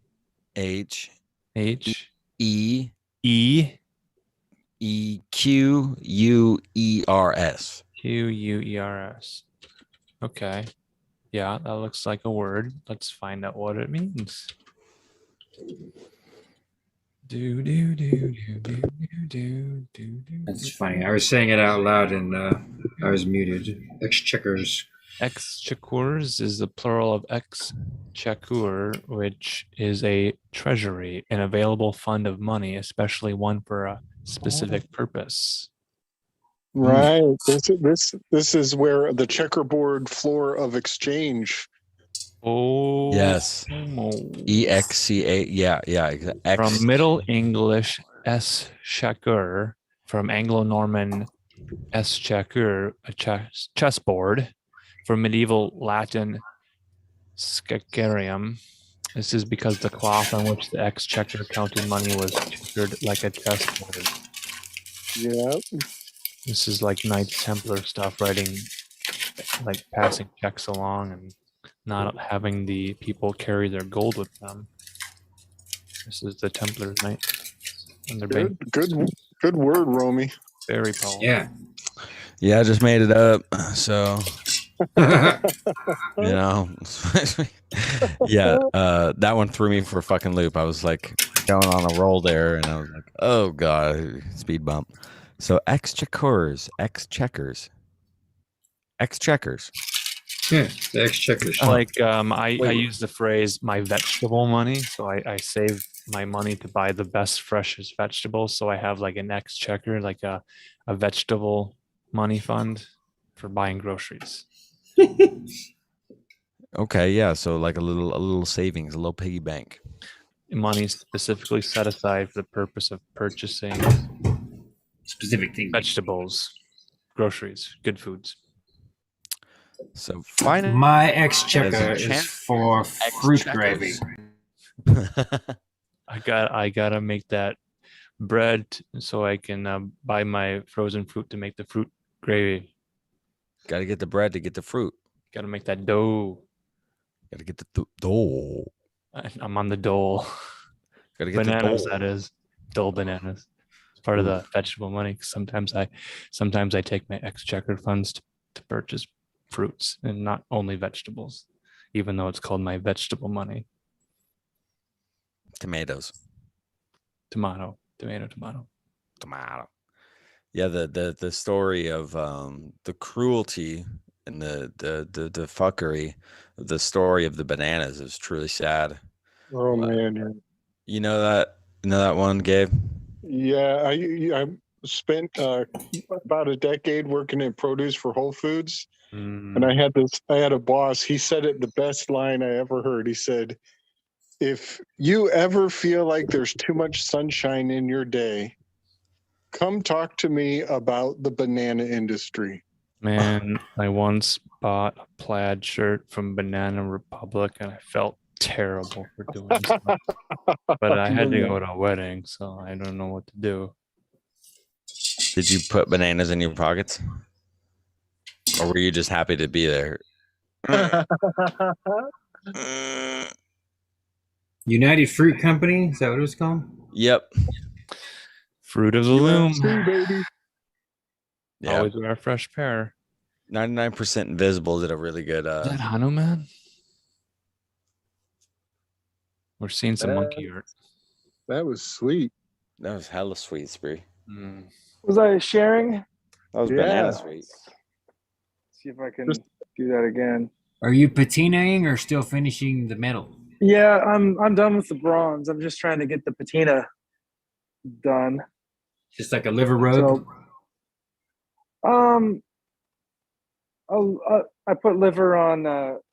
Here, let me get the picture up, and I will see if I can put liver on the head and the arms and the moon, and in the kind of the cracks. But I'm not really sure how this is gonna turn out here. So, see if I can share that again. See, there's a little bit of variation. Ooh, it looks good, man. Looks clean, good. It looks good. I see what you mean, yeah. It's incredible.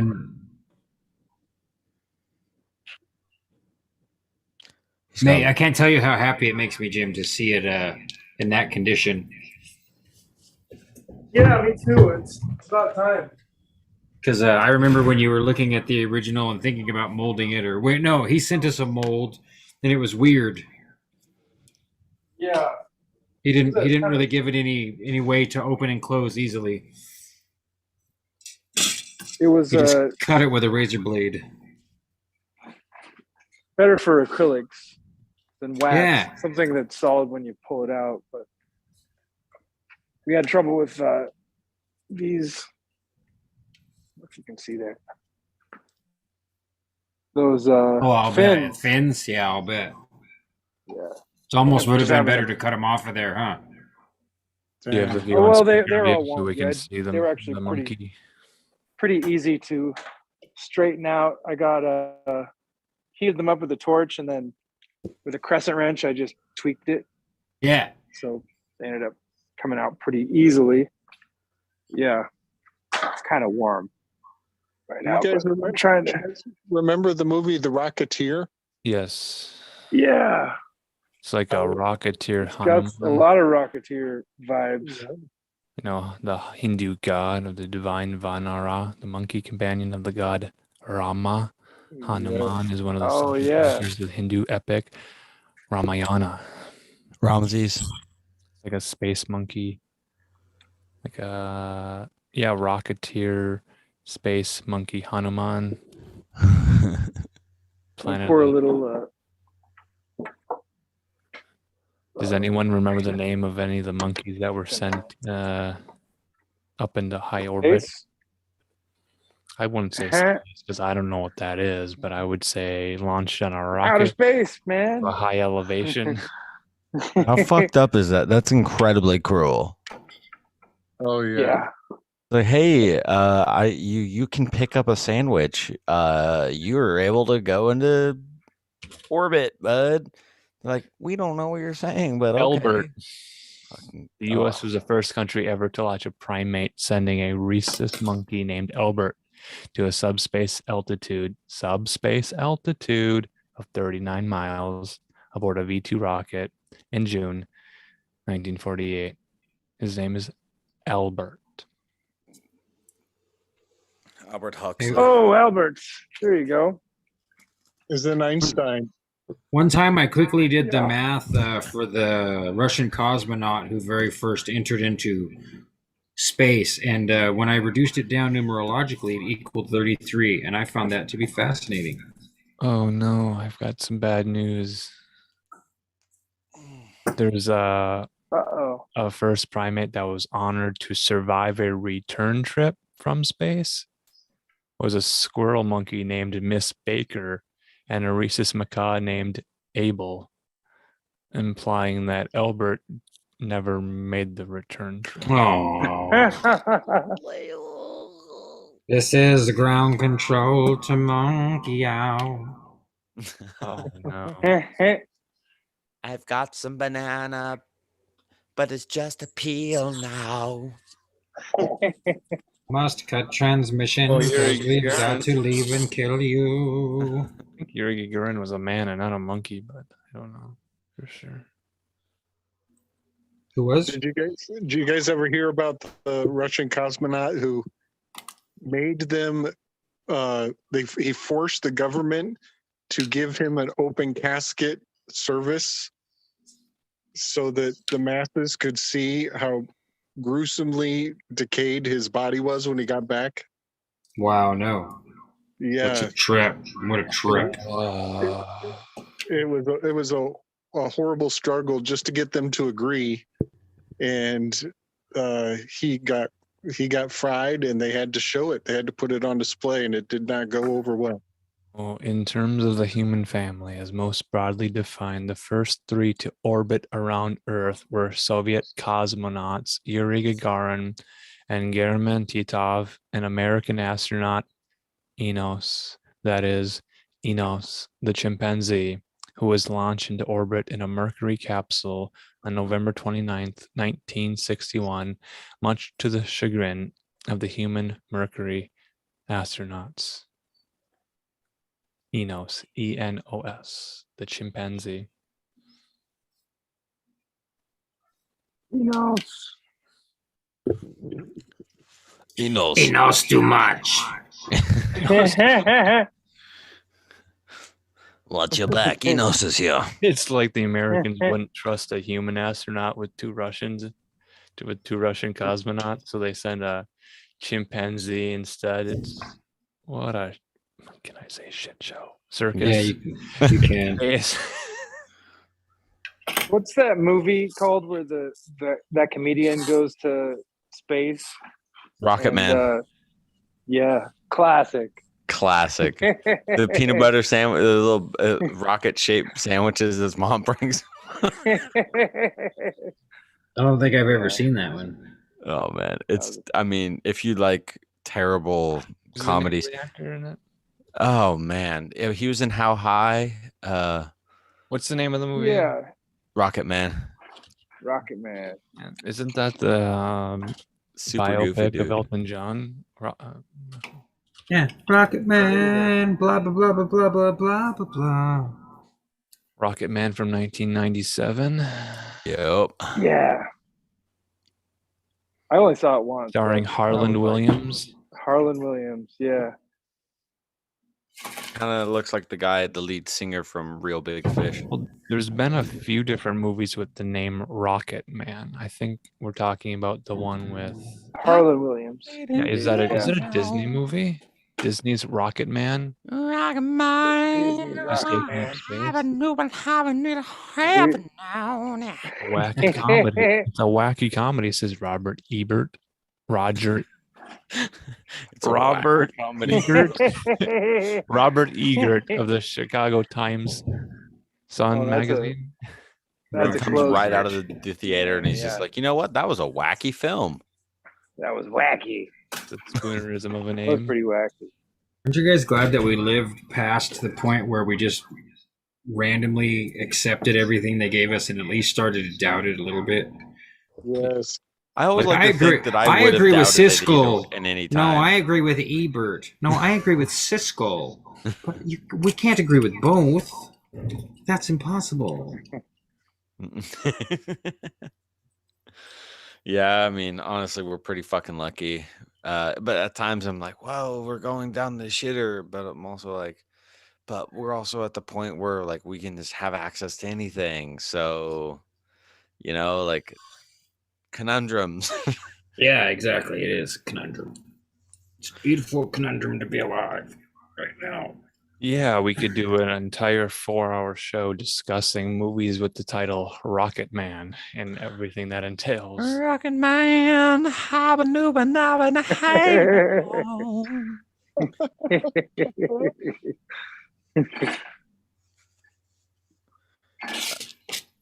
What did you learn about tobacco tonight?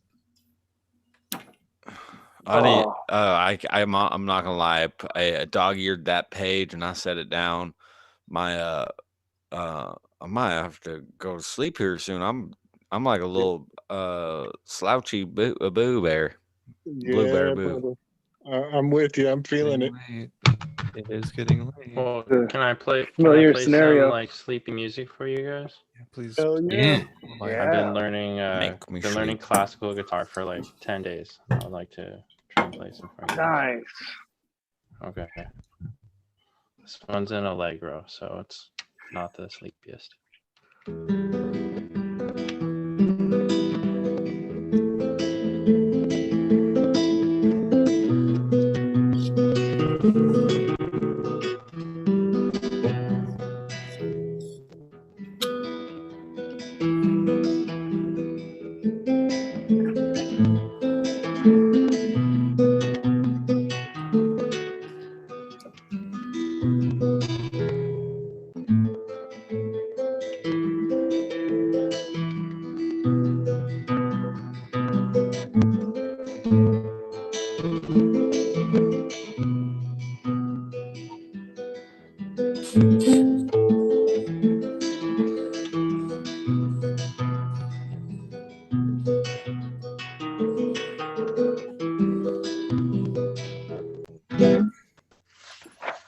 Bravo.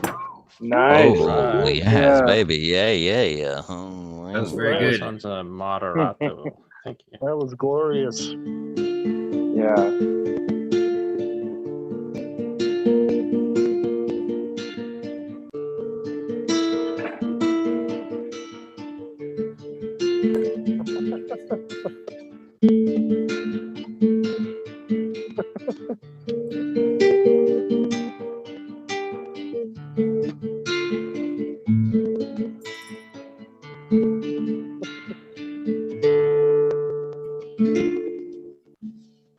Bravo, All bravo. like short little things like that. Yeah. No, that's good. 10 days, man. You're doing great. Yeah, You that must sounds you must have awesome. been playing the guitar for a long time. Yeah. I played for a while. Just like all the right hand technique that I have to pick up. This It is really is I the think I'll most have to see important it. thing. It's kind of like Spanish classical. Yeah, and I don't have the fingernails yet. I don't know if I'm gonna grow them out. Well, Love that I'll Spanish I'll classical. I'll warn you that if you get really serious about it, your fingernails Yeah. won't be substantial enough, and you'll end up like gluing fake nails on. If you look up the guitar player Adrian Legg, have you ever heard of him? No. Yeah, check him out.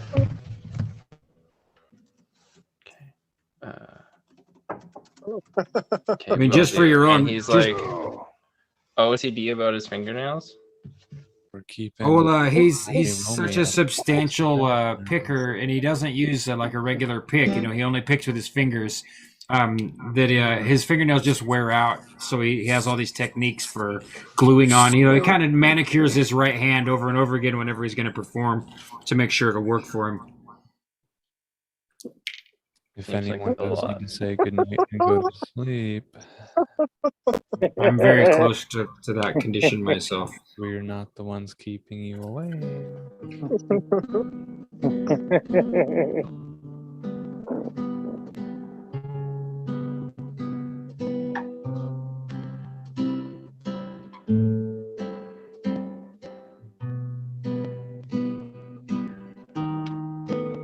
There was a good question about the word exchequer and does it relate to the word exchange, as in a market exchange. I do think there's some etymological roots of similarity there. Yeah. Certainly. But as an American, I don't quite know how those people over in Queen's English countrydom do their ministry stuff, because they use fancy words for all their offices and orifices, their bodies of politic.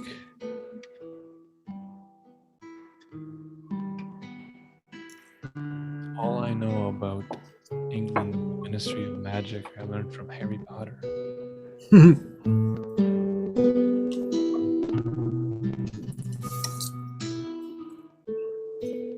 Alan, your narrating over the guitar playing is actually perfect. It's just perfect.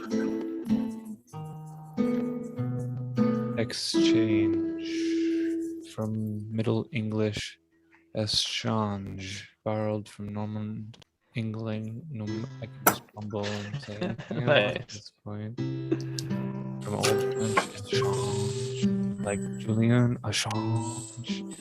Échange. Modern French exchange, from the verb échanger.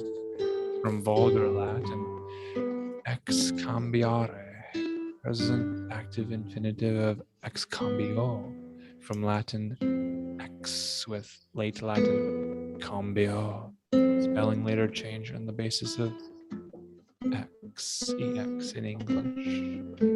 Exchange. An act of exchanging or trading. All in all, it was an even exchange. An exchange of cattle for grain. I'll help you out this time, depending on what you can give me in exchange. 2. A place for conducting trading. The stock exchange is open for trading. The old corn exchange has been converted into a music venue. 3. A telephone exchange. 4. Telephony. United States. The 4th through 6th digits of a 10-digit phone number. The first 3 before the introduction of area codes. The 555 exchange is reserved for use by the phone company, which is why it's often used in films. 5. A conversation. After a lengthy exchange with the manager, Karen was no wiser. 6. Chess. The loss of one piece and associated capture of another, usually with the in front of it, the exchange. The loss of a relatively minor piece, typically a bishop or knight, and associated capture of the more advantageous rook. 7 is obsolete. The thing given or received in return, especially a publication in exchange for another. 8. In biochemistry, the transfer of substances or elements like gas, amino acids, ions, etc., sometimes through a surface like a membrane. 9. In finance, the difference between the values of money in different places, that is the rate of exchange. And 10, law, England and Wales, Northern Ireland, they say clipping of exchange of contracts. Those are the noun usage in English of the word exchange. Now we move on to the verbiage, verb usage of the word exchange. 1, a transitive verb, to trade or barter. I'll gladly exchange my place for yours. 2, another transitive verb, exchange, to replace with as a substitute. I'd like to exchange this shirt for one in a larger size, says Karen, as she checks her diet. Since his arrest, the mob boss has exchanged a mansion for a jail cell and one visit in a conjugal way. 3, again, the exchange of contracts in England, Wales, and Northern Ireland. Verb, in exchange. Other synonyms for the verb exchange, meaning trade or barter: truck, brixel, interchange, or swap.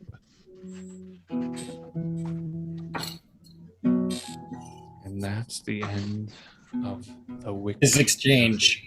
Exchange of definitions. Love it.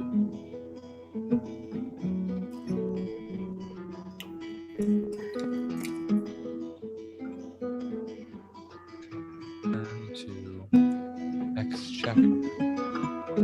Because in Britain, the government department that collects and manages revenue is Chancellor of the Exchequer.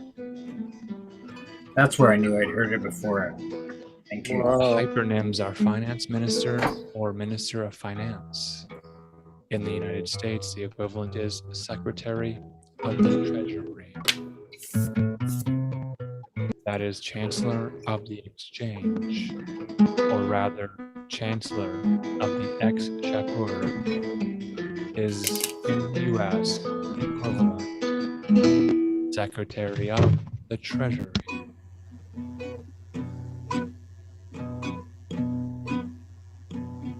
Get that syncopation. Their own words, and you must learn them all. Some of them are in Black's Law Dictionaries.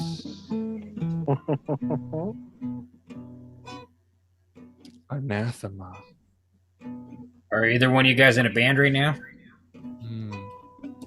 No, that's anathema to my Christian upbringing. I was playing in a country band until just recently. Oh, so you just parted ways? Yeah. Playing like the boom chick kind of stuff. Oh, yeah, I play lots of that kind of stuff, man. I love old Hank Williams and all, all that stuff. So. Oh yeah. It's like a cover band. We do like a family tradition. I think is that Hank Williams Jr.? Yeah. So like a little bit. Sounds like fun. Did you? Interesting exchange happening in chat. Something we're learning about the use of beans. Apparently, there were light-colored white beans or black dark-colored beans, in which people would place their votes by using either the white or black bean and putting it into the bag to make their votes. Wow. That sounds a lot like voting in the Masons Lodge, too. Beans, because of beans were used to vote, make bureaucratic decisions in the body politic. In the polis, the city, where they said democracy was first formed, was that Greek democracy?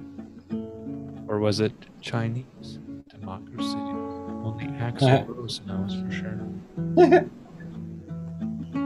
Where does the Axl Rose grow? Welcome to the jungle. You're such a fucking natural talent, Marcus. To an earlier line I said, if you recall, I'll say it again if I can find it. Something about welcome to the carcass, or welcome to the concrete. We pick carcass every day. That's the stray line I could not let get away. What song is it? Welcome to the jungle. Go in the jungle, baby. You're gonna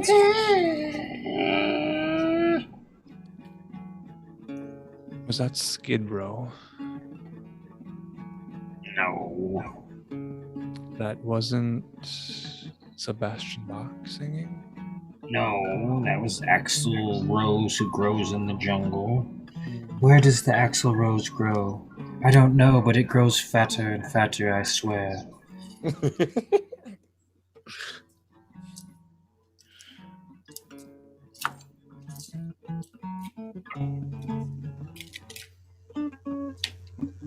I like that the camera moves and follows Jim around the shop. It's like Yeah, I've got a Jim's- little thing that I need to figure out how to use. Mine will do that too. That's pretty sweet, Jim. What's the deal with that there mechanism? I can't turn it off. Can't turn it off. It keeps happening. I've been trying to turn it off, but I Is can't. it you got a gimbal? No, it's called Center Stage. It's a I guess I can't Apple see. effect that Zoom utilizes, and I can't turn it off. Oh, it's because I just know it. completely digital. Is it in the Zoom software? Well, It does like the slow my zoom. camera's in one spot, but like it's got a bigger field of view than it. Right, than it yeah, that's gives pretty up. fancy. Yeah, that's So pretty it, like, fancy. I can climb up on a ladder, you know.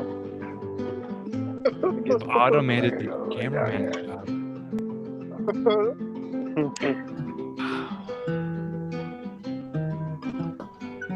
Wow. And it keeps me centered too, which sucks. Yeah. I mean, when I'm trying to show off. You can never walk off camera to blow your nose or No. use the restroom Make sure my pants are zipped up all the way or something. or urinate in a Yeah. Gatorade bottle. They're gonna see Well- everything. There's no privacy anymore. Oh shit. This is That wasn't off screen. this is like a reality show. Do you guys remember when webcams were a new thing and people were like, we can stream these webcams 24/7 and you can watch Mhm. anything that happens in the celebrity Big Brother house or something? Yeah. That Big Brother thing, I bet that ruined a lot of lives. Oh man. Absolutely it did. Everybody who watched that show. Forever ruined. That's what I was thinking. Like they ruined so many in the audience, you got to figure it ruined a lot in the participants. Yeah, there was a huge push for reality television that aligned with the writers union going on strike, so that they didn't have the ability to write scripted television anymore. They said, screw you guys, we're making reality television. And then you have Yep. like Fear Factor with Joe Rogan and Celebrity Apprentice with future president of the future elected president of the United States of New York City or something. And I don't quite know if a reality television show is now as big as it once was. Well, it might be bigger in a way, unfortunately, but it definitely the hype that we were experiencing back then is definitely not what we're seeing today. Well, we went from like 25 channels, maybe 30 channels to over 3,000 channels across all the satellite Oh yeah. stations and cable providers and everything. Yeah. And the IP And now the users. stations on Tubi and Pluto and Yeah. whatever the services are on your smart TV.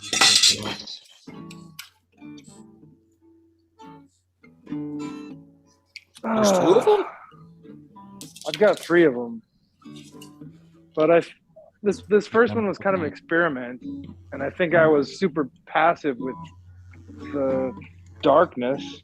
I'm gonna have to like redo it, but darker, because I was kind of hoping. That's a lot like Jim, though. Jim is usually pretty passive with the darkness, you guys. Beautiful.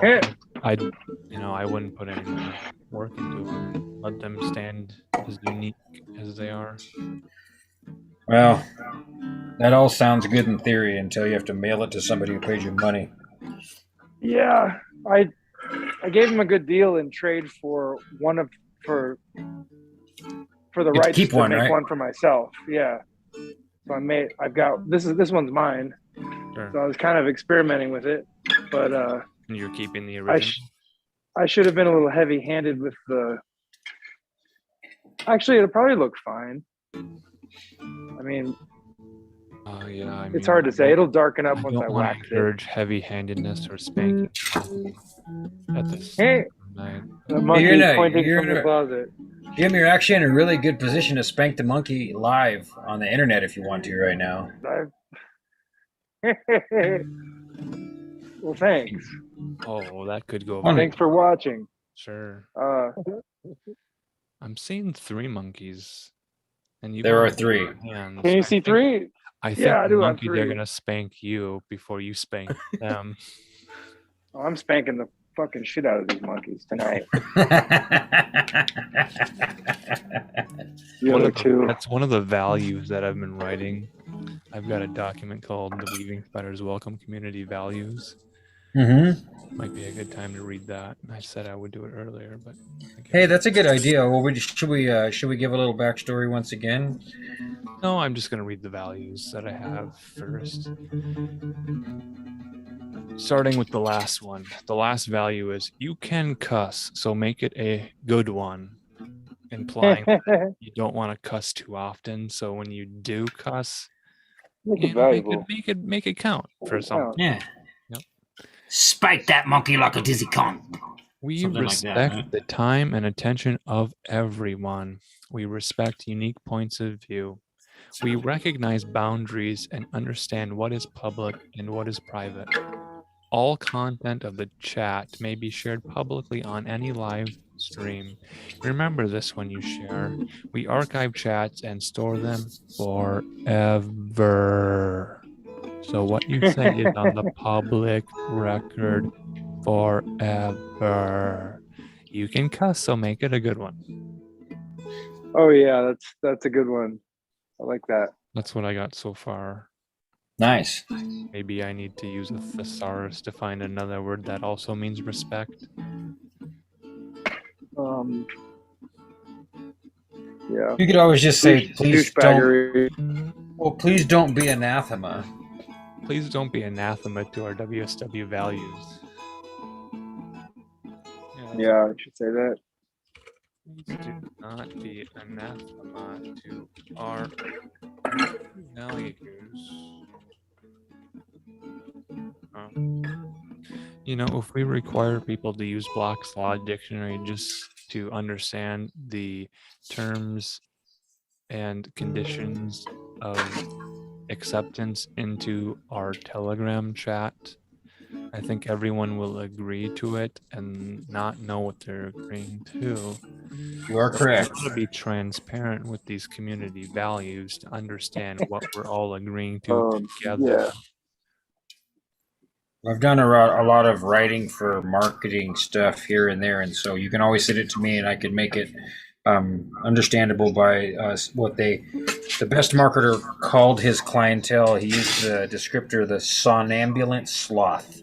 That's who you have to imagine you're selling to, is the somnambulant sloth. So if you have any doubt, I'll be glad to help you, as this is definitely a group project.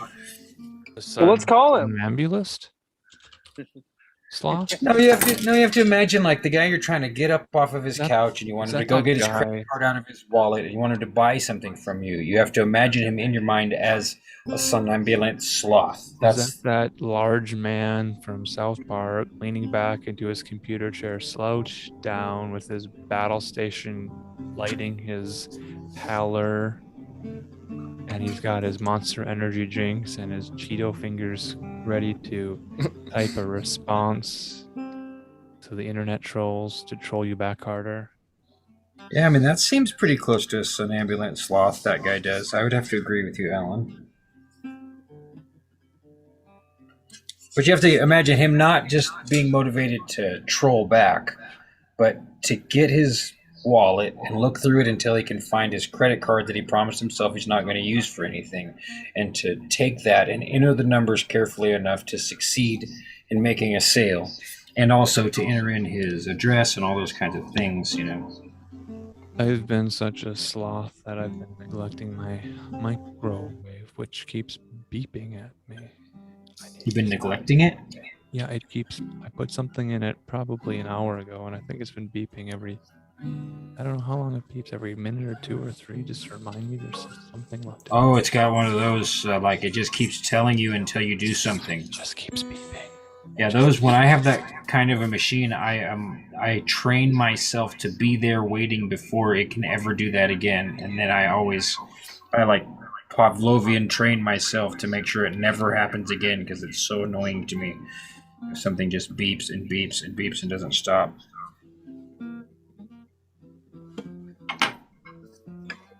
Because the other option at that point is to destroy the fucking thing, right?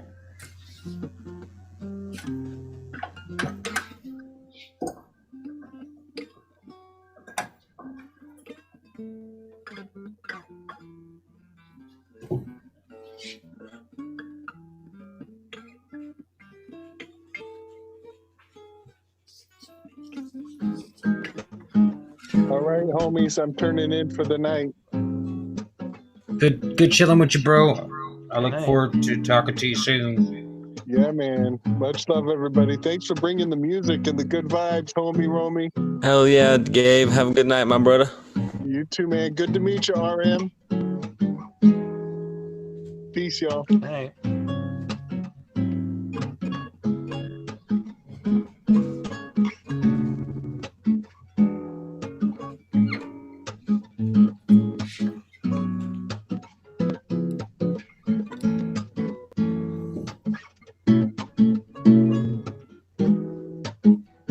So if you guys stay over for the night and want to have brunch before you crunch your sleeping bag, sleep over, there's plenty of cold leftover fruit gravy on the stovetop. Thank you. Make some of my homemade croutons and put it in a nice salad for you. Fruit gravy with salad? Oh, it's a great dressing. And that makes sense. It actually sounds like it would make a really good dressing for a salad. You could add a little vinaigrette to it, a little olive oil. Olive, olive, olive, olive. It's not quite the Mediterranean diet. It's more of a Midwestern salad situation. Now, is this a normal thing, or is this just a Alan Marcus thing? Expect mayonnaise.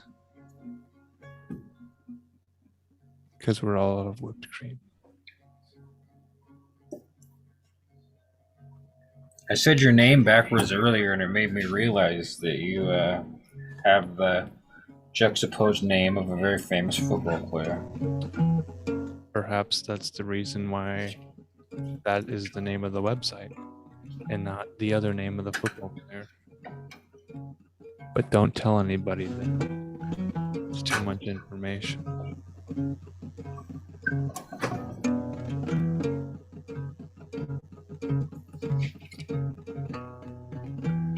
Please don't be born anathema. Please don't be born. That is just my oversensitive nature. I'm reading chat. Israel had a flight ship for space takeoff. Jungle tobacco.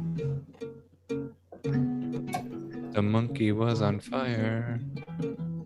Not gonna happen.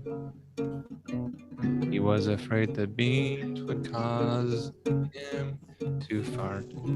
We don't say please or thank you like you in America.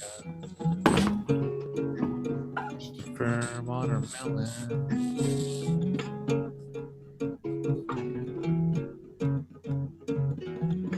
It's really slowing down. I think everyone's falling asleep. SP has a cloaking device. What is the sorcery?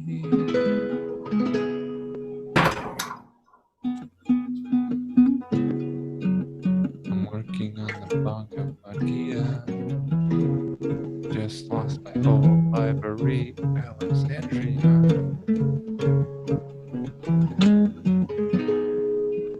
I like hymnals, reading songs. The worst part of my name is that it gets abbreviated to Alcoholics Anonymous. Psalm 100 is a fire song. I'm impartial to the 23rd Psalm. I'm a Libra moon, balance is a fine line to walk.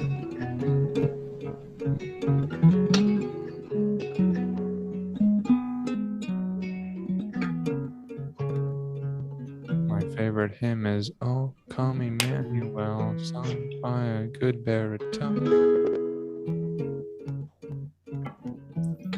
Sorry I couldn't build bridges as my fellow human.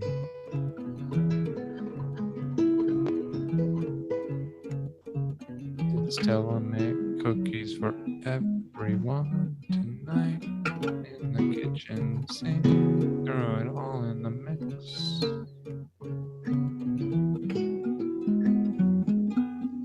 Her cookies as all my favorite ingredients.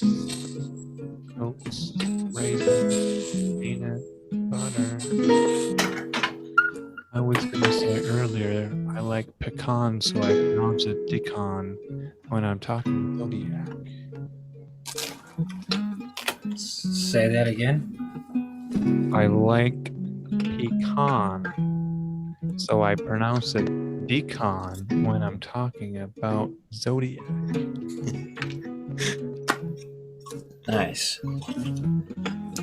Because a deacon is on the church board and he votes to build a gymnasium with carpet on the walls and dodgeball for alls. You got to do is stay awake all night for a tiny slice of frozen pizza.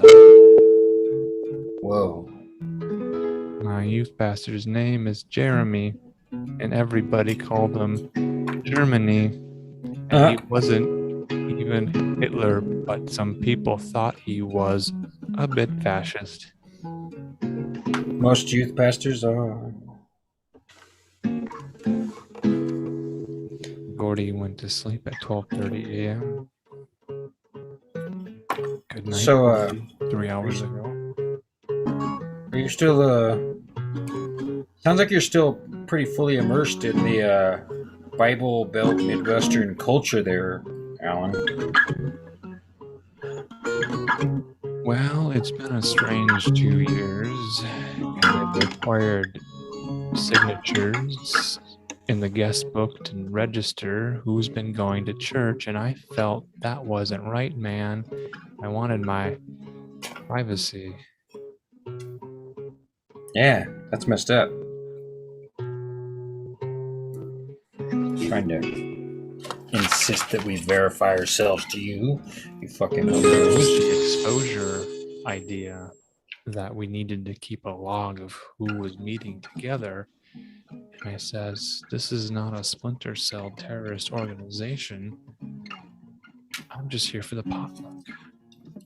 I want the Midwest egg rolls after the 3-hour talkie talk. Yeah, I haven't attended a service in so long. I can't imagine what it would have been like to try to attend the service during COVID. I used to attend a Spanish language church in which the pastor would always talk about mysticismo. Wow. Why is this Espanol so interested in the mysticismo and how to avoid it? Because isn't that what a miracle is, but an act of mysticismo? Something that we can't quite understand. Well, that's the beauty of really getting to the very bottom of all of the magicians and all of the saints, is that they're doing the identical thing, but one is okay and the other is worthy of death. The act of mysticism and miraculism that is only ordained in certain context. It's not right, man. It's really weird.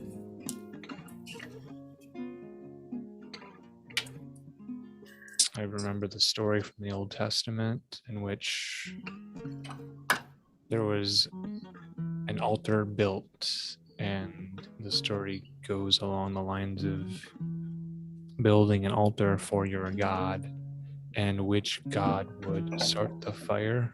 Yeah. I think it was the prophet Isaiah.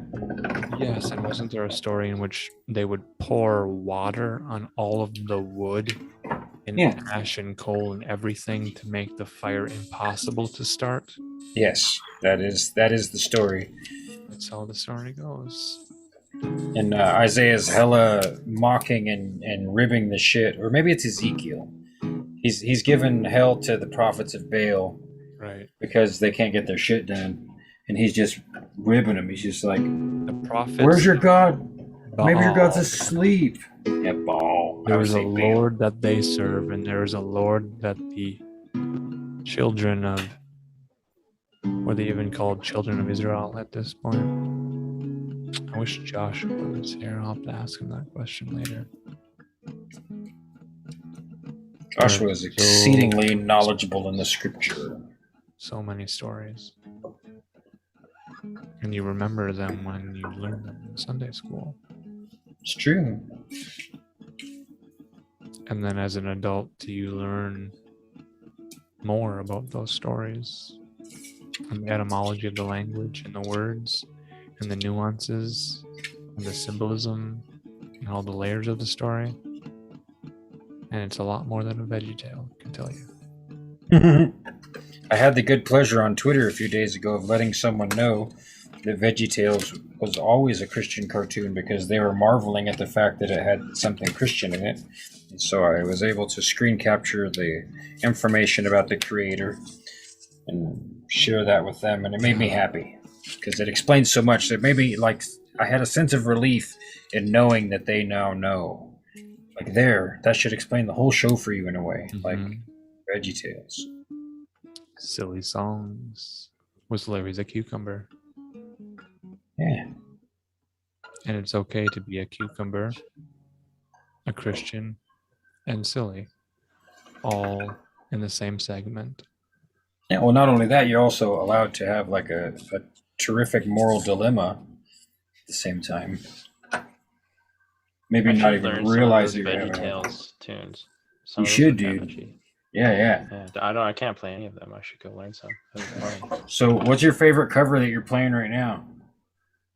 Like, is there a song that you like come back to and you're like, yeah, I've been learning My Friends by the Red Hot Chili Peppers to play and sing it, and it's enjoyable. Gosh, yeah, tough question. Yeah, no pressure. I was just curious. I've been playing some Charlie Parker tunes on my other guitar. Those get stuck in my head, and maybe. So playing like your comp chords for accompaniment, or playing Charlie Parker's. I'm trying to memorize the solos. Yeah, nice. That's insane. That's fucking cool. But I think that Bob Dylan, Don't Think Twice. Yeah, I remember that one. Yeah, that one. Go away from my window. Yeah, I like to play that one with the Travis picking. I don't know if you know that one. Yeah.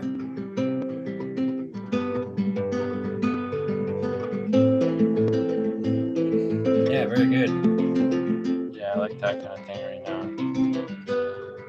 Yeah, I never got my Travis picking down that good. I need to go back to it. That's really good. It's clean. Sounds good. It's nice. It's a nice guitar. This one, everything comes through really clear. Alamansa from Spain. That's like a pretty good sustain. I feel like if I play it more and it like resonates more, it'll start to sing better. Yeah, and if you leave it out of the case, it'll dry out and do that too. Yeah. Oh, really? Yeah, I mean, if you leave it out of the case, the wood will cure up faster. And plus, if you leave it out of the case, then you'll play it more often because then you won't have to open the case and take it out of the case. I mean, it sounds silly, but I used to tell a lot of my students that they'd start to put their guitar away. I'd say, don't put it away. Put it in the corner. You know, lean its strings first against a chair or something. That way, it's always just right there, and you walk by and you pick it up and you play it. Opening the case is the hardest part. Yeah, if you put it away, then you're like, oh, I play the guitar right now, but I don't have enough time, and you know, that 4 minutes while you're waiting for your mom to get her keys or whatever the hell it is, you know, there's a lot of work that can be done on the guitar in that time.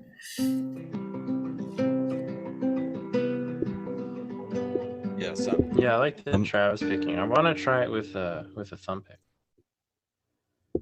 Yeah, I've messed with the thumb pick a little bit. I've Terrible been playing the slide a little bit. Been playing the slide in Open G. Oh, Open G. I just found out how to use the lighter as the slide. Oh yeah, you should do that and use beer bottles. Yeah, I think the beer bottle's the original, right? You can get an okay sound out of a beer bottle with electric guitar, but it's a pain in the ass. Corona bottle works good. That's true. It's a little bit of a different shape. It's a long neck. Got to be a long neck. If you like pina colada, you're going to hell. and fruit gravy. All right, hey, now that's a good hook for a song. You can say all the lyrics and then pause and say, "And fruit gravy." And fruit gravy. It's like it sounds like a Price is Right commercial right after they do the showcase show debut. Anyways, you guys are fucking great, but I am leaving, and I wish you a happy existence. Oh, you too. Good night. Looking forward to learning about Atlantis. Come We back appreciate you very anytime. much. Thank you very much. Yeah. We look forward to seeing you next Rising time. from the ashes. Love that David Mathis. So good. Hey, we just gotta. Did you see that? We just got a kiss, you guys. We got a kiss. Oh. Was that for Binaboo? Was it been a boo kiss? No, it could have been for Binaboo.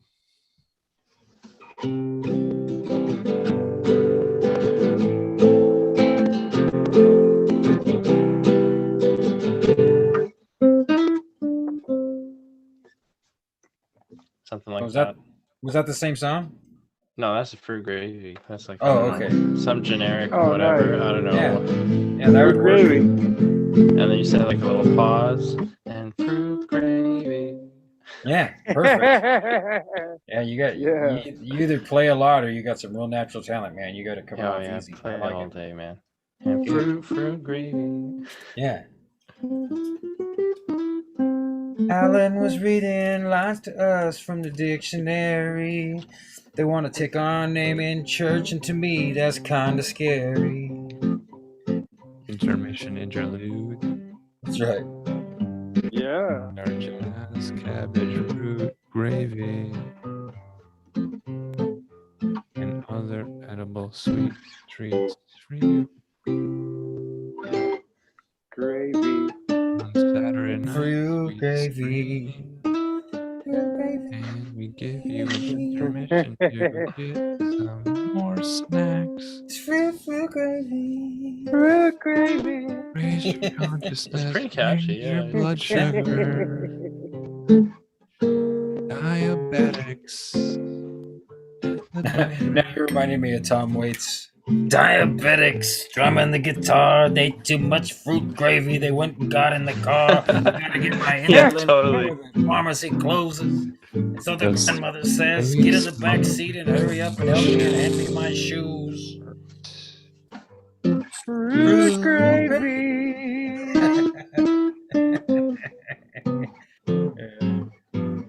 Yeah, this is gravy.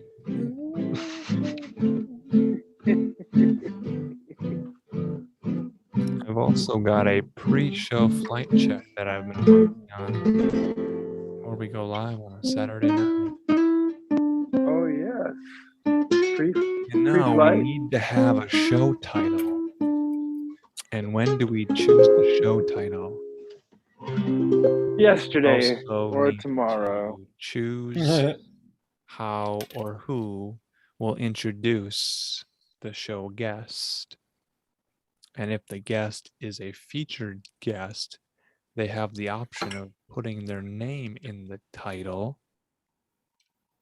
Sometimes we don't put their names in the title.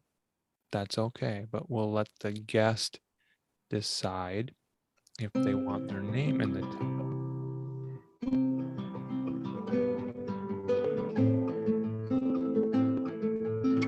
When the show begins, so does the timer.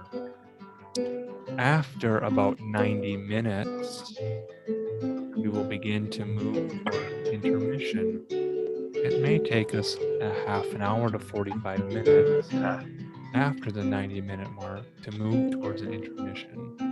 We want the first 90 minutes to be delectable, delicious, and bite-sized for the audience who needs that little guidance, that little taste of a weave. They get that supplemental fruit gravy. right. And then that intermission is a good bookmark place for them to say good night for the night. And if they wish to return to the stream after the intermission to see the hijinks happening from part 2 of that particular episode number. We did a really great thing last week where we ran the intermission and then did our announcements and did not include them in a Zoom recording because if someone listens to the archive a year or 2 or 3 or 5 or 10 from now, they don't need to know about the bingo announcements and the housekeeping. Excellent idea. What that means. So we can easily cut that out of the Zoom recording. That way the Zoom recording can be the easiest way to Fruit gravy. to the fruit gravy train. Yeah, you got some fruit gravy. Got some tasty fucking guitar playing, man. I'm glad you jumped in there. Yeah. Oh, thank you. You like? Because that whole thing was just improvised, right? That last part. No, that's a don't think twice. Oh, was that it? Okay, yeah, I wasn't paying attention close enough. I thought it might be. Yeah, you probably need the melody, otherwise it's just like. Well, it's in my head if I would have stopped to listen to you, you know. And during that intermission, I mean, it's Bob Dylan, so you can't really call it too much of a melody, you know. Go away from my window, leave at your own chosen listening speed. to Bob Dylan, but I love all of his songs. Yeah, that's why you listen to other artists perform them, you know. Yeah, like every cover's better. Oh, and he wrote a bunch of songs that are famous #1 hits, but people just don't know that it's Dylan. For other people. Yeah. Yeah, he had this. I'm not the one quality of you having songs want, that babe. seem like they were I'm not from the one forever you ago. need. You say you're looking for someone who's never weak but always strong. like a musician. Gather flowers constantly. During that intermission time, We all agree it's annoying, so I do it. we can queue up pre-recorded videos during the intermission on a Saturday night. Yeah. Play videos during the intermission? We have guests who wish to record video. Yeah, like that that will was it play Nathan Lee who during the wanted to play intermission. guitar or A little something, walk right? through their studio, perhaps. Maybe they have an announcement or they have a commercial or something they want to promote, and they could record a short video. We could play our Raycon ad. Yeah.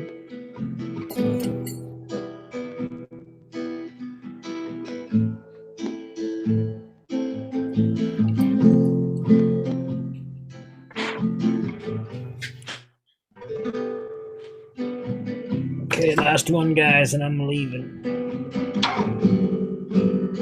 Demonstrate the defenestrate.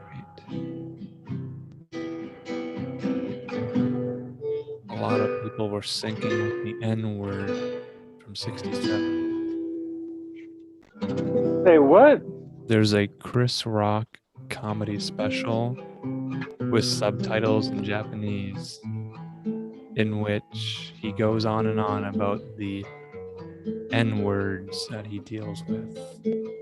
And he doesn't think it's a racist thing because people that he calls the N word behave so poorly that it is a proper insult and descriptor of their character, but does not represent all people of a certain skin color.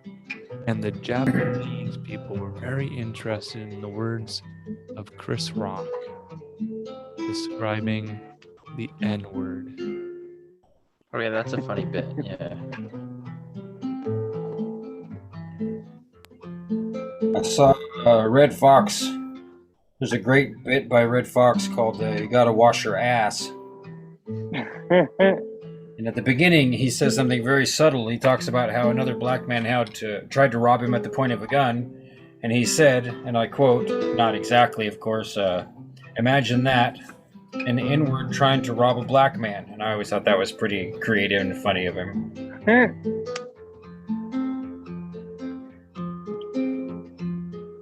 Oh man, this guy needs some kind of a tooth.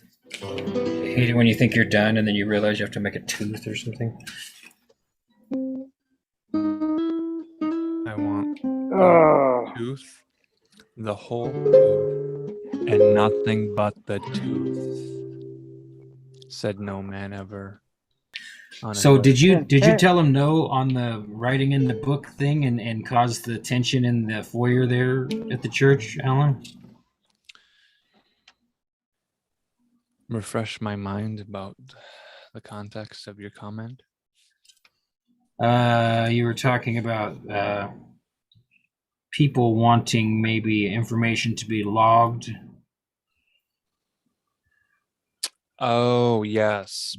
And then did you tell him, no, I'm not going to do it? The situation was a church had found a location and they had renovated it, and they were having sort of a ceremony, a grand opening or something to that effect. Yeah, right. And I wanted to support them because they're a community church. So I attended it, but this was during the time of panic and medical malpractices in which people were very confused about how to properly eat the right foods to avoid certain phlegmatic discharges through orifices, coughing, and pneumonia, or perhaps the flu. So with this medical malaise taking place across the entire realm of man, 2020 to 2021, and the churches were closed, and people were permitted to go to an Easter service in 2020. This was, I believe, 2021, sometime in which I received the invitation to go, and it was a Saturday afternoon. So I attended on a Saturday afternoon with some apprehension. And when I walked into their lobby late, because I wanted to stand in the back and not cause a commotion, I was still asked with a motion of the hand to come over here so we can register your name. And I smiled and said, "You know my name. You don't have to write it down." If you didn't. tell anyone I was here. And please, no photos, as I have not signed any consent waivers to be publicly posted on any social medias. And that's kind of another problem I have with these modern churches and streaming their services. I don't want people to see me throw my hands up during a worship song. You know what I mean? It's like I know exactly what you mean. I mean, there's appreciate the privacy. And if people want to live stream, make it audio only, but this whole 4K video stuff, live streaming it as it happens, no. If you have cameras, that's great. But I never imagined churches for live streaming in 4K. That's just a nightmare. Please, for the respect of everybody in the audience, only put the camera on the faces of the sexy worship team. Don't ever show the flat schlubs in the audience because you just call them fat schlubs. So I just said fat schlub. Have you seen the? Yeah. Oh, I've been in church with I've been in church with many a fat schlub. I just wanted to make sure. I've seen them try to get it up quietly and fail. All kinds of things like that. Yeah. So really, that's what makes me not want to attend a lot of these modern churches. Is there's cameras everywhere and people just are whipping out their cell phones and Snapchatting and the worship is so good right now. You guys should be here. The Spirit's moving and it's so real. The audience, and please don't point a camera at my face, lady. I don't care about your live Facebook audience feed. That it really seems like an issue of respect. Like, okay, don't wear a hat in church and turn your cell phone off. And please don't hold that iPad and tell me, but I have my Bible on this iPad. I don't care. Bring a paper Bible. Otherbound, please show some respect for God's word. It doesn't belong on an iPad.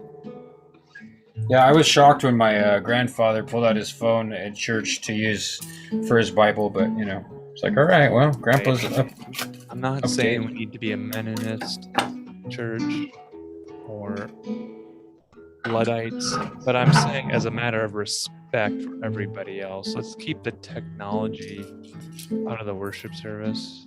Well, I mean, the main thing is really that, like, if you fail to notice that you're falling into vanity by overindulging in your technology during the worship service, then you've got, maybe we need to talk to you privately about my what makeup is and my Sunday dress and my floral pattern and my respectable décolletage. Like, my cleavage is just a little bit, but not too much. It says I'm a woman of God, but not a Jezebel spirit.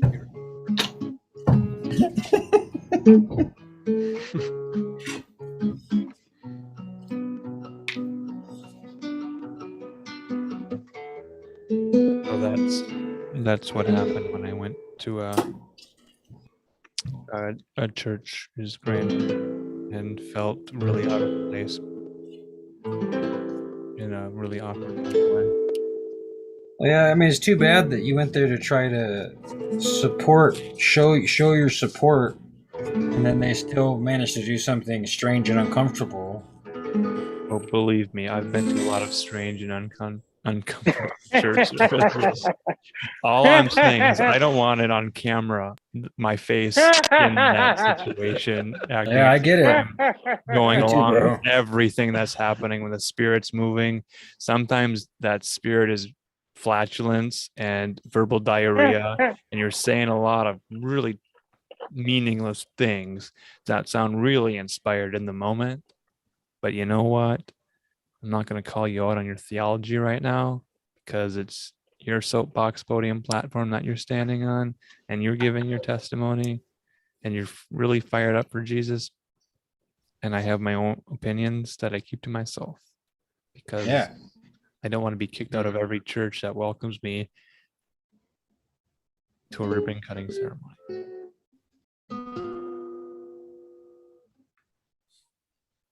a tough lot. Well, the temptation is there sometimes to ask someone if they're just kidding in the middle of their testimony. Like, are you kidding? Are you serious right now? Are you trying to give the best testimony of story of salvation? Are you trying to explain how you were the most bad apple in the bunch before you found Jesus, or was it Jesus who found you? I'm still not clear about that part of the testimony. Are you just patting yourself on the back because of how you are used to be a real sinful person, and now you are the most holy of holies? Can't touch his. Huh? Sorry. I haven't looked at the clock. And I'm gonna talk really loud because Sean hasn't muted himself, and I think we have a hot mic situation. So hot mic in the city. It's a hot microwave, and it keeps beep, beep, beep, beep, beep, beep, beeping at me, me, me, me, me, me, me, me, me, repeatedly, Lee, Lee, Lee, Lee, Lee, Lee. I never watched that show on television called Glee. Glee. All right, gentlemen. I didn't realize it was 3 o'clock in the morning in Idaho, so I probably should better leave this place. It's 313 in Idaho. What's your area code? 208. 208. And 208, it's it's too late. 313 in 208. Idaho. Potato. Need to get on the couch and slouch and sleep. Probably should. Thanks for your time, Espiager. Oh, thanks for having one more flow state. I accomplished a lot of silly little characters in Femo Clay, and I had a great time listening to RM jam the Git box, as we call it, and so many other things that it would take me half an hour to list them all off now. So until next time, auf Wiedersehen. I love you all. And say, okay, bye. That's right, you say. Okay, bye. Say, okay, bye. Okay, bye. Bye. Okay, bye.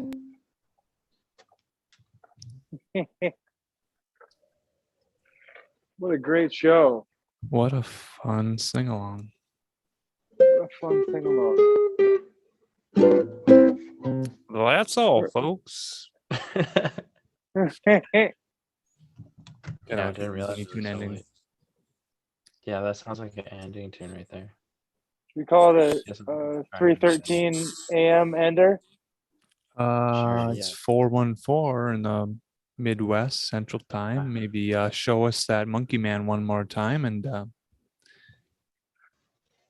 Well, it's a little bit hot right now, so I can't really lift it up, but I will send pictures. Move the camera closer, maybe, to the Monkey Man. I could do that.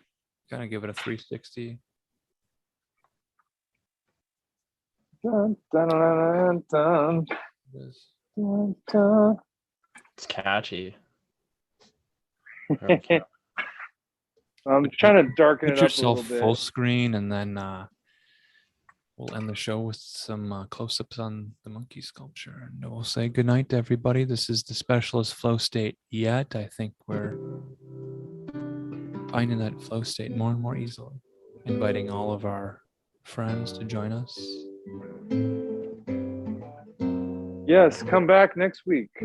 Yeah, Jim, put your camera on Zoom on full screen, and we'll also full screen. I don't know if I can. We all mute our videos. It'll make it full screen. Well, I don't have audio on this one, so okay. Let's see. Wi-Fi. All right, now.